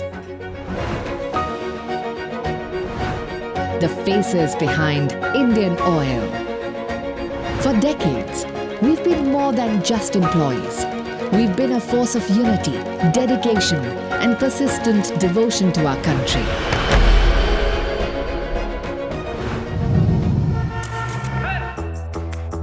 Ours is a story woven with the aspirations of over 6 lakh individuals. Each of us driven by a common purpose, to fuel the dreams of 1 billion people. From the first light of dawn to the quiet of the night, we, 30,000 employees, 2 lakh customer attendants, 1.4 lakh LPG delivery personnel, and many more, work tirelessly to ensure that every corner of India is energized and every ambition supported. We don't just serve the nation, we are part of its very fabric. Our work is our pledge to India's growth, our allegiance to its people. Together, we rise to every challenge, fueled by the belief that our success is India's success.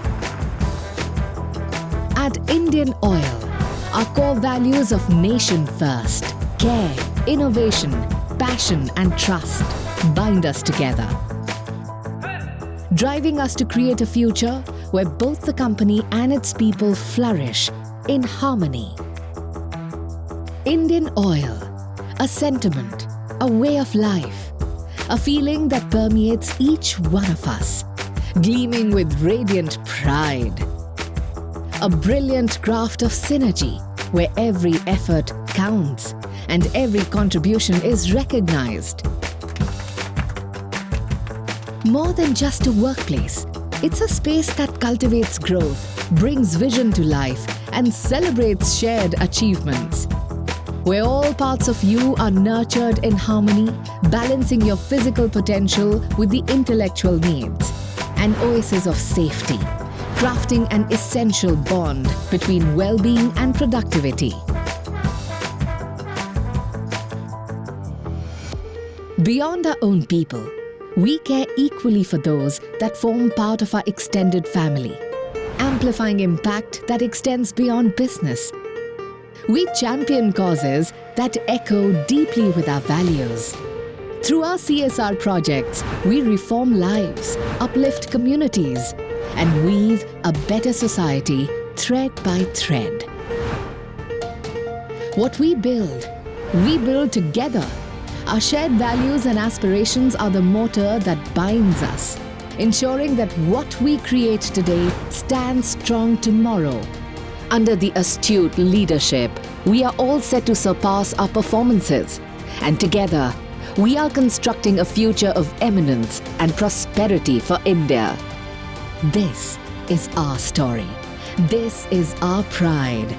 This is Indian Oil. Pehle Indian, phir oil. Hello.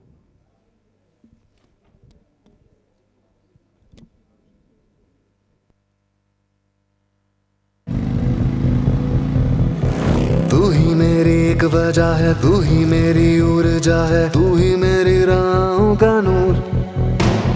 तुझी से तो मैं बड़ा हूँ, तेरे लिए मैं यहाँ हूँ, तुझको मैं जाऊँ कैसे भूल। तू मेरा फ्यूल हो, हो, हो, तू मेरा फ्यूल हो, हो, तुझी से मैं चलता हूँ, तेरे लिए चलता हूँ, तू जो चाहे करेंगे जरूर। जो भी कुछ करूँ मैं तेरे लिए करता हूँ, तुझी से मैं हुआ मशहूर।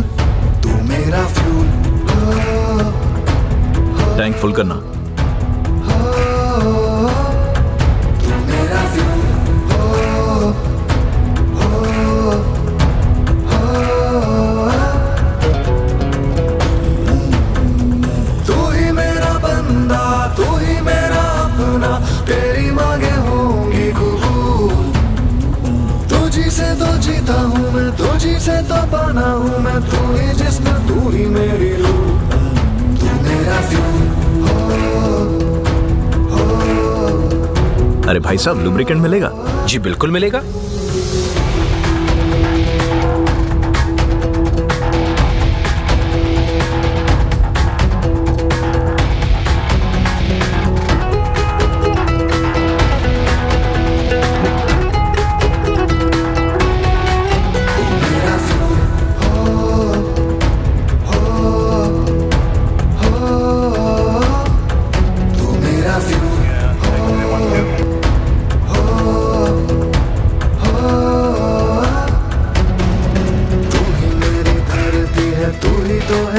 मेरा मैं हूँ तेरी मिट्टी तेरी धूल, तुझसे ही तो।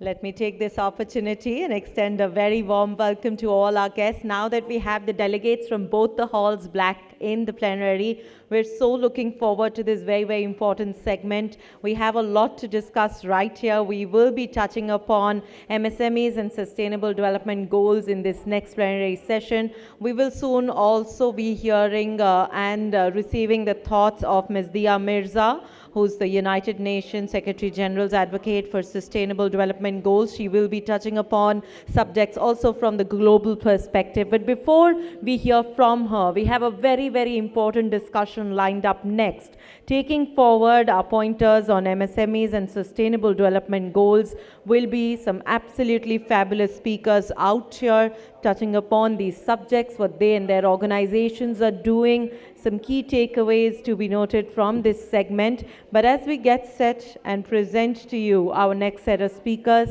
I'd humbly like to request all those of our guests sitting at the back end of the hall, if I may please urge and request you all to move up front. Everybody at the back end of the hall. Everyone at the back end of the hall, I assure you it's amazing to sit around each other. Social distancing is over long back, and we would love for all of you to be up close, personal, for us to take forward the positive vibes in the ballroom right here. So may I please encourage everyone at the back end of the hall to move up front. Fantastic. Thank you so very much. Well, up next, we are all set to present to you our next set of speakers. Joining us for the plenary session, MSMEs and Sustainable Development Goals. May I present to you Dr. Sumit Sharma, Program Officer, United Nations Environment Program. May I request all of you to please put your hands together. Let's hear a round of applause as I also welcome Ms. Mani Khurana, Senior Energy Specialist, World Bank. Please do put your hands together as I welcome our session chair, Dr. Bhaskar Chatterjee, former DG, Indian Institute of Corporate Affairs, Senior Advisor, Deloitte India and Dua Associates, and the co-chair of this session, Mr. Ratnesh Shah, Executive Director, UN GCNI. May I request all of you to please put your hands together for our esteemed speakers here on the dais.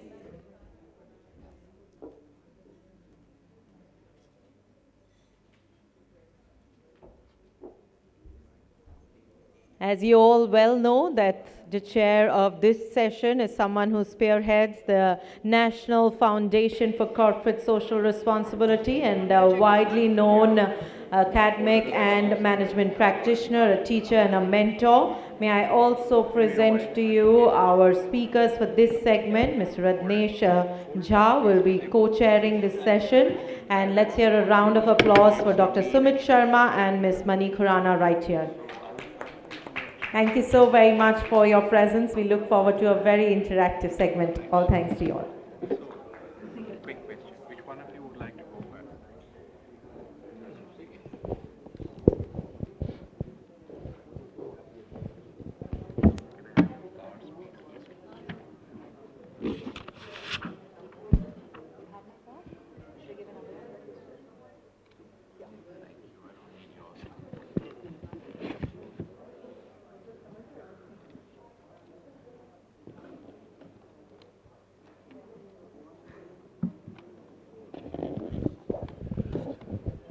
And so, ladies and gentlemen, delegates, we come to perhaps the last session of today's program. It's been a roller coaster ride from the morning till now, but I think we have some very, very stellar members of my panel here.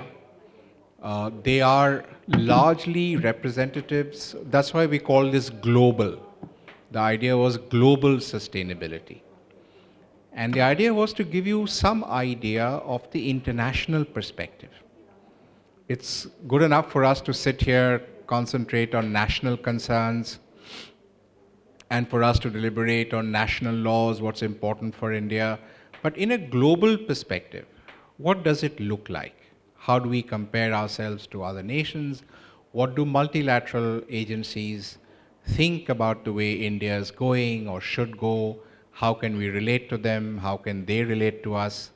Is there a facilitating or enabling role that they can play for Indian institutions, assistance to Indian policymakers, to corporates, to our civil society sector? What is it? What message would they like to convey to us? So let me begin with UNEP. This is the United Nations Environment Program. We have Mr. Sumit Sharma, Program Officer. Let's hear your thoughts first. Thank you, sir. It's an honor to be here with this industrial fraternity. And I remember I came to speak in one of the events almost 7-8 years back when India was discussing whether to go ahead with Euro 6 norms for the automobile sector or not. And there was this high-powered auto fuel vision committee in place. We were environmentalists, so-called environmentalists, and I was part of that movement when we were advocating for moving from Euro 4 to Euro 6 and leapfrogging the Euro 5 norms in the country. And eventually the norms became the reality, and India has now moved to the state-of-the-art automobile emission norms in the country. So here I was told that this event is primarily about MSMEs, and we know there are issues specifically related to MSMEs, but just to set the context right, we are here talking about sustainable development goals. And sustainability, as we all know, is all about equity in the present generation and also within the generations. Whatever resources are there should be equitably used within and towards the coming generations. And of course, we know the three dimensions of sustainability: social, economic, and environment. And environmental dimension is a very important dimension, many times neglected, but provides that natural resource base without which we can start to see impacts over the social dimensions first, and subsequently over the economic dimensions of a region, of a country. And now I can say with confidence that without even impacting the social dimension, there is a direct impact also seen over the economics of a country because of deterioration of environmental quality at the local level or at the global level. Just to throw some numbers, air quality, let's not just talk about India, as you rightly said, sir. Almost 90% of this world are breathing air quality which is not fit for human health. If you check our own air quality data set, you will find that more than 70% of our cities where air pollution is monitored, we are violating our own national ambient air quality standards. And I must say that our standards are much, much relaxed than the WHO guidelines. Most of our rivers are having a level of E or D quality of water use criteria. That clearly shows that the level of pollution in our rivers is tremendously high.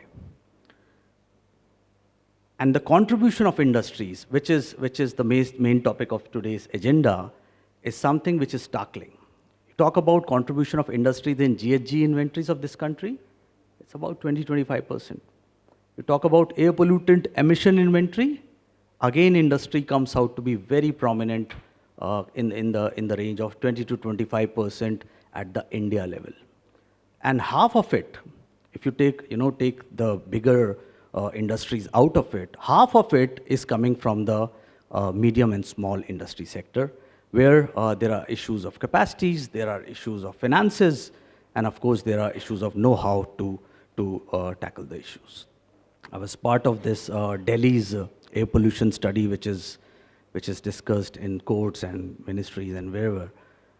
This was the first time we realized that despite pushing the industries out of the city of Delhi, the contribution of industries is still 20% in Delhi's air pollution inventory. Now, why is this happening? Because environment does not understand any boundaries. You push the industries out of the city, wind blows, and the pollution comes back to your city. So the shifting of the problem is not going to work.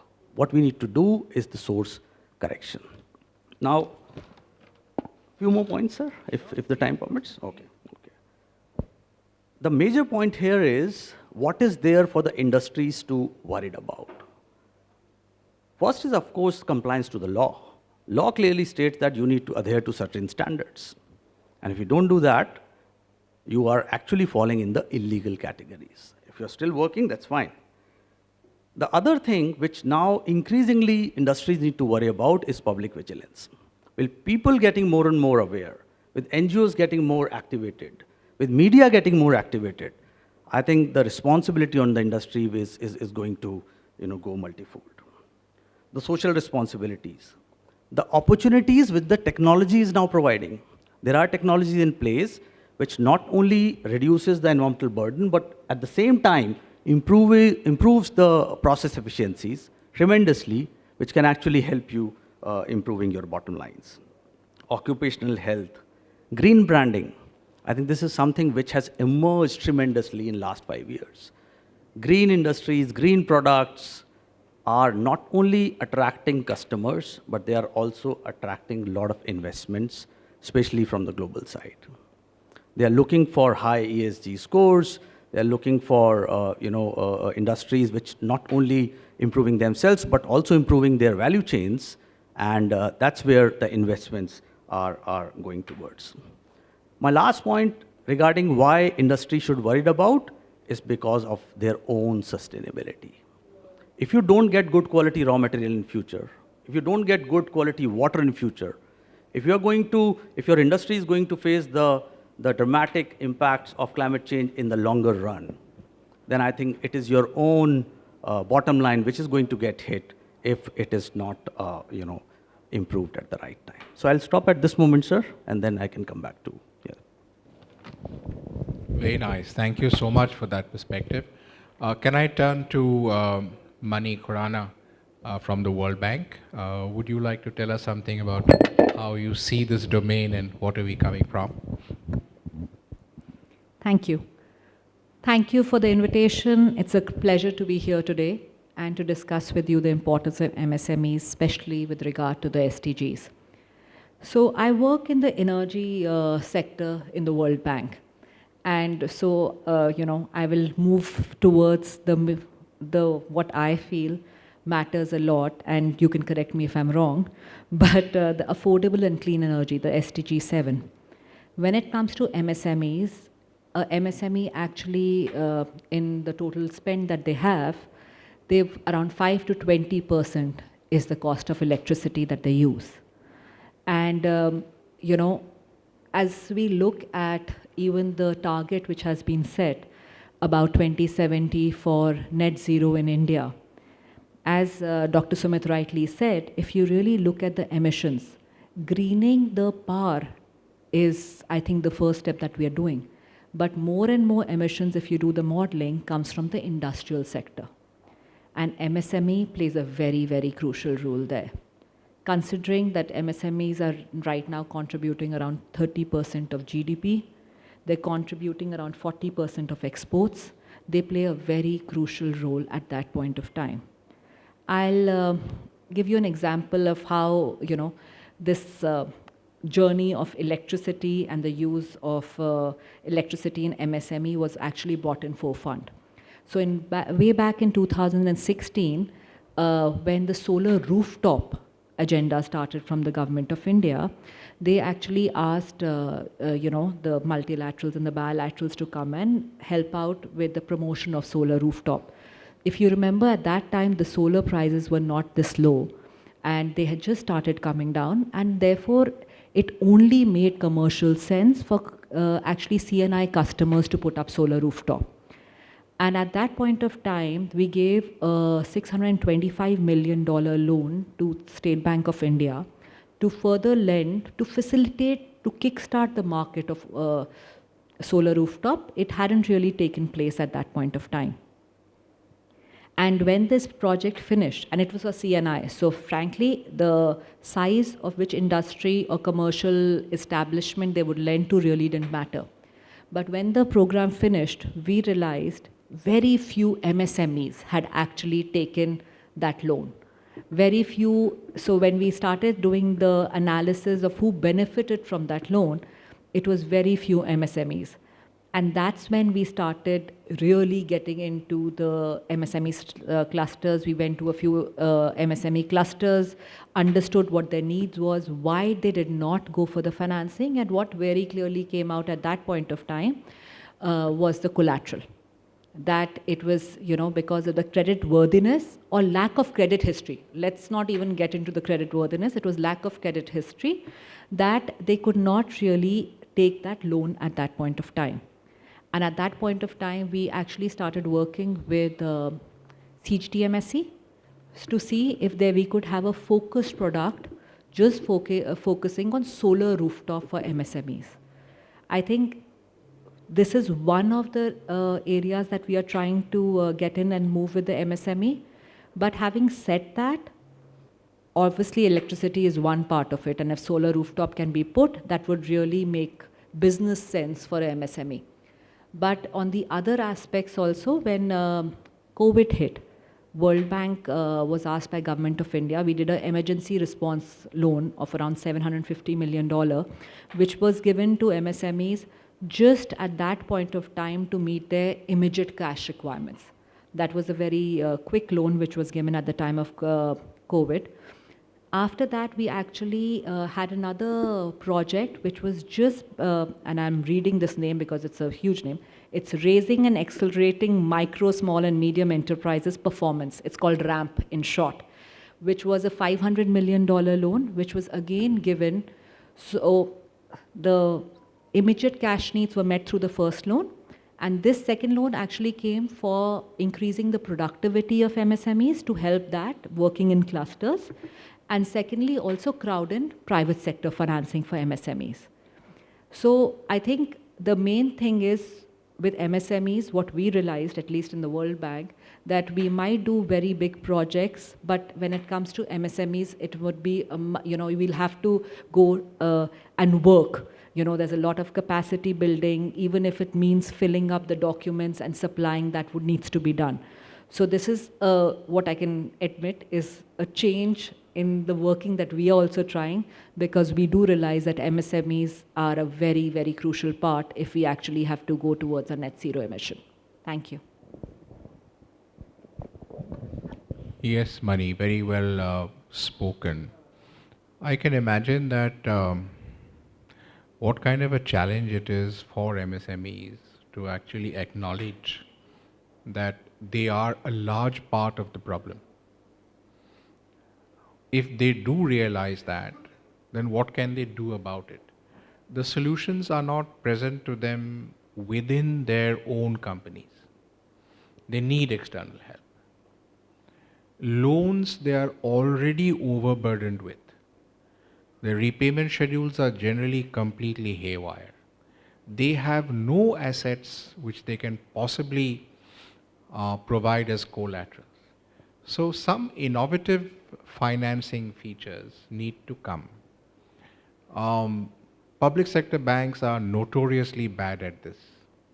Monies to State Bank, if you ask me, I started my life as a State Bank probationer, worse than useless. In policy terms, they will simply pass it on, and they will follow the same wretched norms that they do, and it's very hard for a public sector bank to be flexible on those issues. So, whichever way you actually allow access to monies or funding for MSMEs, as you rightly said, the consciousness of how we do it and how differently we do it is something that has taken time, but I think you're coming abreast of it, and the immediacy of the situation. They need it now. So how can we get it to them? So anyway, those are things on which I'm sure the World Bank and you in particular are applying your mind, and solutions will come up. But the more we bring MSMEs into the ambit of what we are doing, the better it will be. Now over to Mr. Ratnesh Jha from the United Nations Global Compact. He is an amazing human being for the simple reason that he has worked, no Ratnesh, he's worked with MSMEs a lot. The United Nations Global Compact's work with MSMEs is literally his primary passion. And he's driven that agenda relentlessly for the time that he has taken over the leadership of the Global Compact. So over to you, Ratnesh, to tell us how we can take that agenda forward. Thank you. Thank you so much, Bhaskar, for your kind words. I'll definitely strive to live up to that. It's a tough ask. And MSMEs, yes, that has been my first love, because just out of university I joined SIDBI, which is one of the principal sponsors of this event. So after staying quite some time, then I joined the UN system. So basically, MSME, the data which Mani gave, I mean, more or less in the last 40 years, it has remained the same. The contribution has not come down. The export focus has also not come down. What has changed in this intervening 3-4 decades, I mean, since when I've been watching this space, is that the whole value chain system, I mean, now MSME in Gonda or Bahraich or wherever, Bhagalpur or Muzaffarpur, is not alone, it's part of a value system.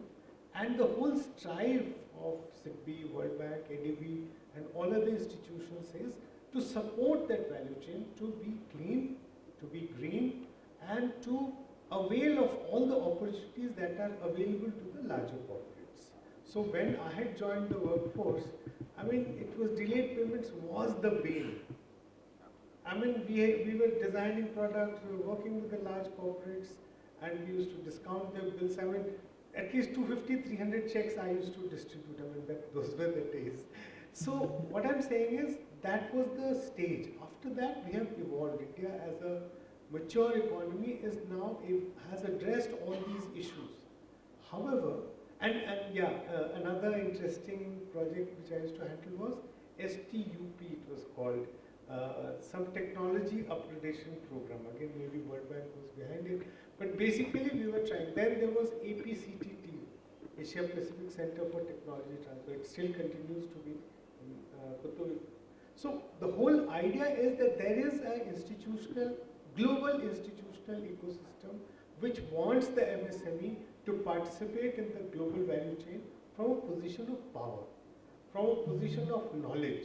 And in that series, UN Global Compact is another agency which I am currently responsible for in India, and I would like to tell something about it. So basically at the turn of the century, when Kofi Annan was launching the Millennial Development Goals, he had announced from the World Economic Forum in Davos that without responsible business contributing actively, it will not be possible for the world to achieve those MDGs. And how prophetic it was, and that's how we were created as his special initiative. And 60 corporates, global corporates, were part of that initial formation of UN Global Compact, which has now grown into 20,000 plus in these 2.5 decades. And what we primarily do, it's a voluntary initiative.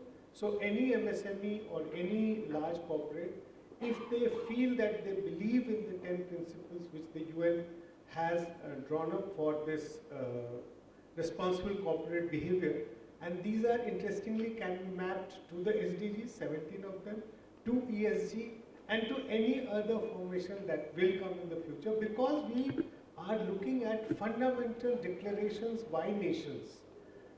We have encapsulated them in simple, easy to understand, just like the Moses 10 principles. We also have 10 principles. I mean, those are commandments, we have principles. So all the businesses and non-businesses who believe in that become our member. And once they become our member, they become part of a global support system.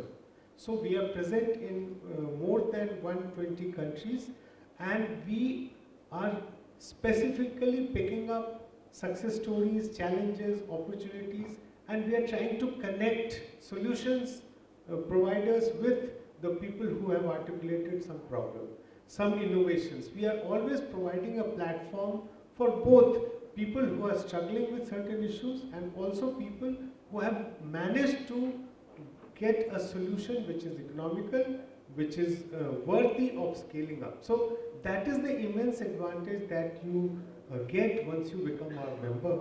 And what we have been able to achieve in these 2 decades in India is we have been able to enlist around 550 plus members who have signed up, out of which a sizable number of them are MSMEs, and they always lead us from the front that this is the initiative on which they want. So right now we are looking at 5 thematic areas, which is we have termed as Forward Faster Initiative, in which we are looking at climate action, water resilience, gender equality, living wages, and SDG finance and investment.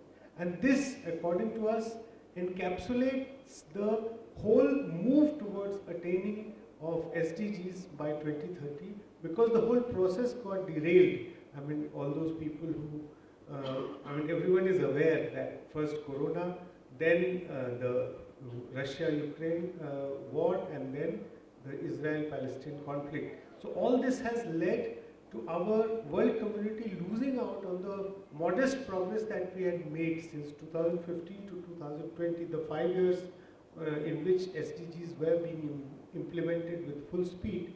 It's slightly on a back foot. So to induce certain energy and enthusiasm to the whole process, we have initiated this Forward Faster, and in which MSME are the special focus, where we provide every kind of support that is required. I mean, the 2 experts who spoke before me, they really went very deep dive into particular focus areas. But what UN Global Compact here does is they are the custodians of all the 17 so far as it is facing the businesses.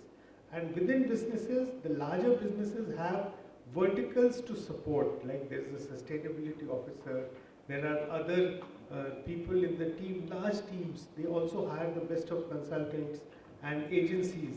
Whereas the MSME person, he's the accounts, he's the manager, he's the raw material procurer, he's all in one. So where does he have the time to understand what are these SDGs? And this is where we come in. Of course, MSME also is not a monolith kind of a thing. There are various gradations. So to begin with, government only has 3. So M, S and M. Micro, small and medium with caps depending on the plant and investment. I mean, why should I say this? All of you belong to that. So what I'm trying to tell you is that in all these segments, we have our membership and we encourage them to co-create solutions and share it with the global community. And next week, in the next week, in the UN General Assembly week, we are having a lot of events around MSME and sustainability. If you follow my LinkedIn, then you will get all the threads, whatever is happening, whatever is the current thinking, and then the whole year we do road shows, we do convenings to engage with the MSMEs, and we use the facilities of PhD chamber as well as other industry bodies. There are MSME specific industry bodies. So we try to reach out to MSME on these ESG, SDG and other thematic areas. It's a journey. I mean, it's not that we have to evolve, we have to co-create and we have to continuously innovate. So that is the promise with which UN Global Compact invites all the MSME today who have not yet joined us. Please join us and let's create together. Thank you, sir. Great job both for SDGs and for the Global Compact. So, let me say unhesitatingly that joining hands with the Global Compact would be of great benefit to any one of you who wants to be in the mainstream of what SDGs are all about. How will they change your lives, your industry's lives, your company's lives, and so on.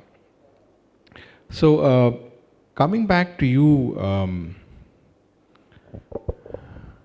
I just wanted to ask that for UNEP, you mentioned the broad problem, Sumit, right? In what way is UNEP using its outreach to look at the MSME sector, engage with the MSME sector, or work with people who are working in this sector, such as the PHDCCI? How can you expand your reach? How can you increase the scope of the services? How can you improve your connect with the MSME? They find this UN a problem. Because it's like wahan to jana hi nahi hai. Undo. Because, it's forbidding. The nomenclature United Nations for an MSME is like, pata nahi ye kahan pe hai, kya kar rahe hain, international hai. But I know that the mandate that you have and you so carefully follow acknowledges this as a very, very important sector. So in terms of outreach, in terms of connect, in terms of working with them or bodies that work with them, what are the initiatives that you have in place? No, thank you for the question. UNEP in India is a newer entity, I would say, is just 7 or 8 years old. But we have, started doing programs which have influence over how MSMEs are trying to improve their performance in the environmental domain, and also working on the other side of the table with the policymakers at the national level, at the state level, at the city level, to improve situations, conditions, policies for these industries to perform better on the ground. I'll just try to give some examples.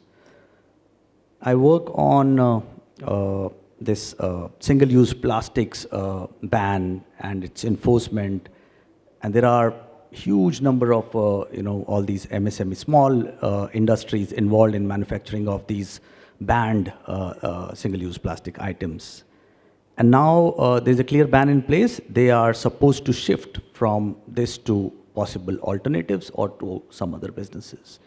So the first thing which we are trying to do in UNEP is to make them aware, because in Delhi probably everyone knows, but the moment you go out of big cities, people don't even realize whether this product is banned or not banned, whether this is under the extended producer responsibility, or it's absolutely not allowed to even manufacture this product.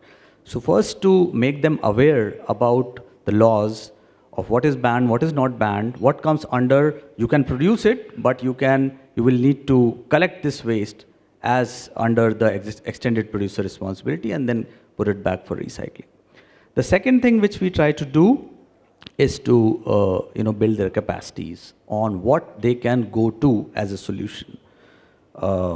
There are a variety of alternatives which they can go to, but UNEP as an agency do not advocate to move from each and every alternative, because we believe in life cycle assessment of all possible alternatives and then going towards few of them which shows the lowest environmental footprints. So that's the second thing we try to do. The third thing which we do from the policymakers side is to enable some policies which help MSMEs to move from X to Y. And one such effort was to develop an incentivization policy for these MSMEs to move, because there is always this viability gap between what you are already doing and what you are wanting to do.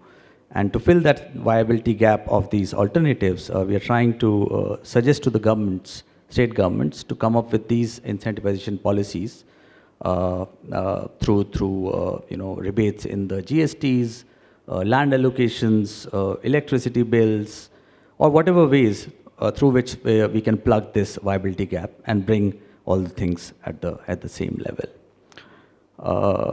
The last thing which we try to do as a command and control kind of thing is to enable the enforcement agencies, because on the ground they also have a big role to play to keep enforcing the law on the ground. And again, a lot of capacity building is required to make them clearly aware that this is banned and this is not banned. A plastic bottle, I mean, all these water bottles are actually not banned. But some people perceive that they are banned.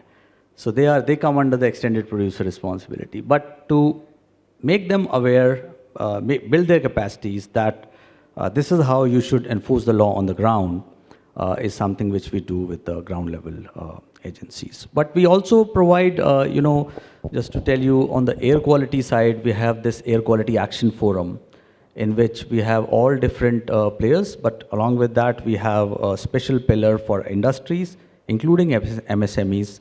And of course, Chakra, which you can see here, is part of our Air Quality Action Forum as one of the innovators. So that's another thing which UNEP does, is to provide a platform for innovating technologies to come up and propagate that message to the larger world that this is the innovation you can look for to improve your performance.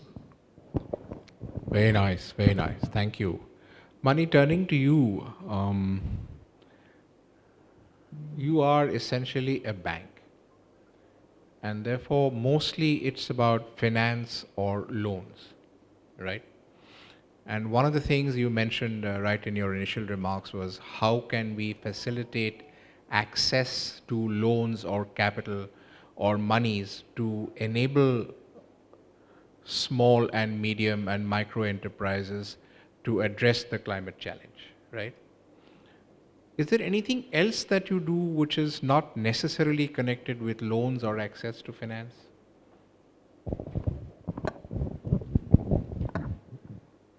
So there are two ways we can actually,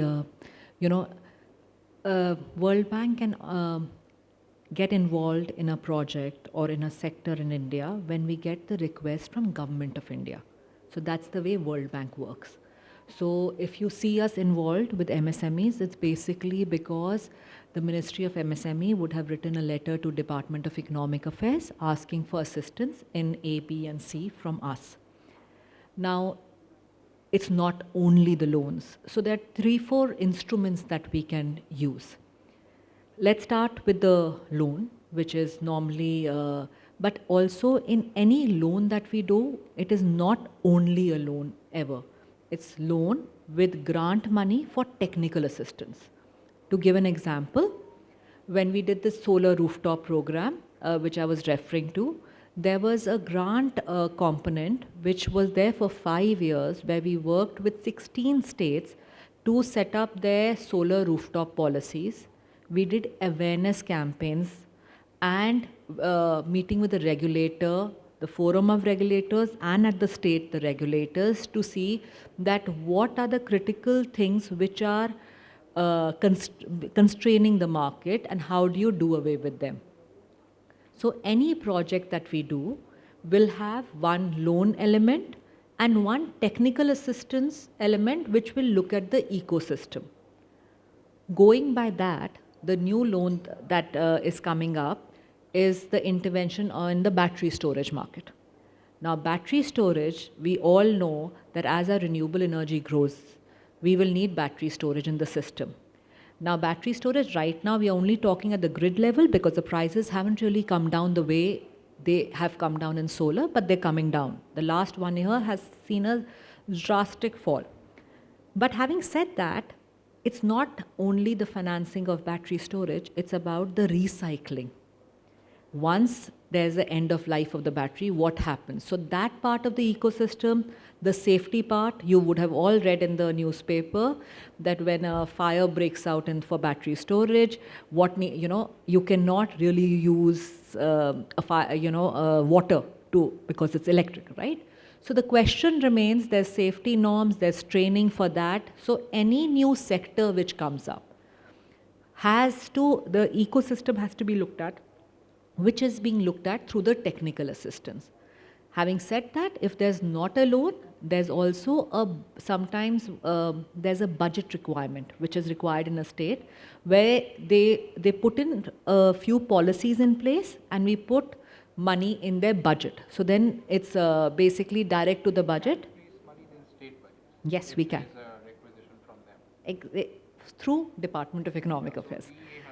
DA has to be involved through everything that we do.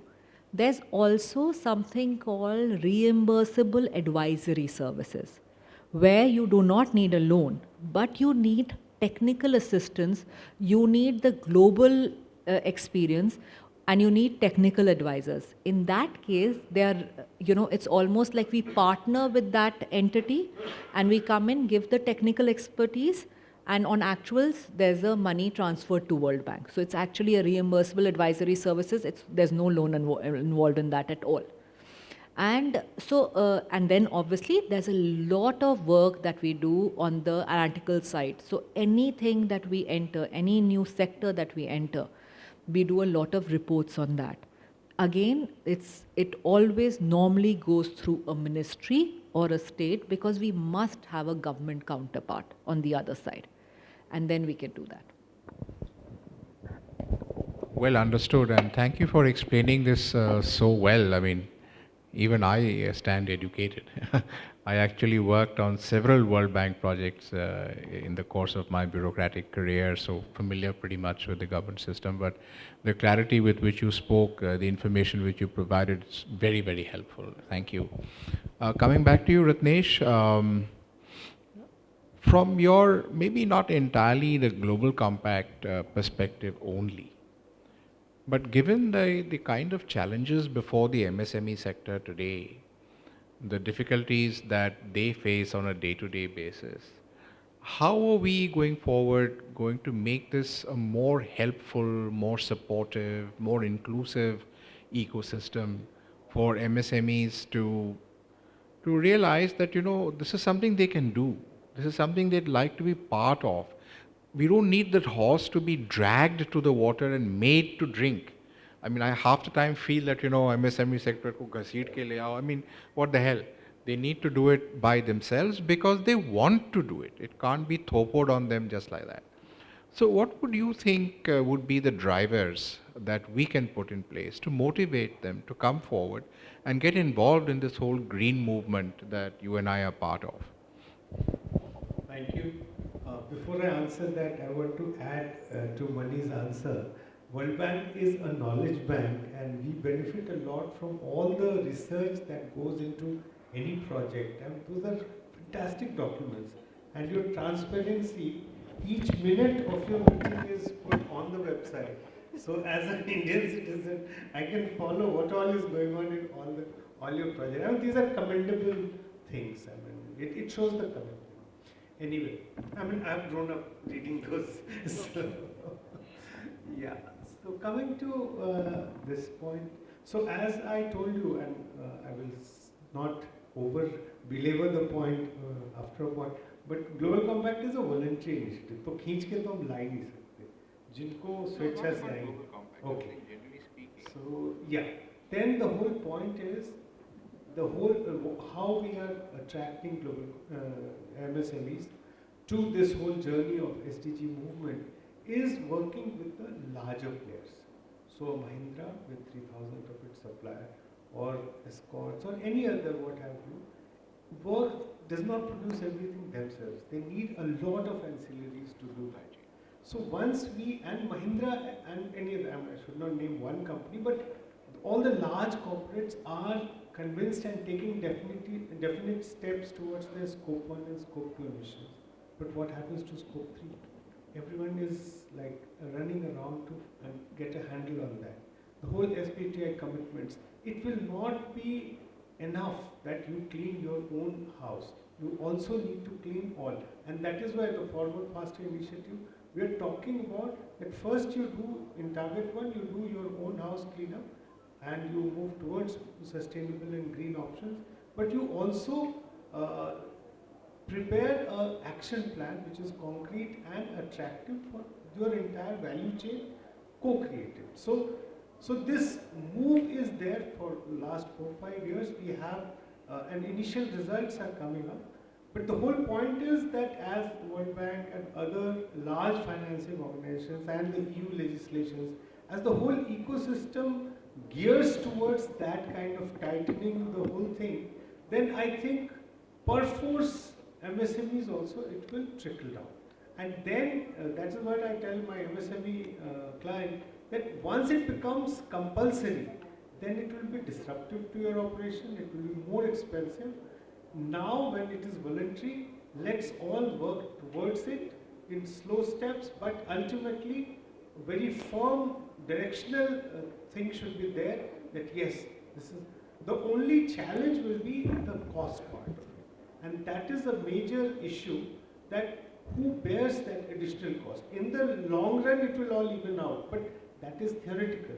What the MSME has to shell out is today, and how do we finance it, and that, in fact, in your first remark when Mani spoke, you had mentioned it, we'll have to make this somehow incentivize the MSME, that not only they are contributing to the nationally determined contributions, NDCs, they are also working towards a profitable greener tomorrow. So just saying that it is imperative, it won't work.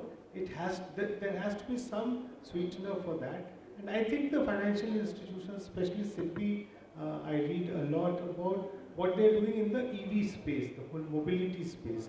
So ADB also has specific targeted programs to look at the whole value chain, how it, supply chain, how it can be made better.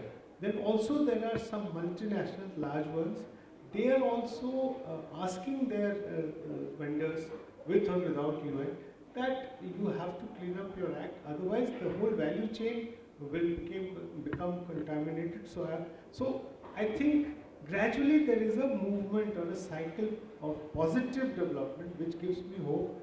And of course, it would be incomplete if I don't mention that there are MSMEs also who are pioneering, and not only they are pioneering themselves, they are seeking out good, reliable information, they are asking about good professionals who can support this journey, but they are also taking the entire industry association, the whole cluster with them, making them, and I get invitations to such, so I can say with certainty that the urge is there also. So I think the communication has reached everywhere.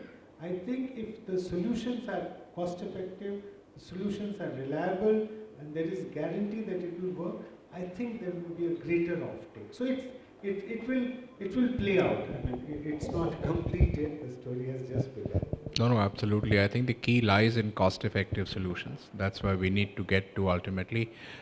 Yeah, so now let me, in the 5 minutes that we have, if we can throw this open to the House and see if there are any questions, either to any one of us specifically or generally on the subject.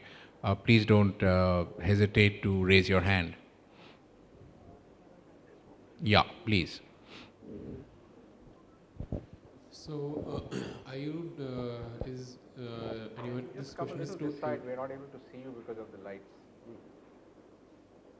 Yeah, just come in the aisle. Just come in the aisle. Yeah, yeah, perfect. This was very close to the AC that we were yeah, so this question to the entire panel. Are you doing anything for the startups? Specifically, well, yeah, absolutely. Please use the mic. As I mentioned, we are trying to provide platforms for the startups, the innovators, to come and showcase the new things which they are doing in the space, and then trying to document these things and disseminate it to the rest of the world. That this is something which can be used as one solution. I mean, I don't think anyone can support a particular industry or a particular company, but as a technology, as an approach, is something which we try to propagate. And for that, we have platforms in different domains of environmental themes through which we do that. Chakra is one of those beneficiaries in past. Right. Any other questions? Yes, please.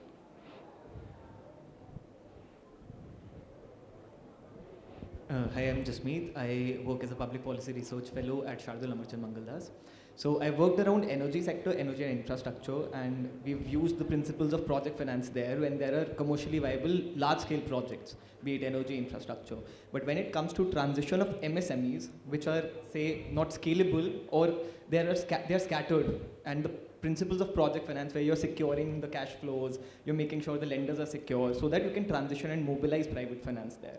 What do you think are some instruments that are in play or are being developed when it comes to clusterization of MSMEs or financing them through project finance principles for the transition to happen? Is there blended finance coming into picture or sovereign guarantees where I'm getting at?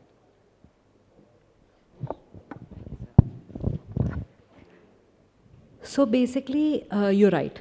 Where MSMEs, it's about the scale in MSMEs, and because they are spread in different directions. I therefore feel when you talk about clusters of MSMEs, that's where it will start. That if the first projects like this will happen there.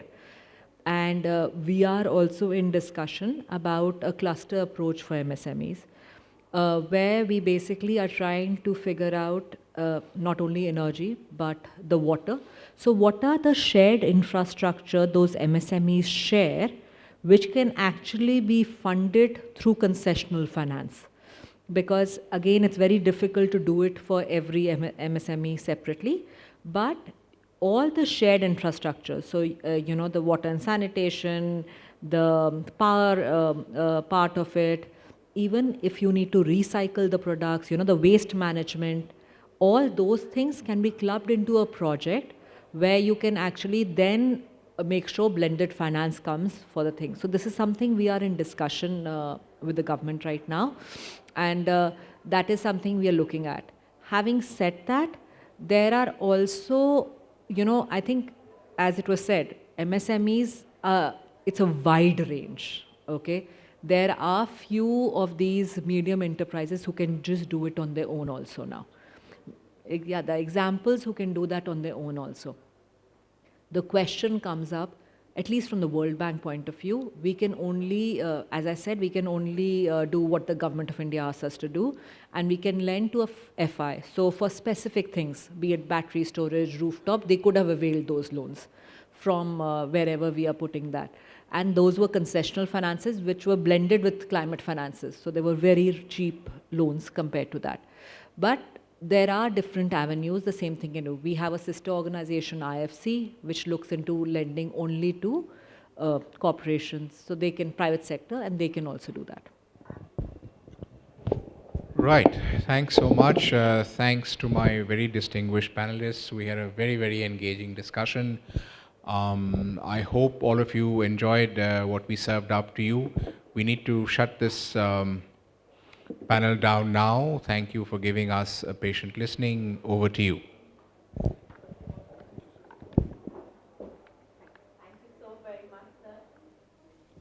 Thank you so very much, sir. Each time you join us for a fantastic panel discussion, a moderator, a plenary session, a masterclass, whatever it is a time for us to have so much knowledge and information. Once again, a round of applause for Dr. Chatterjee as we thank him for chairing this segment, and as I also take this opportunity and thank Ms. Ratnesh Shah for co-chairing this session, and our wonderful speakers. Let's hear it up for them to thank all of you, to present you with a token of our appreciation. May I please request all of you to extend a very warm welcome as I invite Dr. Jatinder Singh to join us here on stage. Let's hear a round of applause for him as he steps forward. And like we said time and again, we have taken a conscious decision and added our small touches, and everything that you've seen around, whether it is the touch of green that we've added to our decor, a little bit of bamboo usage here, or it is the usage of a no plastic. If you notice, your lanyards, they're made of seed paper. We'll really appreciate if you take them back home with you, and we look forward to the wonderful saplings that you'll share pictures of. I also want to share with you that in every delegate kit, we have a very special diary, and we would love for all of you to take it back, create some amazing memories out of it. And like we've been saying, that it isn't just MSMEs, it isn't just industries, it isn't just the government, but each of us as individuals that can take some conscious decisions and create a change. So let's hear a round of applause for my wonderful delegates for adding so much value to the entire day. Every session has been spectacular because of the questions that you all ask, and I think that also gives us enough and more time to engage with all of you all. On this note, as I thank all our wonderful speakers out here, I would like to share with you that we have an absolutely fabulous speaker who will be joining us up next to share a very special message on the global perspective. Yes, we will be joined by Ms. Dia Mirza, who's not only an actor, not only a producer, but a United Nations Secretary General's advocate for sustainable development goals here in India, a voice for us to create that change and difference. She'll be joining us in just a bit. Till then, may I request all our wonderful speakers here on stage to join us for a group photograph along with Dr. Singh.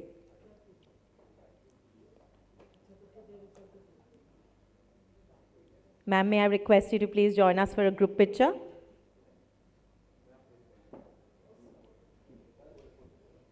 The team will help you with the bags, don't worry.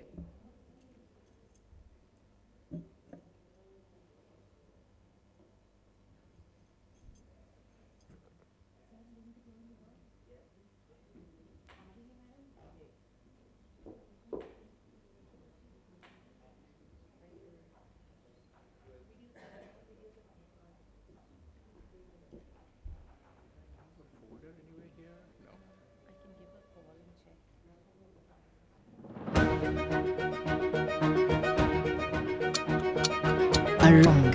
Our resolve never wavers. We never cease. This opportunity and thank our partners for their support. May I thank our presenting partner. We are the heartbeat that powers India's progress. Partner Coca-Cola India. I'd also like to thank our sustainability banking partner SIDBI. May I thank our supporting partner UFlex, our sustainability partner AGI Greenpack, our academic partner Terry, our knowledge partner Deloitte. A big thank you to the entire team of PHDCCI for curating and executing this summit on sustainability. May I also thank all our annual partners and most of all our dignitaries, all the speakers who were kind enough in joining us today. We will be joined by Ms. Dia Mirza in the next few minutes. Till then, let's get to know more about our partners through these audio visuals.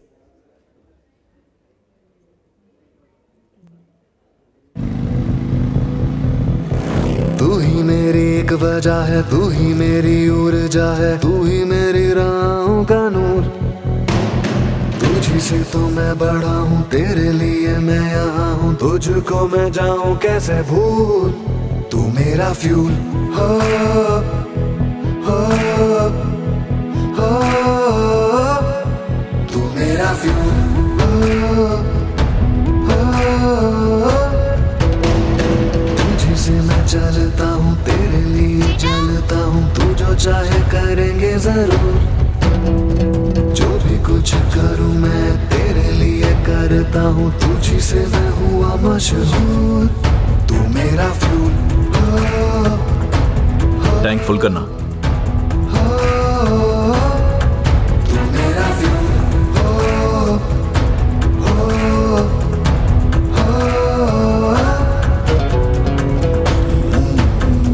तू ही मेरा बंदा, तू ही मेरा अपना, तेरी मांगे होंगी कबूल।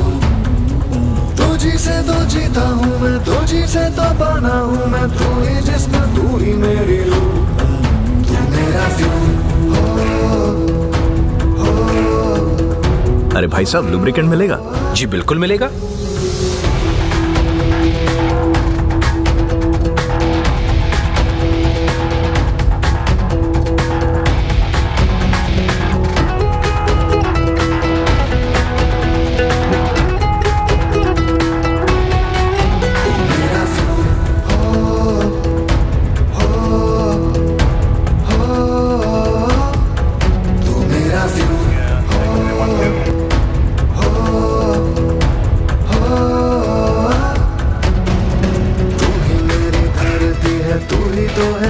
मेरा, मैं हूँ तेरी मिट्टी, तेरी धूप।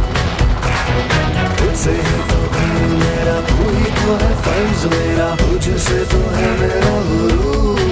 तू मेरा फ्यूल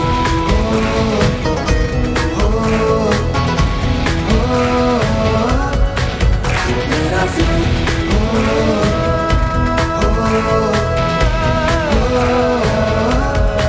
तू मेरा fuel.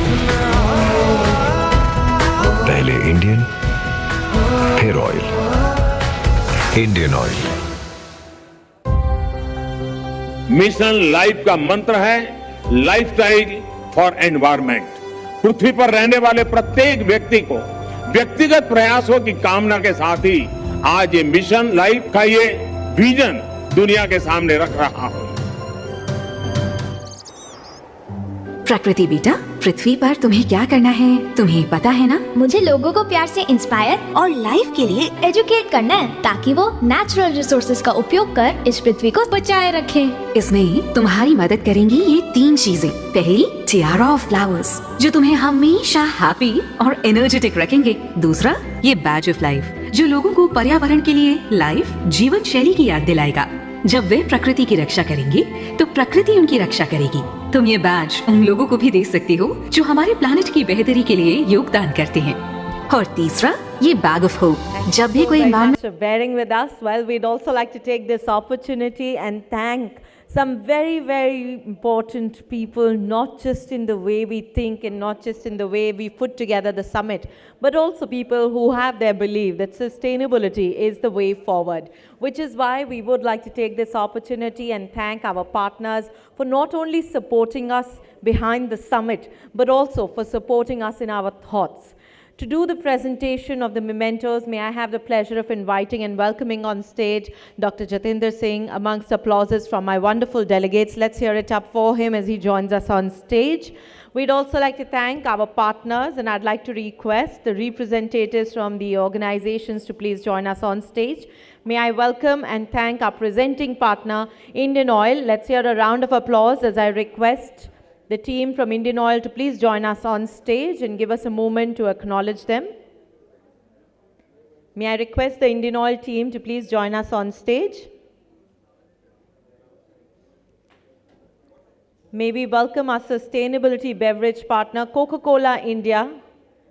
Coca-Cola India. Do we have the representative from Coca-Cola India amongst us?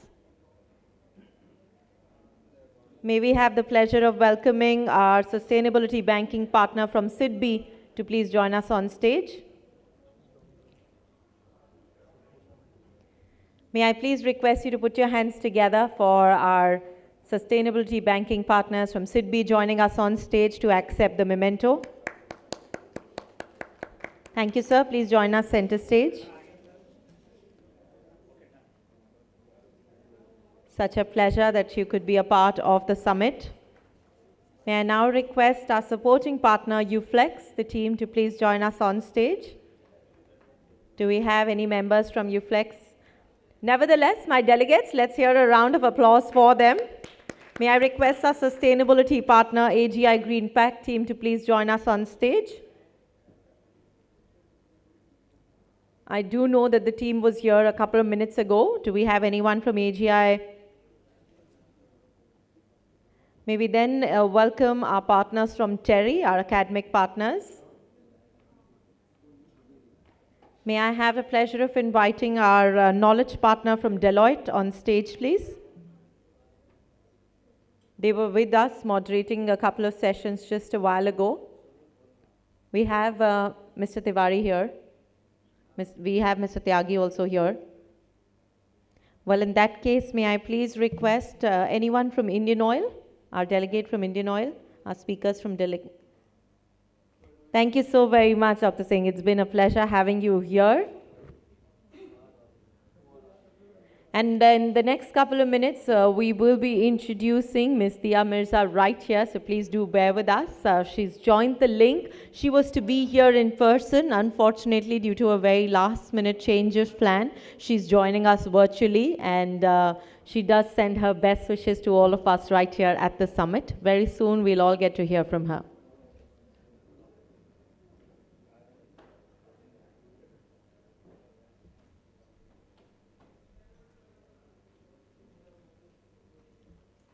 As we look forward to that connect, let's get to know more about our partners through these audiovisuals.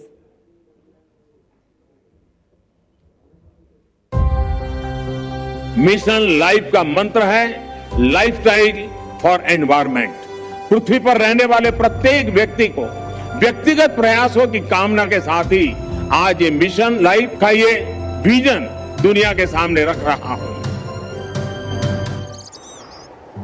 प्रकृति बेटा, पृथ्वी पर तुम्हें क्या करना है तुम्हें पता है ना? मुझे लोगों को प्यार से इंस्पायर और लाइफ के लिए एजुकेट करना है, ताकि वो नेचुरल रिसोर्सेज का उपयोग कर इस पृथ्वी को बचाए रखें। इसमें तुम्हारी मदद करेंगी ये 3 चीजें। पहली, टियारा ऑफ फ्लावर्स, जो तुम्हें हमेशा हैप्पी और एनर्जेटिक रखेंगे। दूसरा, ये बैज ऑफ लाइफ, जो लोगों को पर्यावरण के लिए लाइफ जीवन शैली की याद दिलाएगा।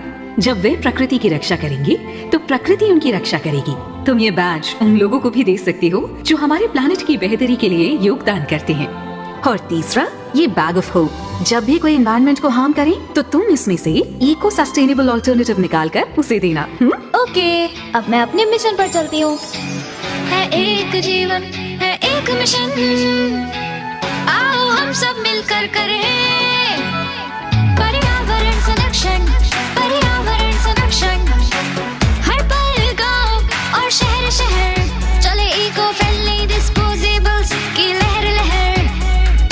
कारपूल को अब सब जने अपनाएंगे, अपना शॉपिंग बैग साथ ले जाएंगे। सस्टेनेबल लाइफस्टाइल का है नारा, है ये लक्ष्य हमारा हमारा हमारा। अब हर जन एक पेड़ लगाएगा, पर्यावरण को स्वच्छ बनाएगा। हो सबकी भागीदारी तो खुशियां हरदम हरदम। पर्यावरण, वन और जलवायु परिवर्तन मंत्रालय, भारत सरकार।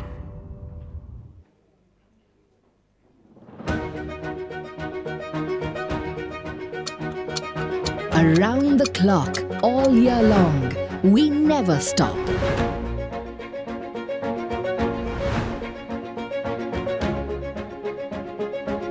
Our resolve never wavers, we never cease. We are the heartbeat that powers India's progress. The faces behind Indian Oil. For decades, we've been more than just employees. We've been a force of unity, dedication, and persistent devotion to our country.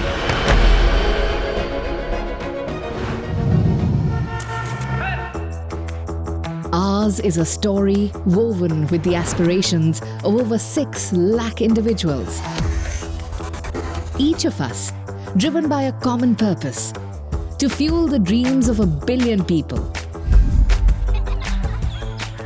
From the first light of dawn to the quiet of the night, we, 30,000 employees, 2 lakh customer attendants, 1.4 lakh LPG delivery personnel, and many more, work tirelessly to ensure that every corner of India is energized and every ambition supported. We don't just serve the nation, we are part of its very fabric. Our work is our pledge to India's growth, our allegiance to its people.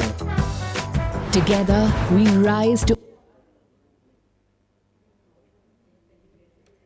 May I request all of you to please be all set, as we are now all set to extend a very, very warm welcome to Ms. Dia Mirza, not only an actor and a producer, but somebody who believes in adding a voice for a better tomorrow, the environment, more SDG goals, and of course, the United Nations Secretary General's advocate for Sustainable Development Goals. It is such a pleasure and delight that she could be a part of this spectacular session at Global Summit on Sustainability, MSMEs, Small Businesses, Big Impact. After some very, very fruitful sessions today, Ms. Dia Mirza, let us take this opportunity and extend a very, very warm welcome to you. Thank you so very much for being a part of our summit virtually. We really do appreciate your presence here. And may I please request you to address our audience, not just on actions and steps that they can take as entrepreneurs and as MSMEs, but also as individuals, because we do know that you're very, very active.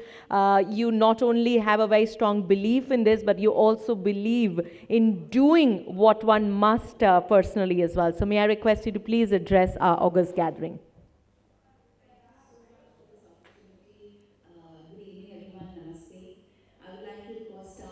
Thanking the PhD Chamber of Commerce and Industry for inviting me to the Global Summit on Sustainability with an important theme on MSMEs, small businesses, big impact.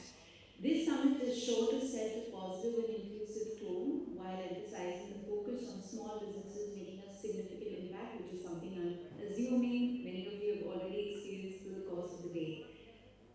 This summit, of course, aims to empower micro, small, and medium enterprises by integrating sustainability into their business models in alignment with Sustainable Development Goals, the SDGs. And I want to mention something that really jumped out at me when I was understanding more about MSMEs before I could address this gathering today.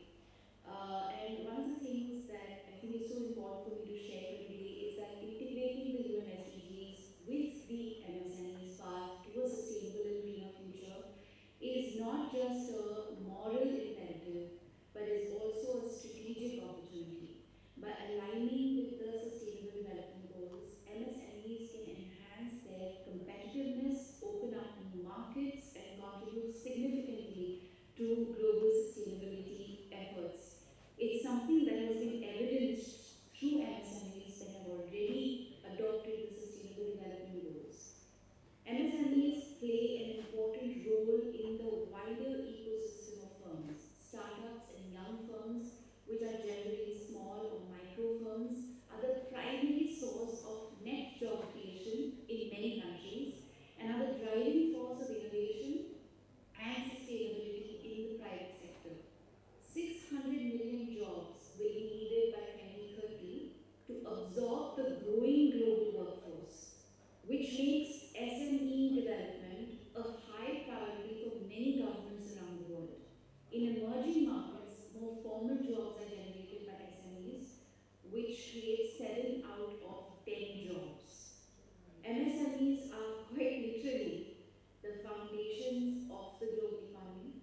They are the engines of economic growth and employment, accounting for 90% of businesses, up to 70% of all jobs, and 50% of gross domestic product at the global level. At a time when many trend lines of global sustainability are shifting into reverse,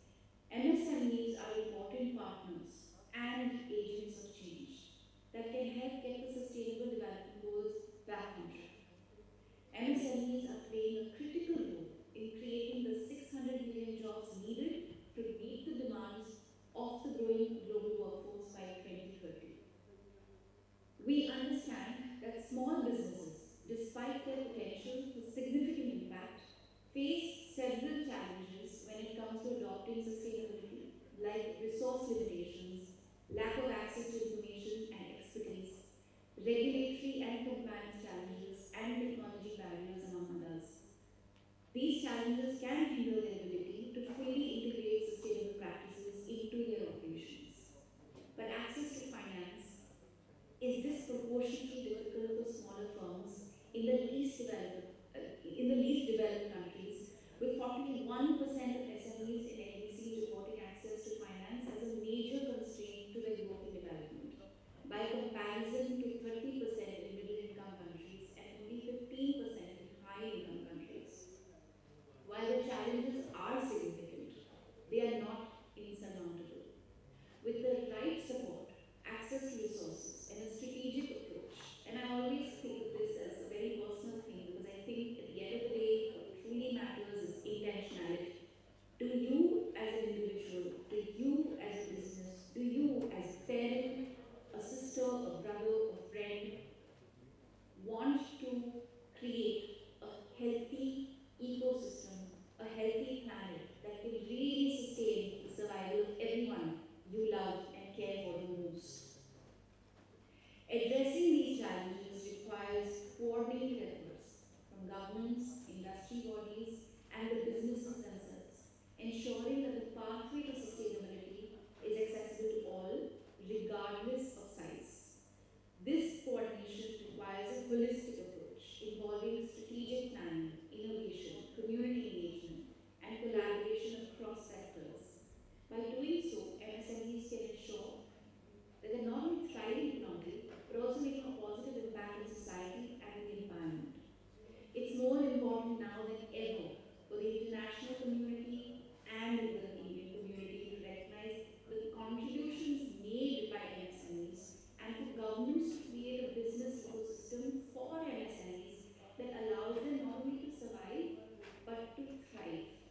The youth of today are entering the business world with sustainability embedded in their values, and MSMEs can harness this energy to create lasting impact. I'm so proud of being an investor in many of these companies, and I see the kind of intentionality these companies have in truly driving change and making a sustainable difference.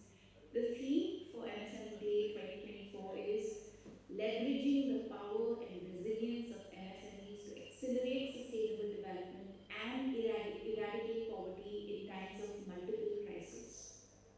It's a timely reminder of the significance of MSMEs in achieving sustainable development and addressing global challenges.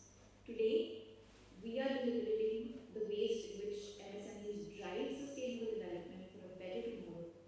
And I hope together we can pledge to create the enabling environment for MSMEs to reach their full potential. Let's ensure that MSMEs are central to the transition towards a more inclusive, sustainable, and connected future. Thank you. Jai Hind. Thank you so very much, Ms. Mirza, for those very kind words. And like you, we too share the same passion, the same aim, and the same goals. Thank you. To thank you personally, it is such a pleasure to have amongst us a leader, a veteran of the field, someone who is as passionate about driving a change the way you are. So may I please request all of you to once again extend a very warm welcome to Dr. Bhaskar Chatterjee, to thank Ms. Dia Mirza, and to also appreciate the kind words that she has done. Sir, may I request you to please share a few words with us? She can listen in.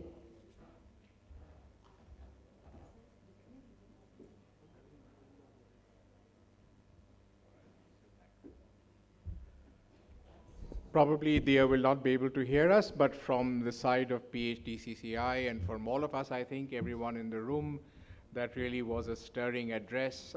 I know she was reading from a script, but what she brought into the way she said it, and some parts of it she actually, what shall I say, put together herself. That part was really passionate. I know she meant what she said. And for all of us here today, a very strong, very powerful message coming across, a fitting finale to all that PHDCCI has done, put together this extremely wonderful conclave. We hope, Jatinderji, this is the beginning and not the end of many good things to come. A lot of crafted, curated activities for MSMEs are going to flow from here. We will have bespoke workshops that will address particular needs. We will try and understand from you what your needs really are from the feedback that we get here. And rest assured that from this chamber and from all of us and from me who's associated with this chamber in a big way, I wish you all the very best. Good luck till we meet again. Thank you.